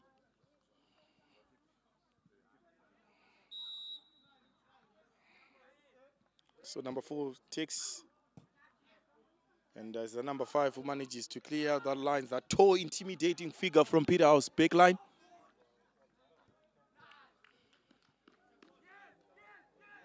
So the ball goes out of touch onto the other field. Obviously, play is going to be delayed just a little bit. Yes, the ball boys are off duty. So guys are going to look for the ball. So it's going to be a throw in to Peterhouse.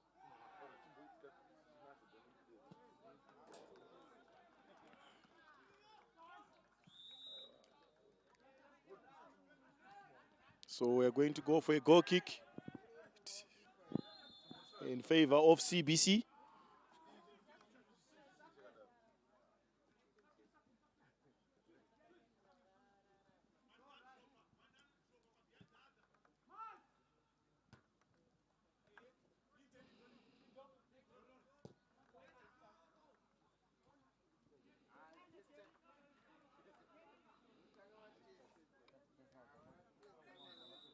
So a foul.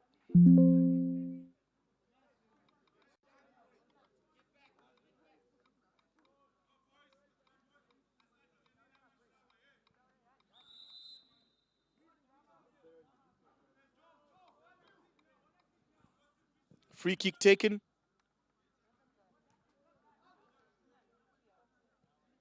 You would expect that big number 5 to clear out his lines.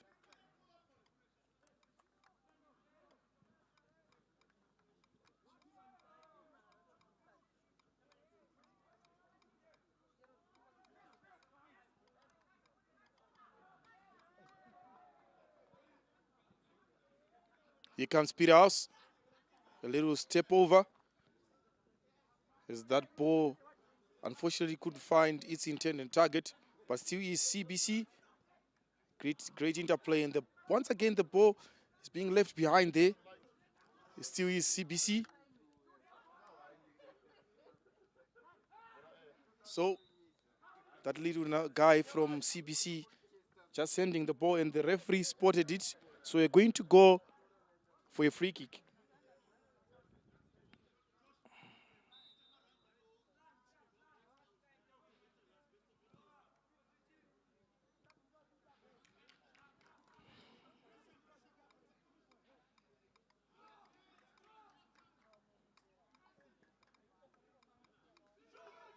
Shot taken. Keeper deals with it.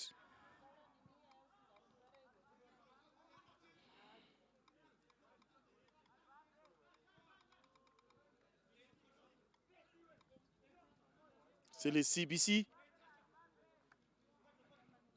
CBC, for once, they've managed to penetrate that Peterhouse defense. Shot taken over the bar.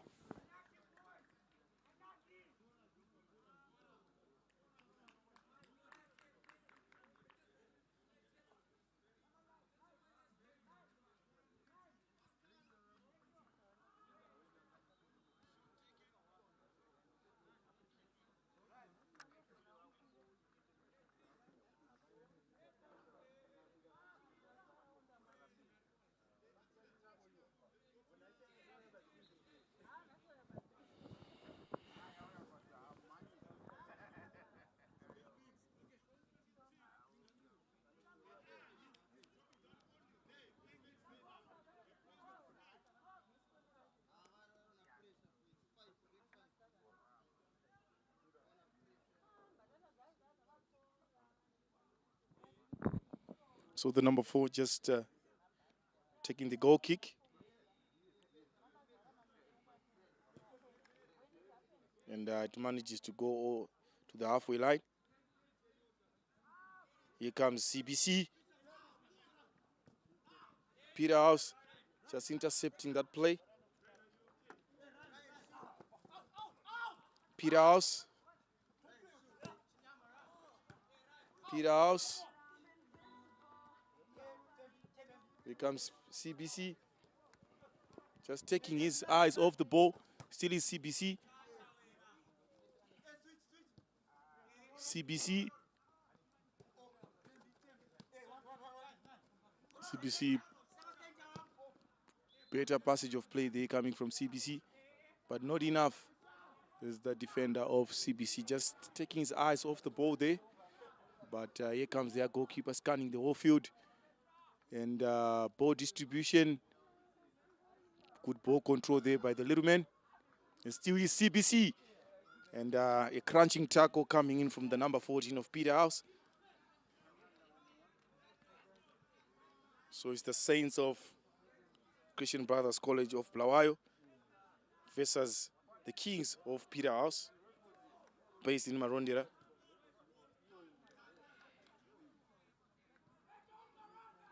Here comes CBC, being tactically and technically better than Peterhouse. Peterhouse, obviously, they boast of their physicality. And as of CBC, ooh, they really boast of their pinpoint accurate passes. But here comes CBC. You can tell by the way they are controlling that possession in the middle of the park. A team that is very comfortable on the ball. As you see the young man just managing to go past his two markers there. CBC getting comfortable on the ball. Peterhouse, what are they going to do now? One player moving up forward, trying to get past his markers. Two players, and the shot is blocked. Still is CBC. As they manage to spread that ball out wide, right in the middle of the park. Still is CBC. CBC. Nice interplay there. Enjoying much possession. Probably territory up there.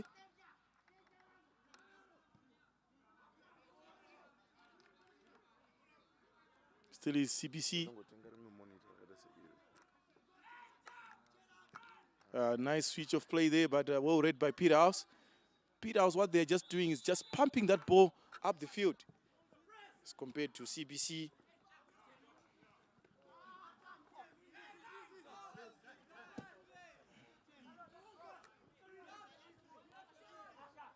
Still is CBC. But however, that ball goes into Peterhouse path. Being collected there by the CBC goalkeeper as he finds his right back. CBC.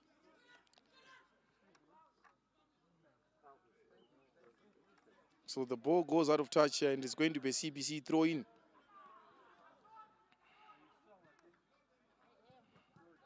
A cross.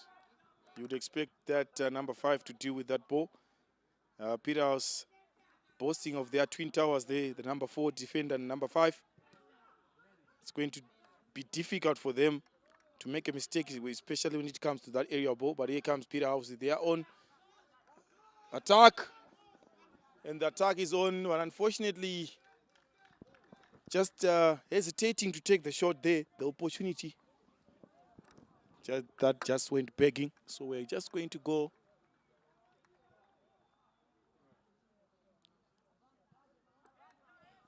for a corner kick to Peterhouse.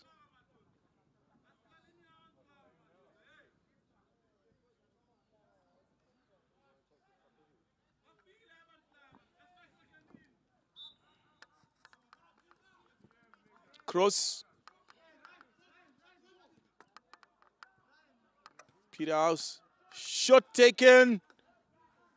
Great defending by the captain, just sending that ball out wide.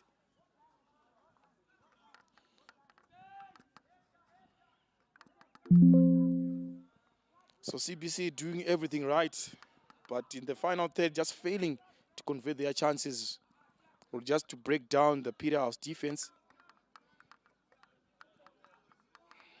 As you can see there, they can string a couple of passes in the midfield, but in the final third, they are really struggling to finish up.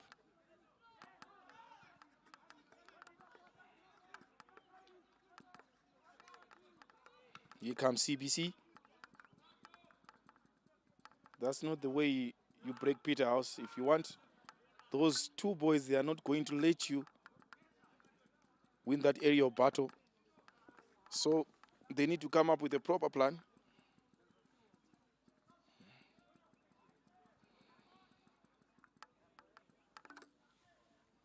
So up next, you have St. George's College probably playing their final pool game of the day.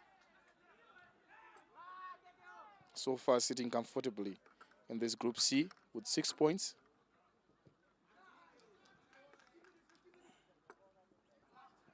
So unlucky there for a Peterhouse player.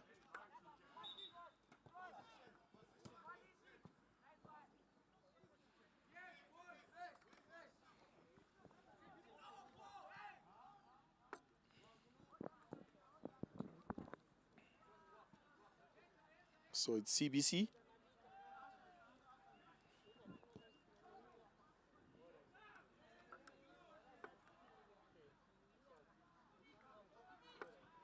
Here comes CBC. CBC. Good interplay there. But once again, Peterhouse relying on their physicality to outmuscle these youngsters from CBC.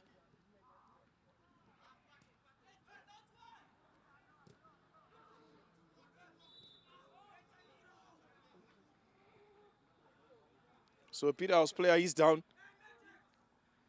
A knock maybe on the knee.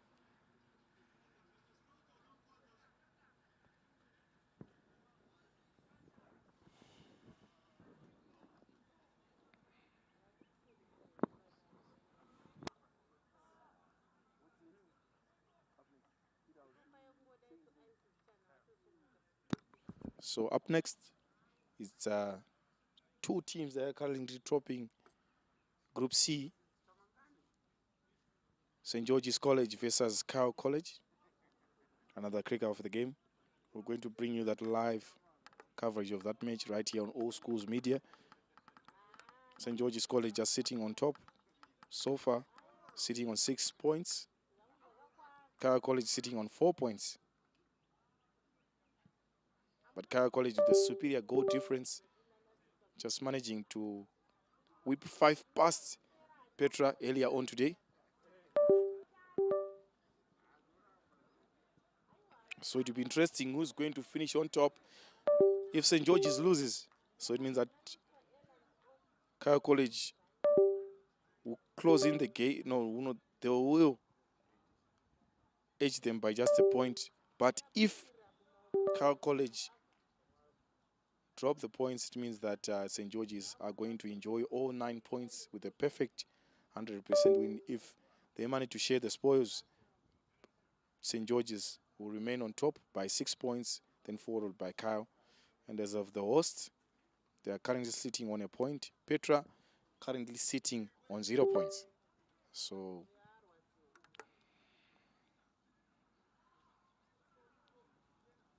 it will be interesting to see who's going to finish topping this group. I know that it's somewhere Eaglesville, they're sitting pretty on 9 points. So that's another team to beat. They are debutants in this Chisz soccer tournament.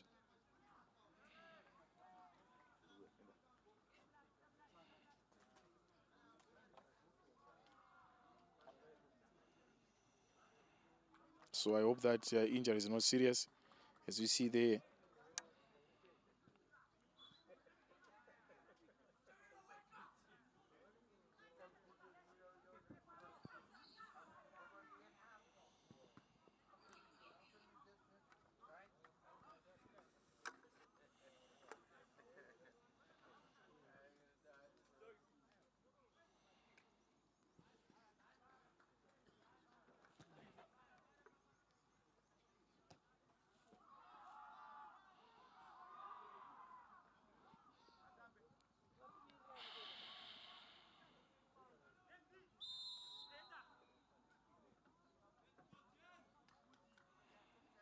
so the number 4 of Peterhouse takes the free kick, pumps it deep into CBC half.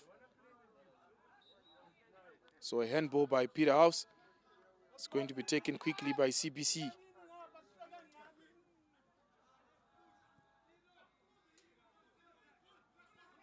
Still is CBC. Ah, great pass there coming in from the midfield player.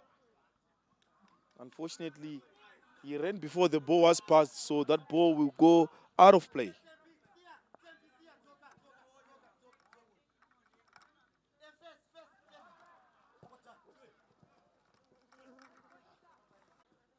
But CBC player, they just intervening and intercepting that ball for a throw-in.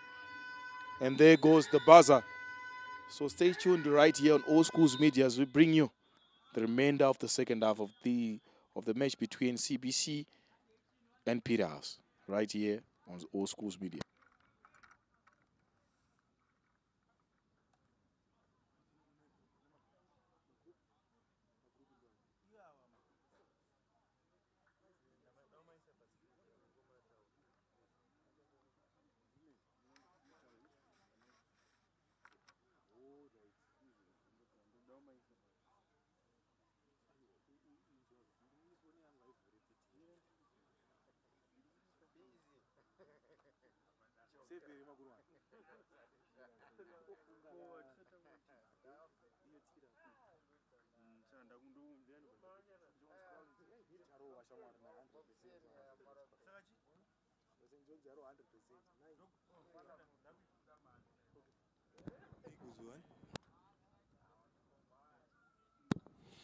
So here are the current Chisz soccer log standings right here at Lomagundi College.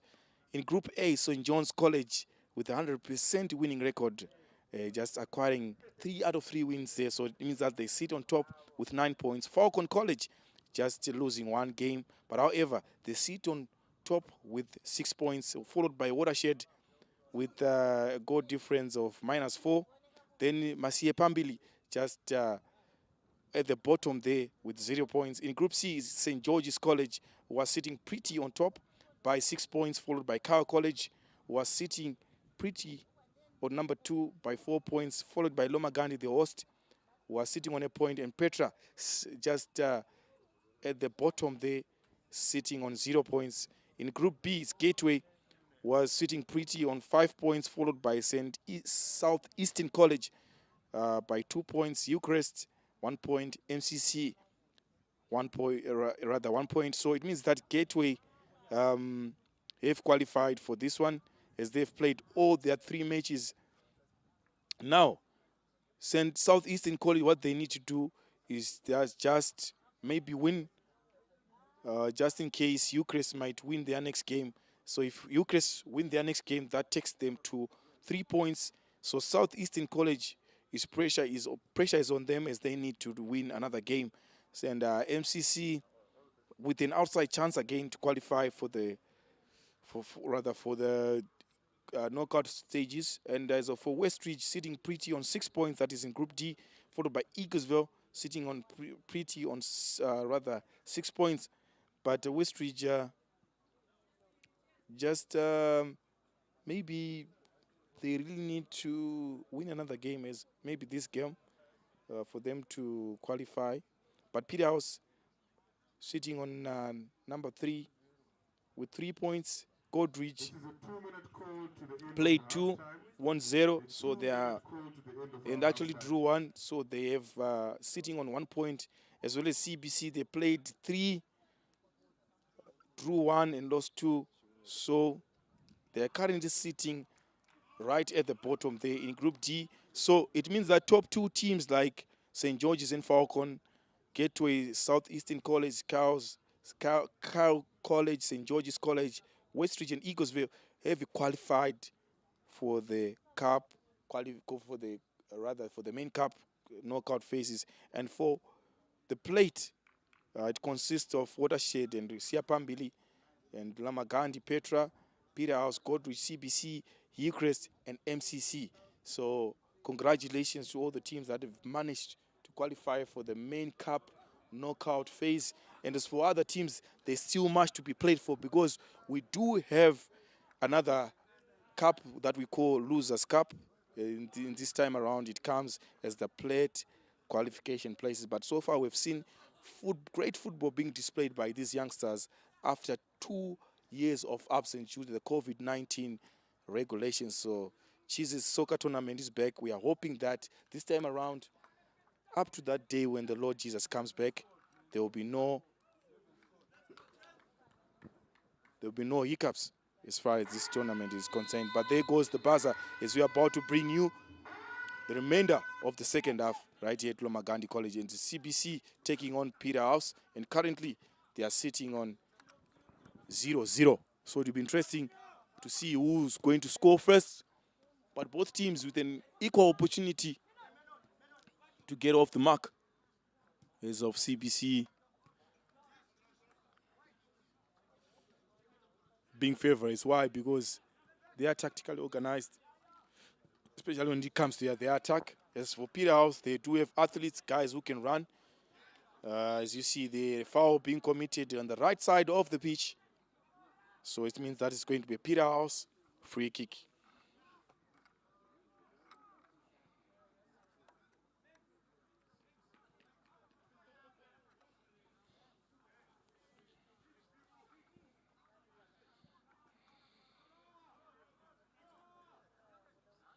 As you see there, a change of free kick taker, number 4, tall guy, coming in for the free kick. Free kick is taken. It bounces, and not a convincing clearance by CBC. A shot is taken. Rather, the ball goes out of play. It was off target there. Peterhouse. So as I've mentioned to you earlier on, teams that are going to make it into the main cup knockout phases, the likes of Falcon College, St. John's, St. George's, Eaglesville, debutants, in their debut tournament, just managing to qualify for the main cup qualifications. What a way to make your debut. We are yet to see who is the favorite so far. CBC as they take their throw in. Still is CBC. Cross, who is home. The big toe, number 5 for Peterhouse. It's going to be difficult to break with these guys, especially when you send in those high balls, those high crosses, because that type of game favors them. But here comes Peterhouse. This is the number 7 trying to release number 15.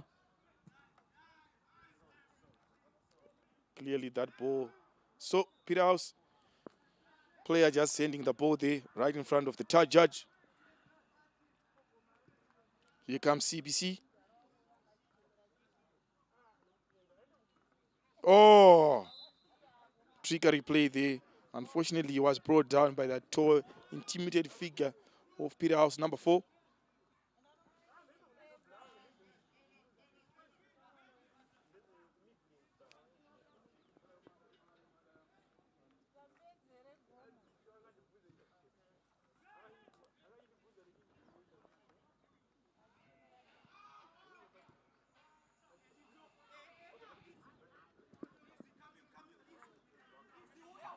So CBC.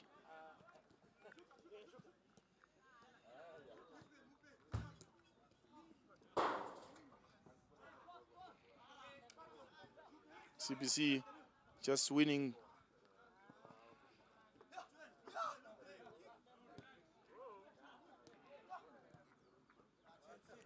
Peterhouse stringing a few passes together. Cross is in. CBC defender is there to deal with it. Peterhouse shot taken, and that's off target.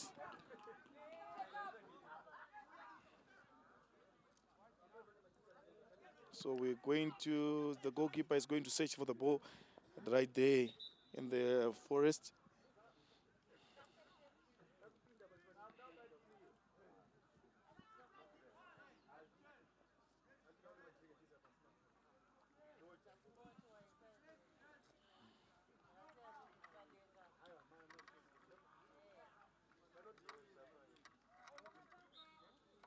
So it's the defender who's going to take a goal kick.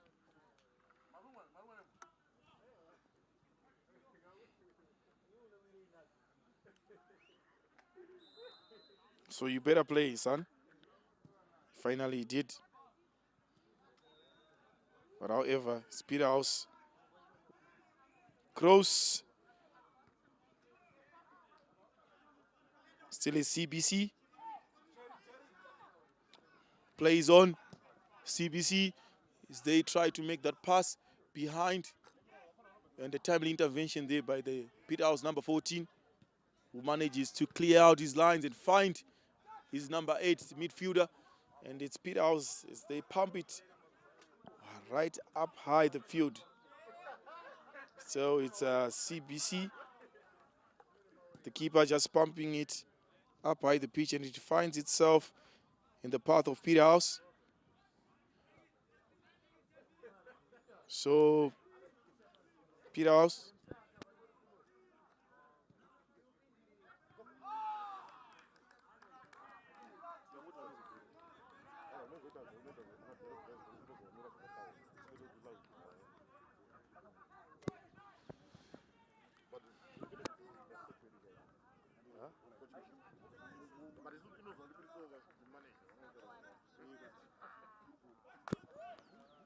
So it's going to be a goal kick.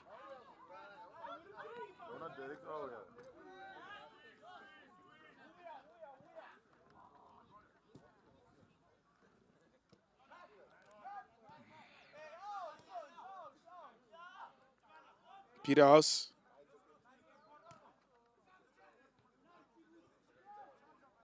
Oh, so it's going to be a free kick to Peterhouse.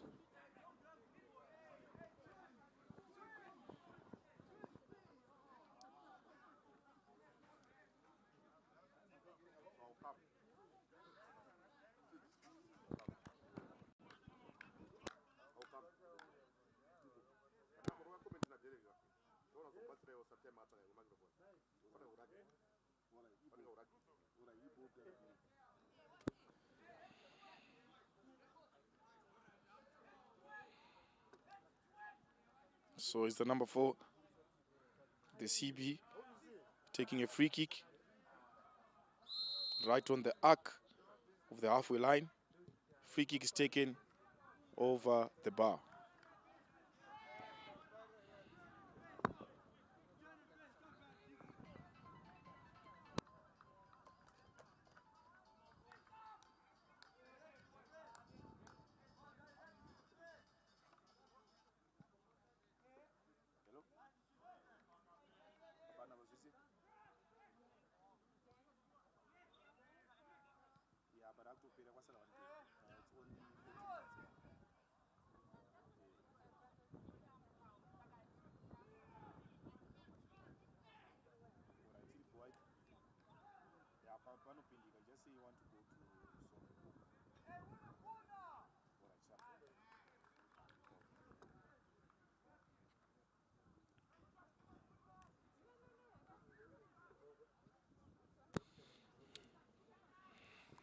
So we're going to go for a throw-in.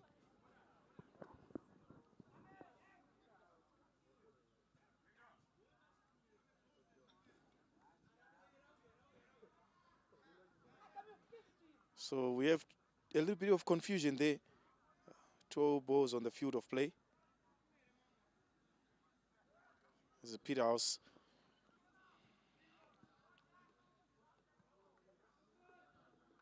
The cross, number 7. Turn and shoot.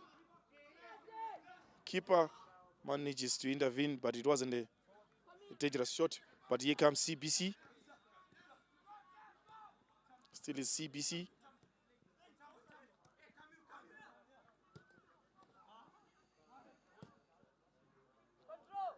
CBC. Timely intervention there.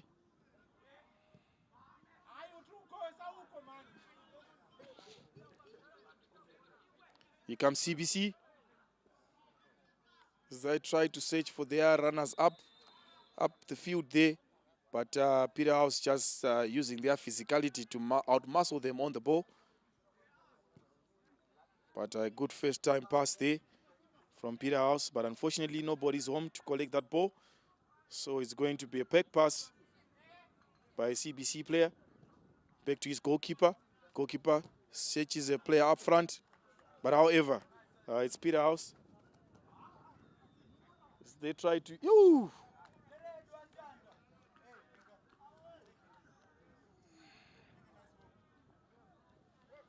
Peterhouse relying on their physicality there to win themselves the 50-50 balls.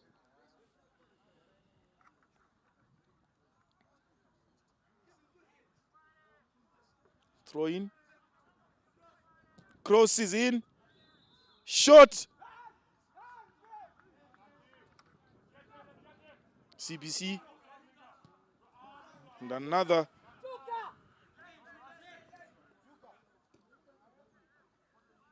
Still is CBC. As they release their number 13. Oh, timely intervention there coming in from the number 4.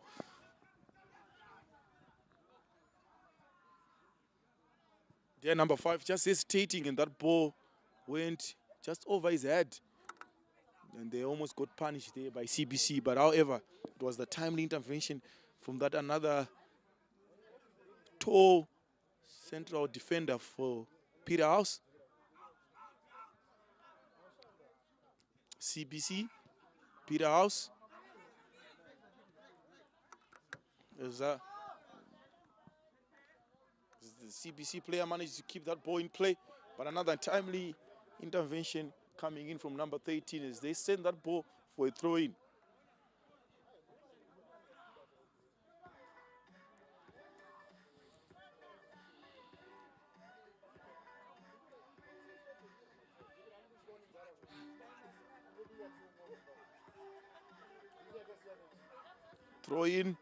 Throw in. CBC.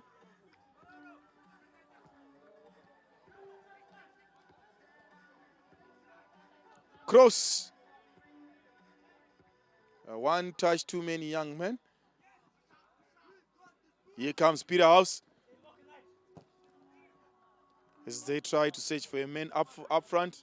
But however, they only find the goalkeeper of CBC, who is showing a little bit of skills there. Reminds me of Tapiwa Kapini. So getting some action right here on the sidelines. Still is Peterhouse. Another cross. Who is home? Oh dear, nobody. So here comes CBC. With a little bit of trickery there. But no look pass coming in from a Peterhouse player. But however, it's CBC who are all over that gentleman from Peterhouse. The cross is in. And the keeper just managing to punch that ball away from his body.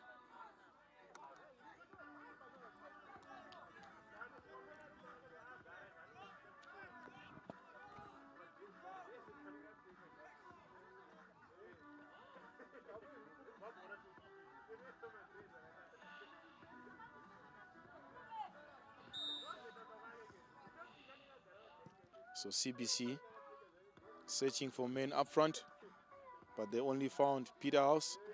But however, it's CBC who managed to collect that ball.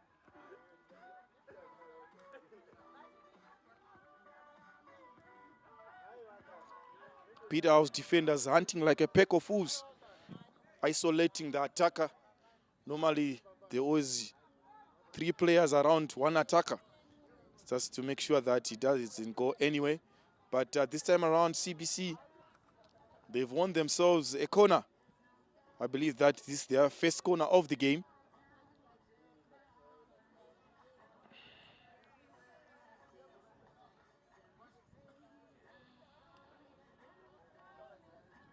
They decide to take it short. Shot is taken. And it's wide, off target.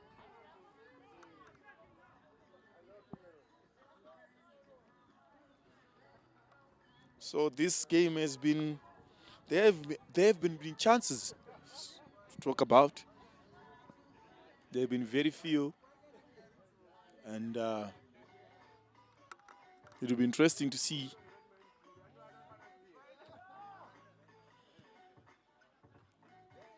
if they are going to score against each other, both teams. And I believe that we are left a couple of minutes of play. As the number 7 manages to beat the defender, however, shot taken! Unfortunately, it was wide off the upright.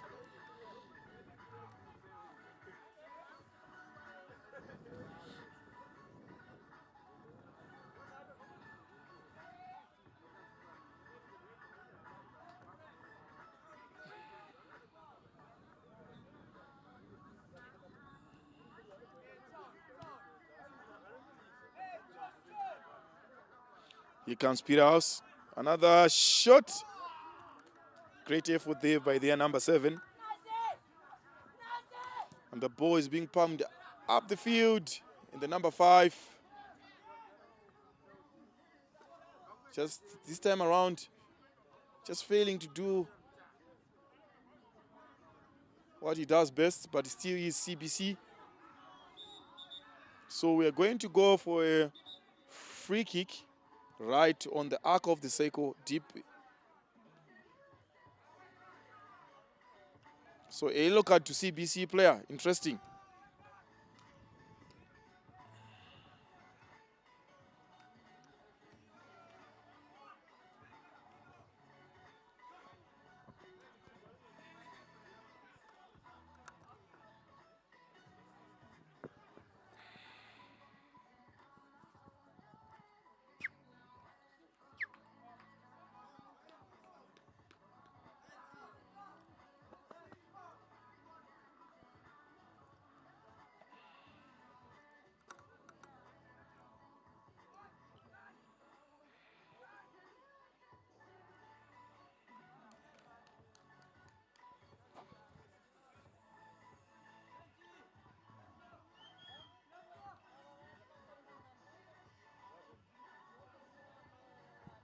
So we're just waiting for the free kick to be taken.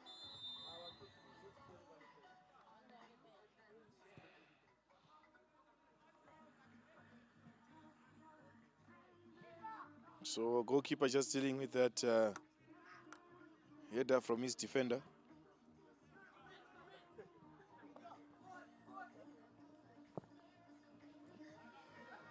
So here comes Peterhouse.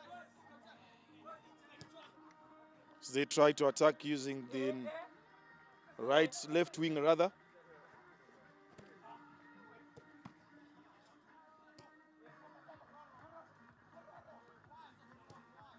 Still is CBC. Little 1-2 pass.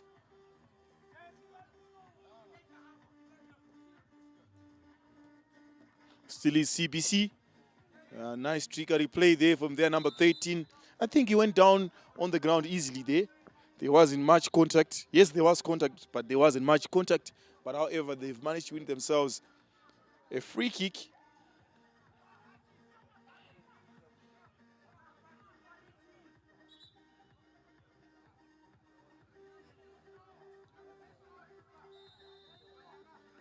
Free kick taken.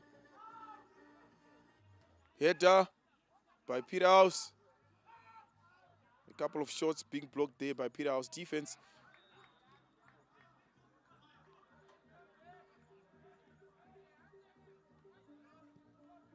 But still is CBC. And that pass from Camille was hard for that young man. He had to work really hard. Unfortunately, that ball went out of play.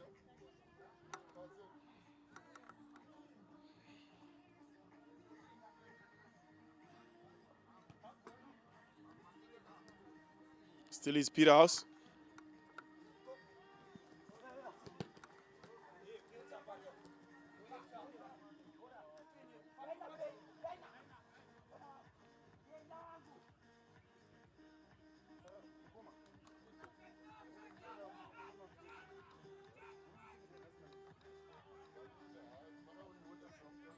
So a throw in to CBC.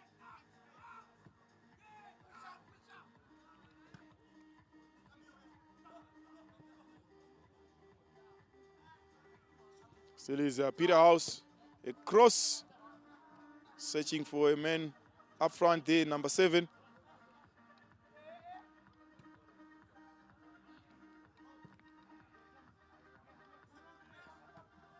Here comes CBC. Peterhouse once again. What are they going to do this time around? Well read there by the CBC defense.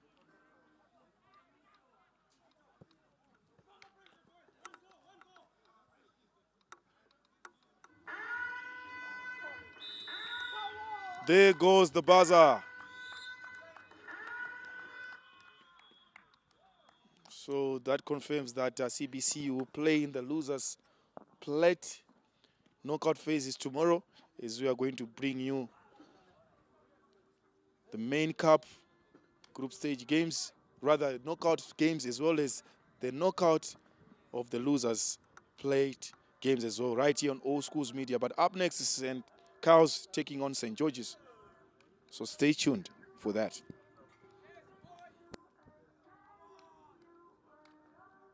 This is a 10-minute call for the next set of matches.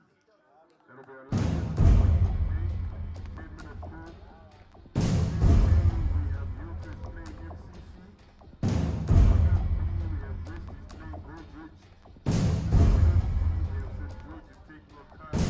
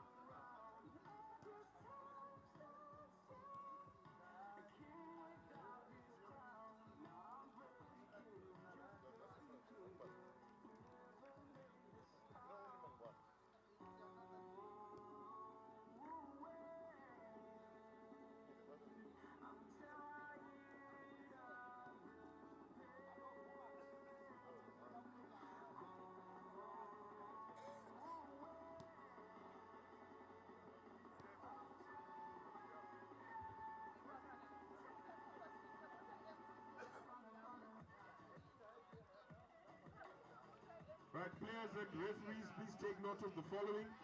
On field A, which is on my right, where the flag is, that's where we have Hillcrest and MCC. Sorry. Yes, Hillcrest and MCC. Then on field B, we have Westridge and Goldridge. And on field C, directly ahead of me, that's your St. George's and Kyle College. I see St. George's and Kyle warming up already. Well done, boys.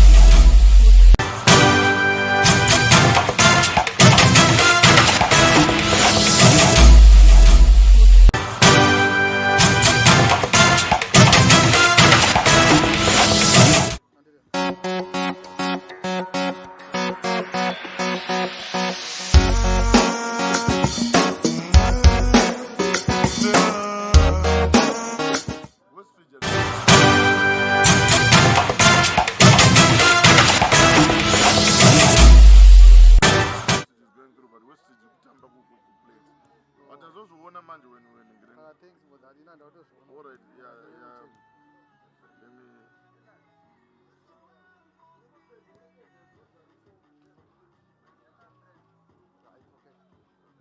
Just go and I'm just going to and have a look. Yeah.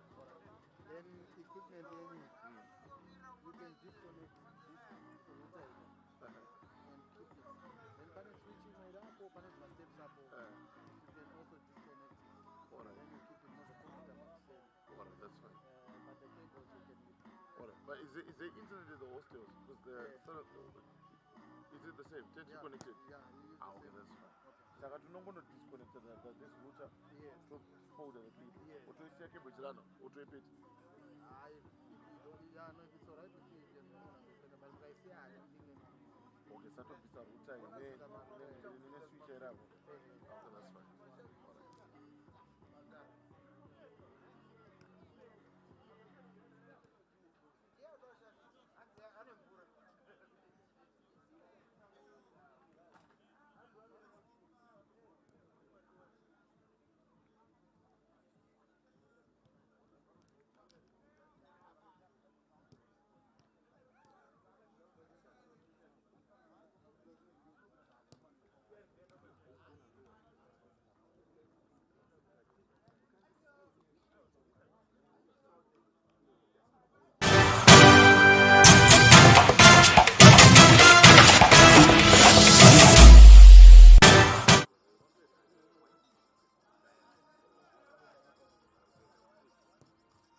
This is a 5-minute call for the last matches of the day. The 5-minute call for the last match.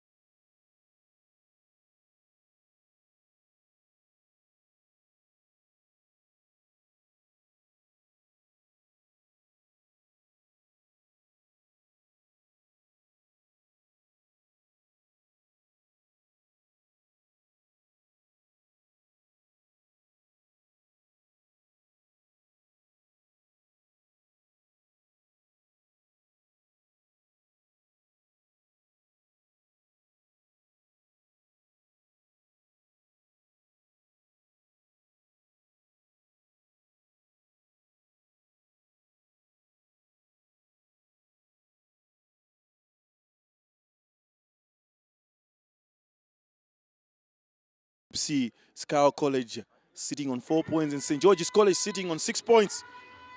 As we just goes, the referee there just blowing the kickoff whistle. So it'll be interesting who's going to finish on top. If the match remains 1 point apiece, it means that, or a draw, it means that St. George's will go through, sitting on 7 points and Cow on 5 points.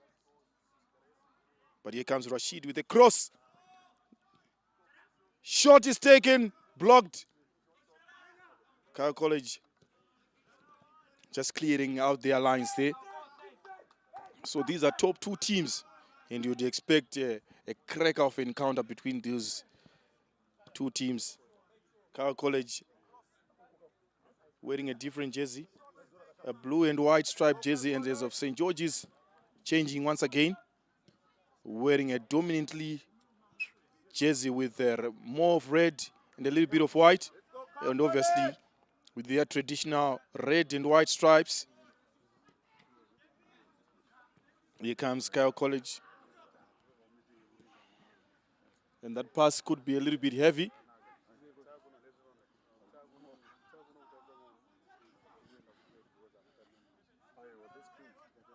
Here comes Kyle College.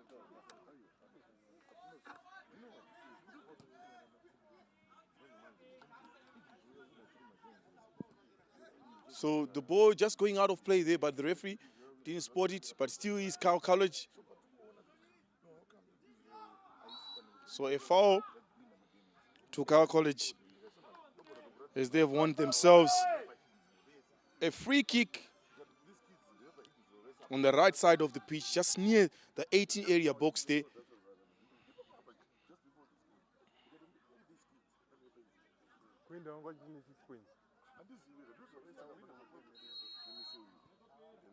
Free kick taken, cross, and it's going to be a penalty. Third penalty of this Group C. So it will be interesting how Majid is going to... We've seen earlier on a brilliant penalty save right on the spot there. The goalkeeper of Westridge. But this time around it's going to be interesting as the number 11 is going to take a penalty for Kyle College. It's a... Oh, he misses! Can you believe it? How do you miss? He had sent the goalkeeper the wrong way, but unfortunately he couldn't find the back of the net. Can you believe it? This is knockout football. Tonight, players and everyone else, it stays the same. But coaches and managers, your supper will be the green and gold tonight. So here comes St. George's College. Exactly 6 of them. Still is St. George's College. Let's go, Kyle College! Just escaping there. Kyle College just failing to score a penalty. Can you believe it?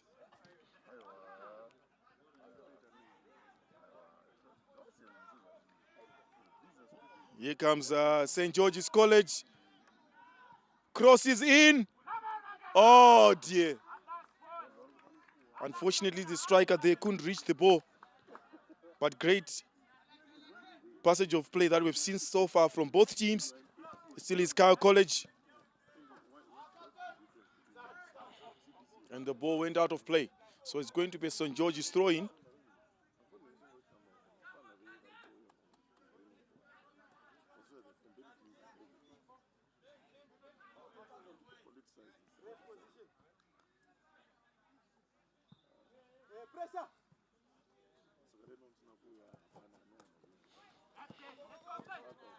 It's number 15 from St. George's tried to beat up past his marker there, but well read by Kyle College. Yes.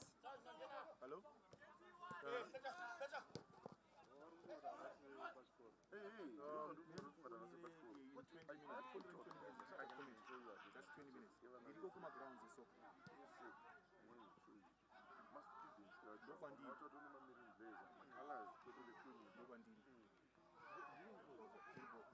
Shot taken.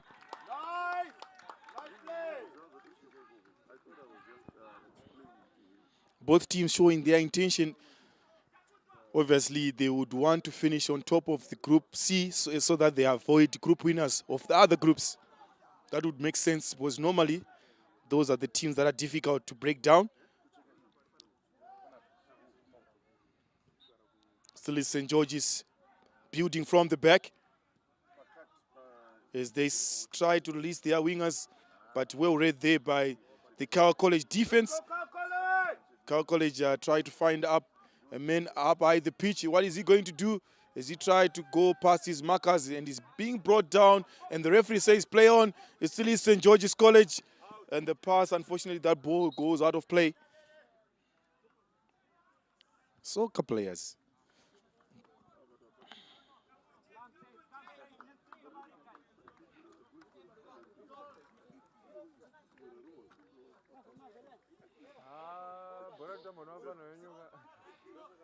Throw in. Here comes Cal College as they spread that ball.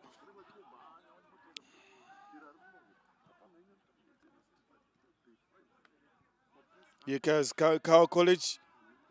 Well read there by Peterson. A through ball. Try to release. Shot taken. Oh, a fumble by the goalkeeper. As you see there, St. George's just try to shut down those passes right higher up the field. And the through pass is on. Amini trying to release. They are left back.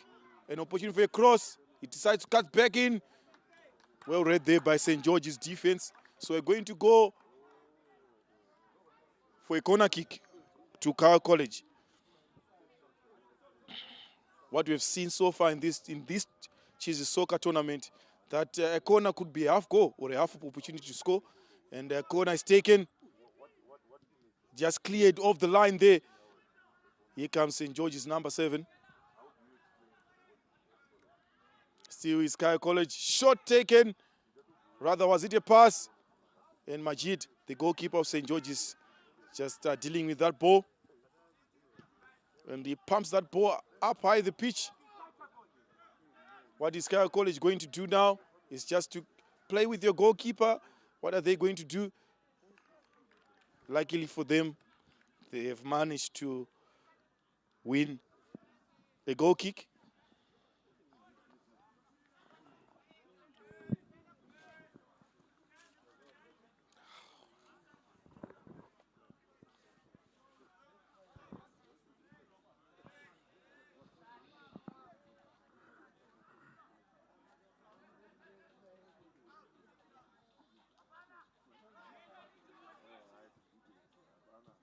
So Cal College just deciding to build from the back.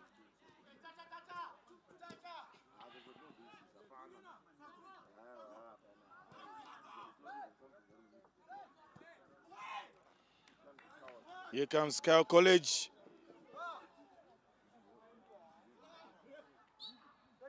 So Cal College just won themselves another set piece.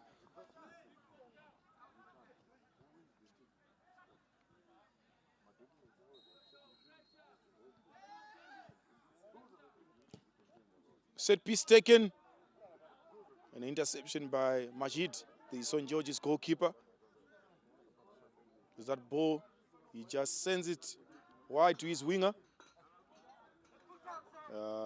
Rather, he's just lost his ball. Still is Cal College. Putting strings of passes together. As he tried to dribble past a couple of players, but well-read play there by St. George's College defense.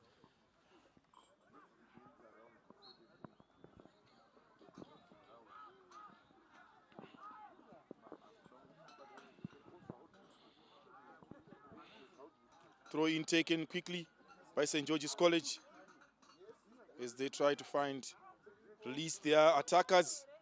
A little bit of fumble from the Cal College defender, but another opportunity for attack is on. Well read their play from the St. George's player.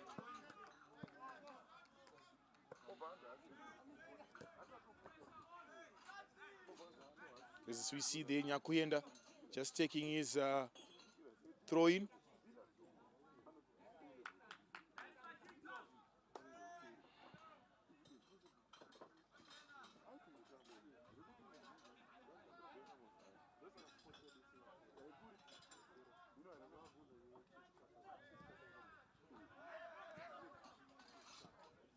So Kyle College, a foul right on the edge of the 18 area.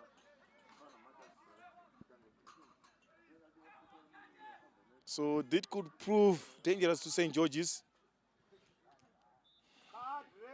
What are they going to do with this set piece right on the edge of the 18 area? So far we've seen some brilliant free kicks being taken by these youngsters right here at Lomagundi College at the Chisz Soccer Tournament 2022. So we're just waiting for the number 28 of Kyle College, a team that is based in Masvingo. Free kick taken as they send it wide.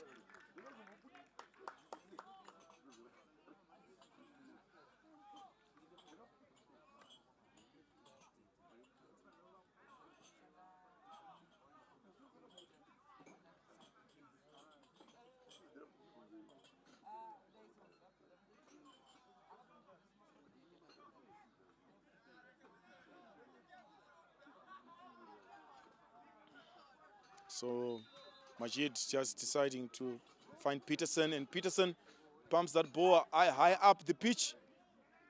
Kyle College managed to play themselves out of danger, but barely. The ball has been won by St. George College right at the midfield. Still is Kyle College as they try to dribble one too many players there. Still St. George's. Kyle win that ball again, recollects possession. Still is Kyle College.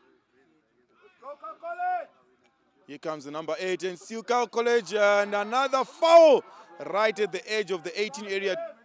St. George's just need to keep their discipline there. Too many fouls on the edge of the 18. The referee might grow impatient and issue out a yellow card. From yellow card, you might never know.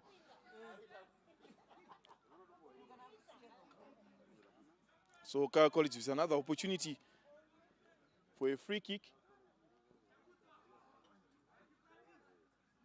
So you see the change of free kick taker right on the edge of the 18 area. Free kick taken. It's hard and it's low. And it goes for a corner kick.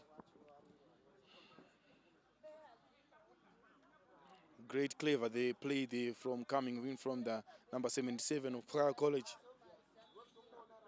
Obviously, if the wall jumps, the only space is corner kick. Majid into his safe hands.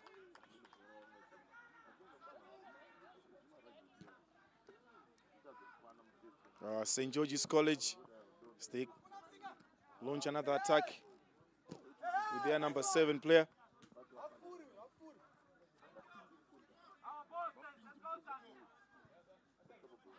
Number 7, Hassan, wearing that number 7 jersey for St. George's College.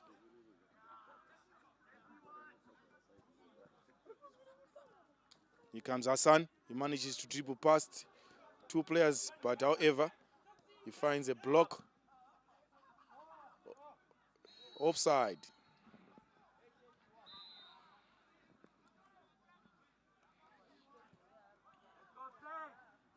College.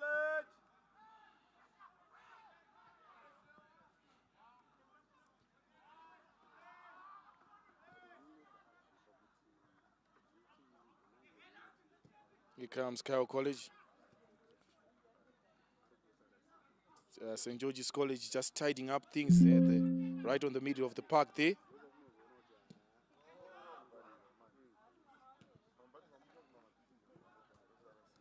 Here comes Hassan.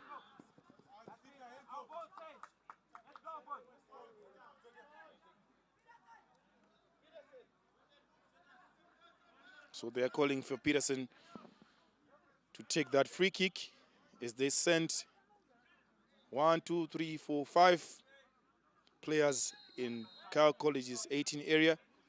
As they see the Peterson just scanning the whole field. Taken by Peterson. Unfortunately, it goes short.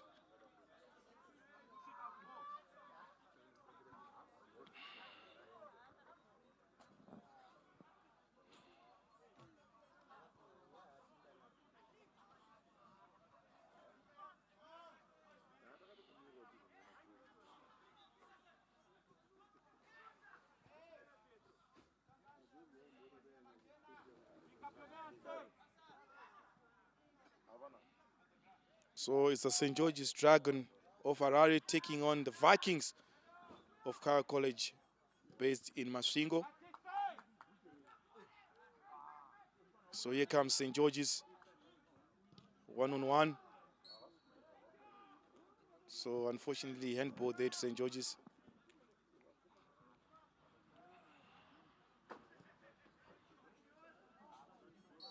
A little bit of a push there.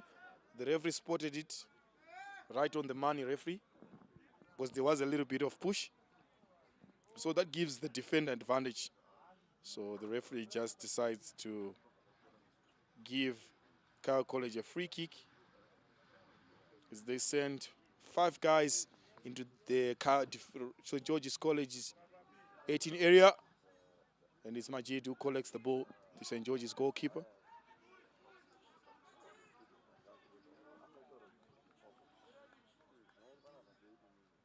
Majid pumps that ball high up the pitch in search of St. George's attacker. But it's the Kyle College captain who couldn't control that ball. Still is St. George's. Here comes Hassan.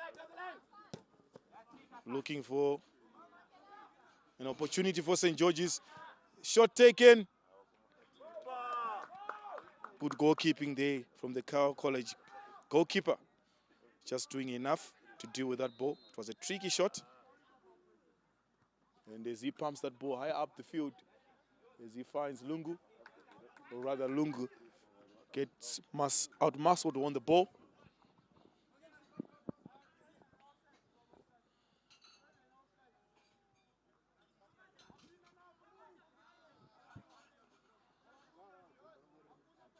Ooh, Peterson just missing that ball. So it's going to be a corner to Kyle College. So far it has been Kyle College. You are really enjoying playing in the territory of St. George's. Taking shot. This Kyle College player to try to beat one or two many players. And it's Hassan who clears out his lines for his team, St. George's College. Unfortunately, that pass was not intended to go there, but it's Kyle College. 1-2 passes there. Where is the cross? Too many. One touch is too many as he shuts up a shot. And it goes agonizingly wide. But great play from Kyle College. And much appreciation from their staff that is sitting on the bench next to us.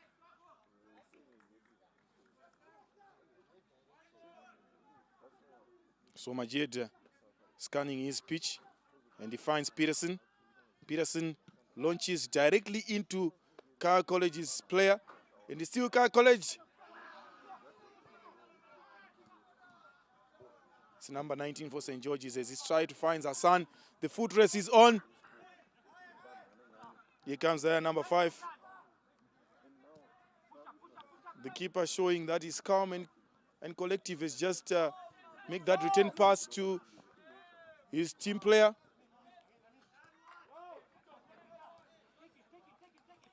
There's Lungu getting involved. Unfortunately, he finds number 11 for St. George's College, and the ball is played through. Well read there by the Kyle College defender. Here comes Amini, a player who's been dangerous, and Peterson just clearing it out his lines, and he finds Hassan. And oh dear. One touch is too many. Just getting in. Kyle College goalkeeper, as he sends that ball It's Peterson as he finds his midfield player. That could be offside. Yes, it is.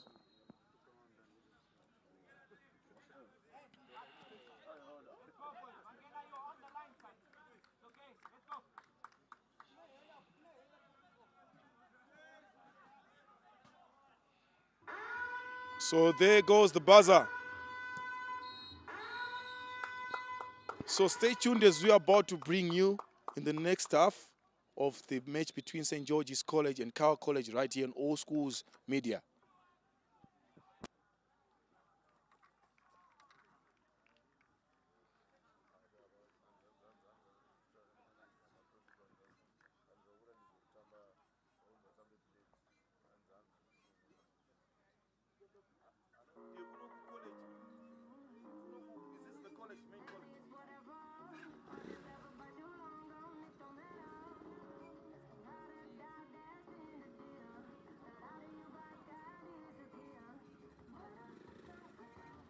But currently we have our last set of matches. These were the 4 o'clock games.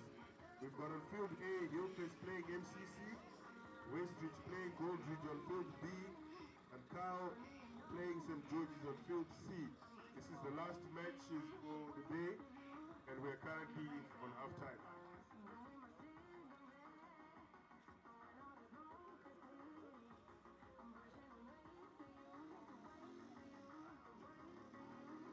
Right, the teams I've just mentioned, I am kindly asking for you to stay behind. I've got an important something for you. So the teams that are currently playing, please stay behind. I've got something important you need to help me with.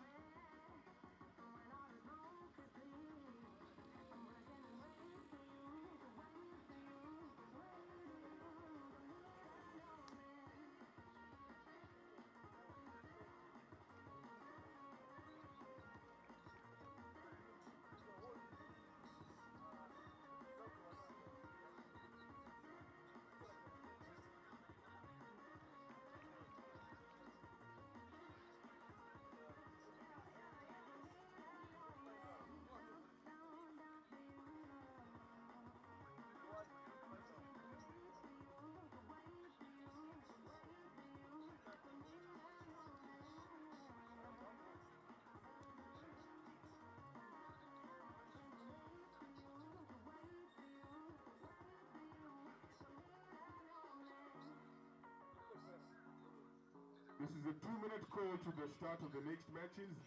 A 2-minute call to the start of the second half, sorry.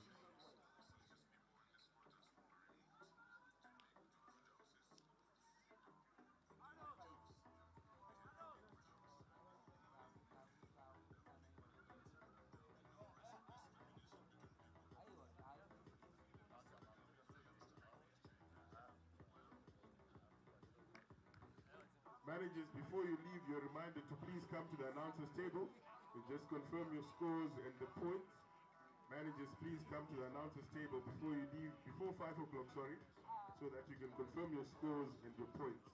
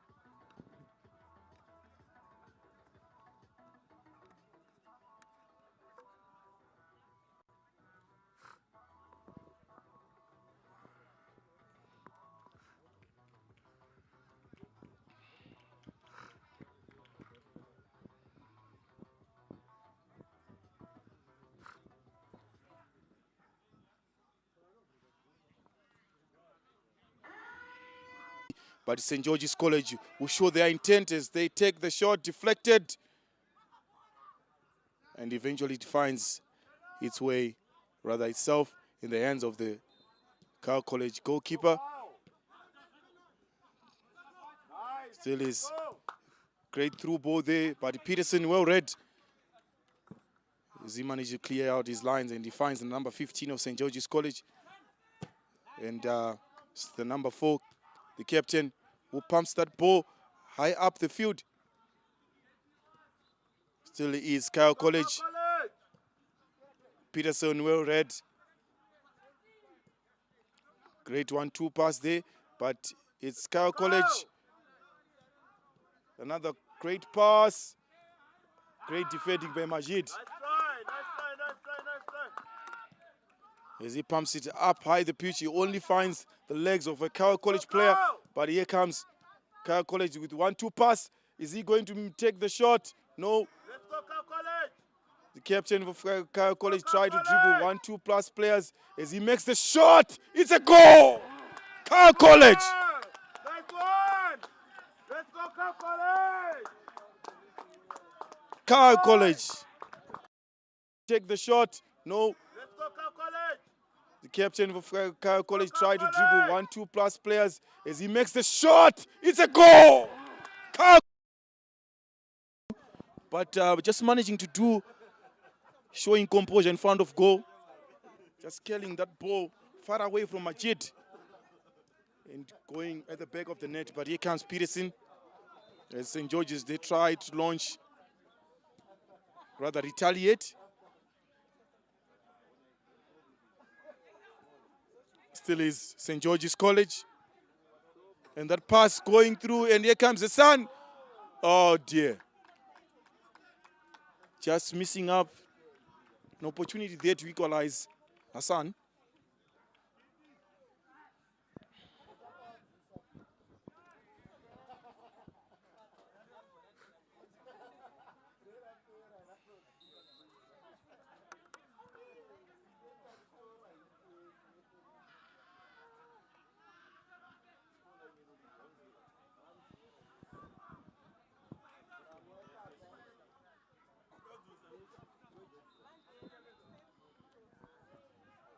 So St. George's stunned by the Vikings of Cal College. We've seen some exceptional goals here at the Chisz soccer tournament at Lomagundi. Top drawer goals we've seen, top drawer serves that we've seen from goalkeepers. Cal College are obviously a team that so far has shown that they do not struggle when it comes to scoring goals. Scoring their 8th goal of the day in 3 games played so far. Let's go, Cal College. They could have the most deadly attack right here at Chisz soccer tournament. Their only blemish coming in against CBC earlier on. But here comes St. George's with an attack of their own. One touch too many. Let's go, Cal Here comes their captain, Cal College, as he look to release his attackers. Unfortunately, he was offside, so he has to delay that attack a bit. But this time around, you'll be held by a foul. So Cal College with another opportunity to attack. Maybe what they're thinking at the back of their minds is to keep on piling misery to St. George's College. The Vikings of Cal College, can they slay the dragon of St. George's? Oh! Unfortunately, that was almost an own goal there. So Cal College just won themselves a corner kick. Lost and found, ladies and gentlemen, lost and found. We have a pair of soccer boots. If you've lost a pair of soccer boots, please come to the announcer's table. So corner kick taken. Cal College free header. Oh, that almost went in.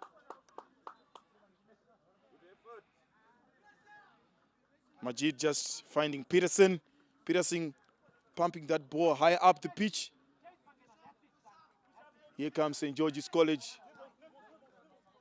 Here comes their number 15. Manages to dribble one player passed, and a cross. Who is there? Tight marking from the Kyle College defense, but only the ball could travel as far as that toe number 6 from St. George's College. And there's Hassan being muscled off the ball there, and there comes an opportunity for an attack. One-on-one with the goalkeeper. Oh, great goalkeeping by Majid. Just spreading his body out wide there. And there's Hassan being muscled off the ball there, and there comes an opportunity for an attack. One-on-one with the goalkeeper. Oh, great goalkeeping by Majid. Going to shoot. Managers and coaches, please Hassan. check and confirm your scores before 5 o'clock. Here comes Kyle College. A cross-field kick.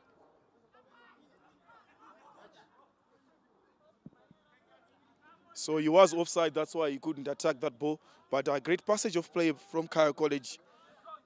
Just getting their confidence back.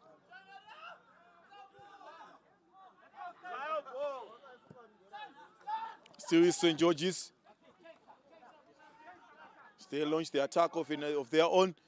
An attempt for a cross. That could be a corner kick to St. George's College, but the referee is pointing for a goal kick. Interestingly.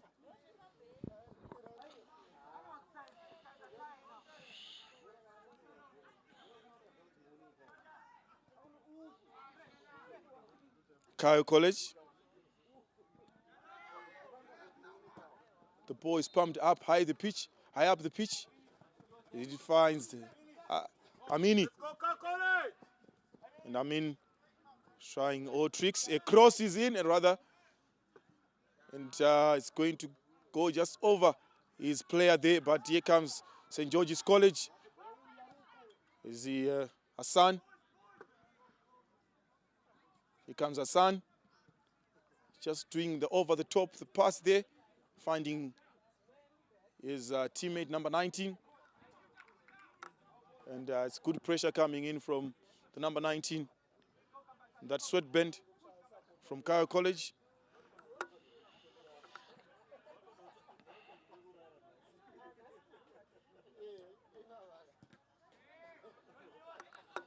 So Kyle College trying to launch here.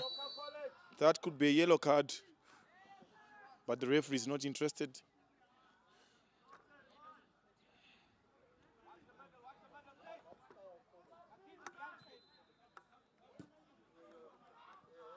Boys pumped up high up the pitch. Still is Kyle College. Offside. Rather, it's a foul. So the ball will remain with Kyle College with another opportunity for a set piece on the right side of the field. As they send up 1, 2, 3 players up into the 18 area of St. George's College.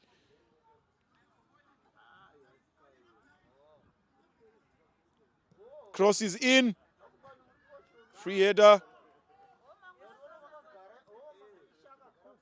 As St. George's temporarily deals with the threat, but still is Kyle College. Here comes Hassan. A foul.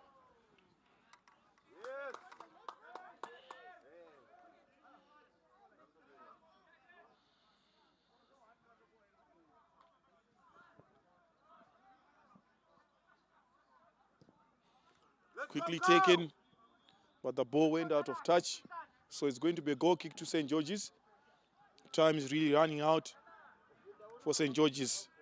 All they need to do is to draw and make sure that they've secured their top spot in this Group C game.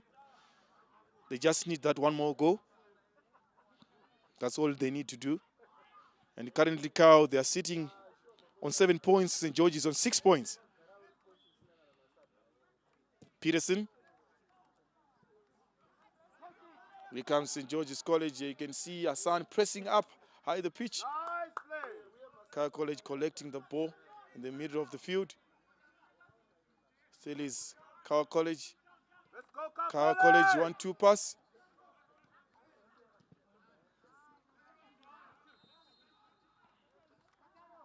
There's the number 6 of St. George's just tidying up things there in the midfield. Here comes number 15 of St. George's. She attempts a leg over, crosses in as he finds, oh dear, misread there by the number 6 of St. George's. What is Majid going to do? Playing a sweeper goalkeeper as he clears out his lines right directly into Car College's player, but it's still the number 6 doing the nitty-gritty play there for St. George's as he finds Hassan. Hassan is offside.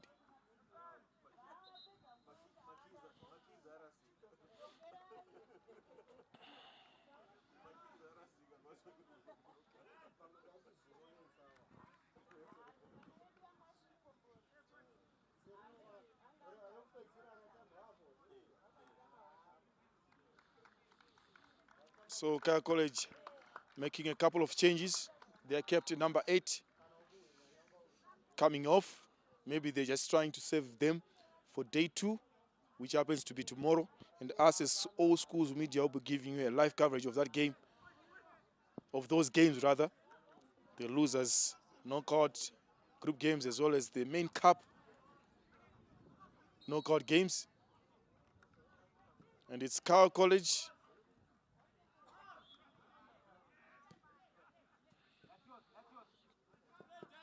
Number 15 was, fancy footwork coming in from St. George's, number 15. But it's Car College who managed to tidy up things there. So St. George's College, as they look to release the attackers. 1-2 pass from the number 15, but right in Car College, that number 6 has been exceptional for his team, trying to find a son there, but unfortunately that pass is hard, so the ball goes out of play. It's going to be a Car College throw in.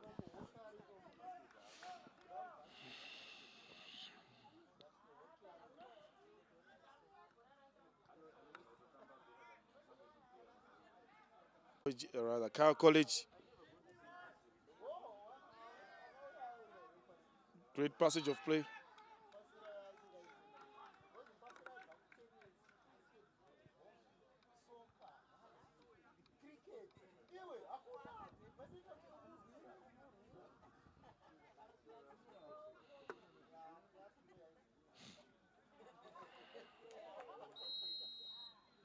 So Hassan standing over the ball.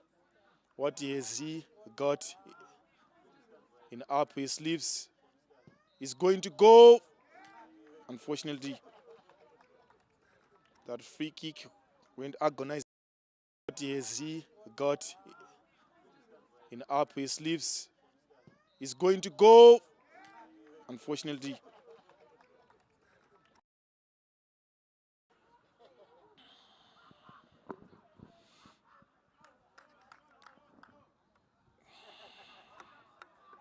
so I'm being reminded that Farah Mpasiri,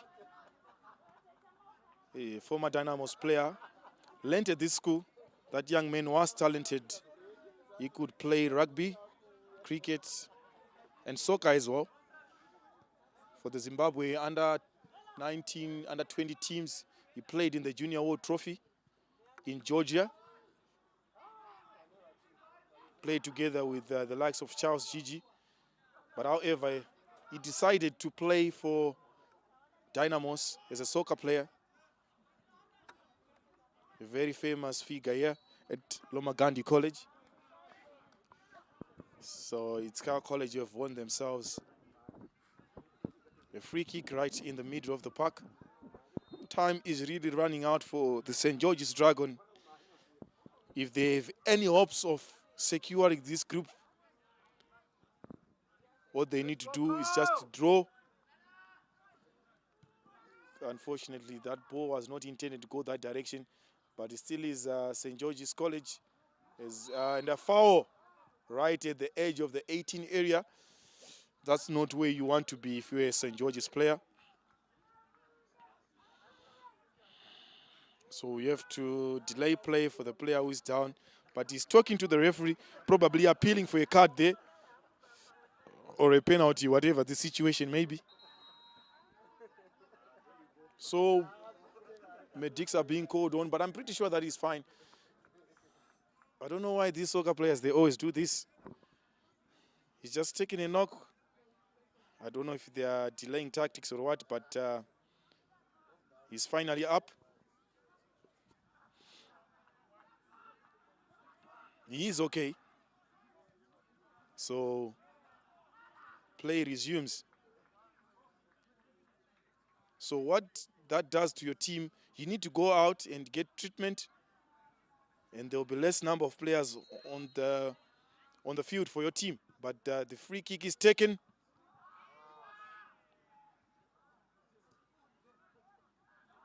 Still is Kyle College.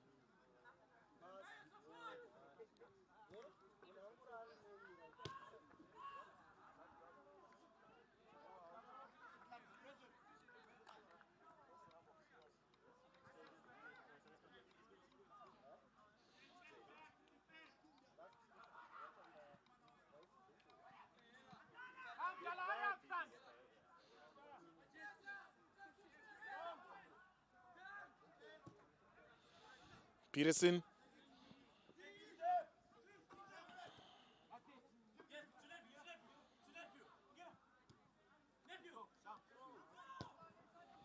So number 15 releases number 10 player for St. George's, and goalkeeper just getting in the way there.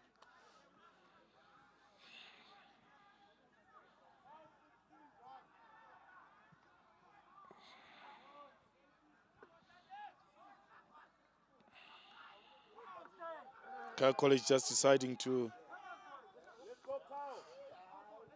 and that ball went out of play.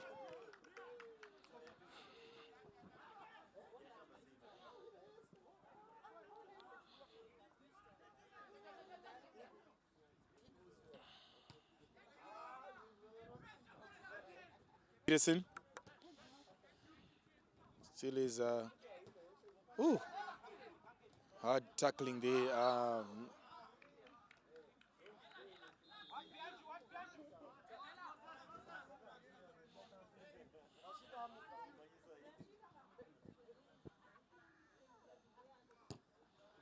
Here comes Kyle College. Peterson, as he finds his partner in the back four there. A good switch play. That ball goes directly into. But here comes Kyle College. Let's go, Kyle! Ooh, that is a rough play there from the captain. But here comes Kyle College. Let's go, Kyle! Ooh, that is a rough play there from the. So the number 4 coming off after making that cynical play. Just coming off. The coach has seen enough of him today.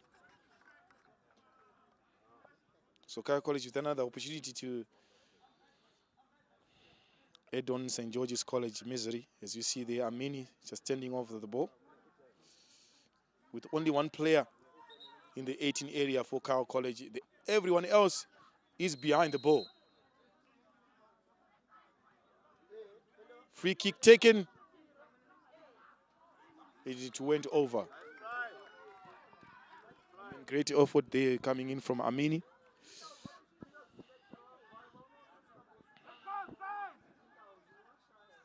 Taken shot.